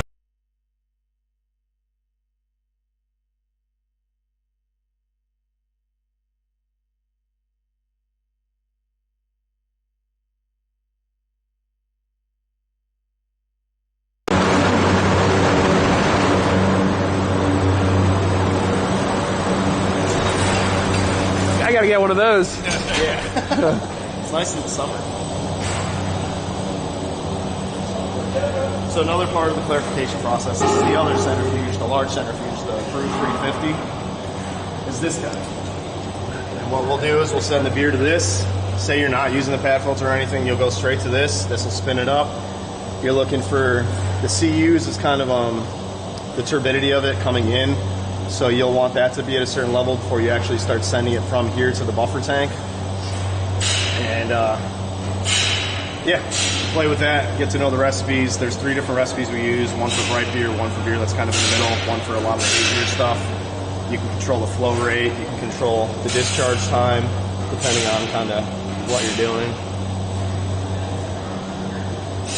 You can play with all sorts of, there's so much stuff on here we don't even know how to use or what it even does. So we're all learning, so that's pretty cool. Works well. When it doesn't, it's a nightmare. From there, it'll go to a buffer tank upstairs, which is kind of an intermediary holding vessel, and then make its way to the pasteurizer and the Carboset. It'll go through the Carboset, you'll hit your carb numbers, and then it'll go through this flash pasteurizer, which heats it up to a certain PU, pasteurization unit. I think we're doing around 20 right now. And that makes sure it kills any microorganisms, bacteria, fungus, anything like that, as it makes its way to its kind of final destination. Oh, wow, look at this. Yeah, it's pretty involved. It's a lot of pipe work, a lot of... So these are like actual carbs, like the carbs that you get from like drinking the beer? Yeah. This forces CO2 in line into the beer. You set the carb level. So say the beer in the tank is coming out at like 2.1. 2.5 to 2.7 is the typical range where we want it. So if it's at 2.1, you want to actually set this a little bit higher. So we'll put it at like 2.85 and just slowly bring it down as we get to the correct level in the bright tank. The whole time we're doing this process, we're taking readings every half an hour to see where the carb is at, make sure the DO is a big thing in brewing. It's dissolved oxygen. If you have oxygen in your beer, that's how it's a spoiler, it gets oxidized. And you want to keep that as low as possible. Keep the threshold below 50 ppm here. I believe it's ppm, maybe even parts per million. I think it's parts per million. and that keeps us in a safe range. It can spike. You could have the smallest little leak in one of these tri-clamps or gaskets, and then a little bit of air in there, and just send it right through the roof, and you'll have to kind of troubleshoot and figure out why that's happening and get it down. There's ways to fix it, but it's best to just try and get it, right the first time, essentially. From there, it'll make its way into a bright tank. Got Andrew and Chuck working on the We have 4 bright tanks, bright tank 2, 3, 4, and 5. We did have a bright tank 1, but he no longer exists. And those will essentially store the beer until it's ready to be packaged. From there, you can keg it, can it. We don't have a bottling line, but you can bottle it, depending on how you pull it out of the bottom. Right now, he's kegging, so we can, if you want, we can take a walk around and kind of see how it's working.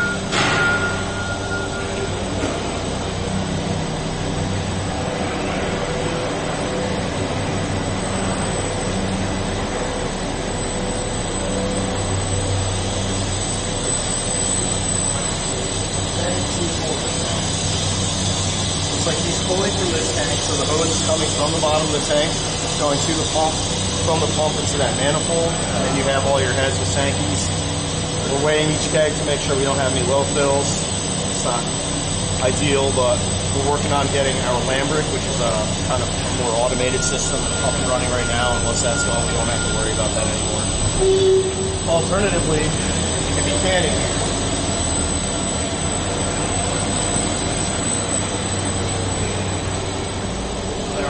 Can line, I'll kind of walk you through this. It's something I'm starting to learn right now. So I am not the most knowledgeable. I'm doing my best. Whoa, look at that. Yeah. You have your decal over here, so you got your cans on a pallet. Oh. The decal will send one layer of cans onto that conveyor. From that conveyor, it'll make its way down this belt. From this belt, it'll go into this guy, which is called the filler. The filler has 16 heads. It'll fill them all pretty quickly.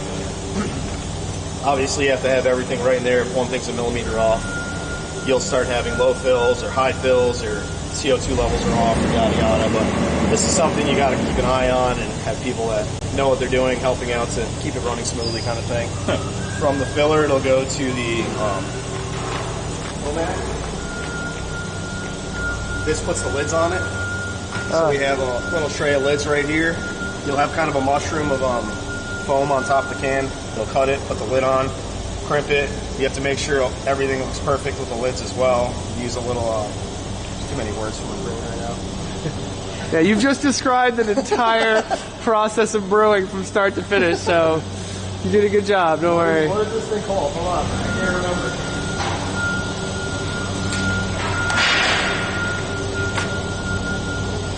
These things. Caliper? Countersink gauge, and yes, a caliper. Yeah. So yeah, you'll look at your, essentially like your height, your thickness, and your countersink is that kind of dip in the can. All those have to be within a certain range. If anything's out of range, you have to elevate it to somebody, and you got to figure out what's wrong and how we can fix it. So as it makes its way down this, it'll go from that. Seamer, that's what that's called, Comac. The can warmer heats it up, gets all the liquid off of it for the most part. Heats up the beer so that it can make its way through the dryer and the ink will get on there right. And then it'll keep going and make its way into either cases or 4-packs with their plastic lids. I might tell my brain starting to stop putting out. What do we call those things again? Cans of beer? Yeah. No, the 4-pack thing. Yeah, pack tech. That's what it's called. So we have a pack tech. Thank you, Remy. And that'll essentially put the plastic 4-pack holders on there. The sleever is what they're working on right now. So we have a sleever set up for 6-packs, 12-packs, 24-packs, and 15-packs. Oh. And today we're working on trying to do 4-packs. So our buddy Alex over here is trying to program the sleevers to actually work with 4-pack sleeves. As we make our way into doing some Golden Monkey 4-packs over here. What's up, guys? It's Alex and Trey. And then, yeah, depending on how you package it, it makes its way down here, fills up some pallets. If they're cans, we can store them warm. We don't have to put them in the cooler. Tanks need to go in the cooler. That's pretty much it, start to finish. Wow, thank you for the tour. That was awesome. Absolutely, no problem. Really cool. Yeah, you have a bunch of guys like The recipes are much more complicated than I realized. Like not just the process itself, but just the this heat for this long. Oh yeah, the brewing recipes. Yeah, you can do a lot with that. Every time you brew, you look at things and you kind of see where you ended up after the fact, and then you make minor adjustments. You can change a rest from 15 minutes to 10 minutes, and it'll actually change your like RDF, your real degree of fermentation, and play with your alcohol percentage finishing. And there's a lot of different little things you can do. It's definitely fun writing recipes. He likes writing them. I like writing them. It's a lot of fun. But brewing nonstop can beats you up a little bit too. Carrying bags of sugar up and down those stairs and whatnot. It's not everybody wants to be a brewer until they become a brewer. It's sad. But yeah, you guys have any questions at all? I mean, my mind is blown. I don't even know where to start. I mean, it's so complicated. I don't think I can really ask a question. That was really eye-opening, though. I've always wanted to. I grew up in Downtown, so I always wanted to see this. Nice. Thank you. Yeah, people think it's just, make beer in a pot. Yeah, that's sort of what I thought, too. There's a little more that goes into it, for sure. It's really complicated. Wow. So many things are constantly just going wrong and breaking. You have to kind of troubleshoot them, and it's all part of the game, Cleaning a lot, too, is 90% of the job, and as you can see, it's a lot to clean. Yeah, it's a lot to keep up with. We do our best for the crew we have. So. Yeah, awesome. Thank you. Man. No, it's awesome. Thank you so much. Absolutely, guys. We'll walk you back up to the normal world. All right, so that's it. Thank you guys for watching. These guys have a live link here. And by the way, it was pretty challenging because we were in like metal boxes. Were you thinking about that at all? I was thinking about it. That's why I kept checking the bit rate, but it did pretty good. So oh, good. A few tips. I know. I didn't even think about that before. I didn't either. We were in like a giant metal thing surrounded by. Well, it's got these cellular connections on here, but. You never want to be in a giant metal box when you're trying to. Reception's not going to be the best. Yeah, the first week I worked here, I got lost like every 5 minutes. I don't know where I am. Did somebody come outside and find me? But yeah, it gets fun. You'll be doing brewing and then have something you're cleaning down here, so you're running up there and then running back here, running back there. And wow. I think if you learn this system and how to do it, you can pretty much do it anywhere. Wow. It doesn't get much more complex than this. All right, man. Thanks a lot. Absolutely, guys. I appreciate it. No problem. That was awesome. Thanks so much. Absolutely, guys. Thanks a lot. Thanks a lot. I'll walk you guys down. All right. That's it. So you guys can feel free to cut the stream. That's the end of the StreamGeeks Summit. Thank you guys for watching. Hopefully that was fun. And I think the live you solo did well. I know. I think it did really well. I mean, you really can't do too much more than that, So I'm gonna keep this over here though, because I don't want to get anybody on the streaming. So we're gonna cut it. Hey Joe, just finished the live stream. Did you do some of it in here?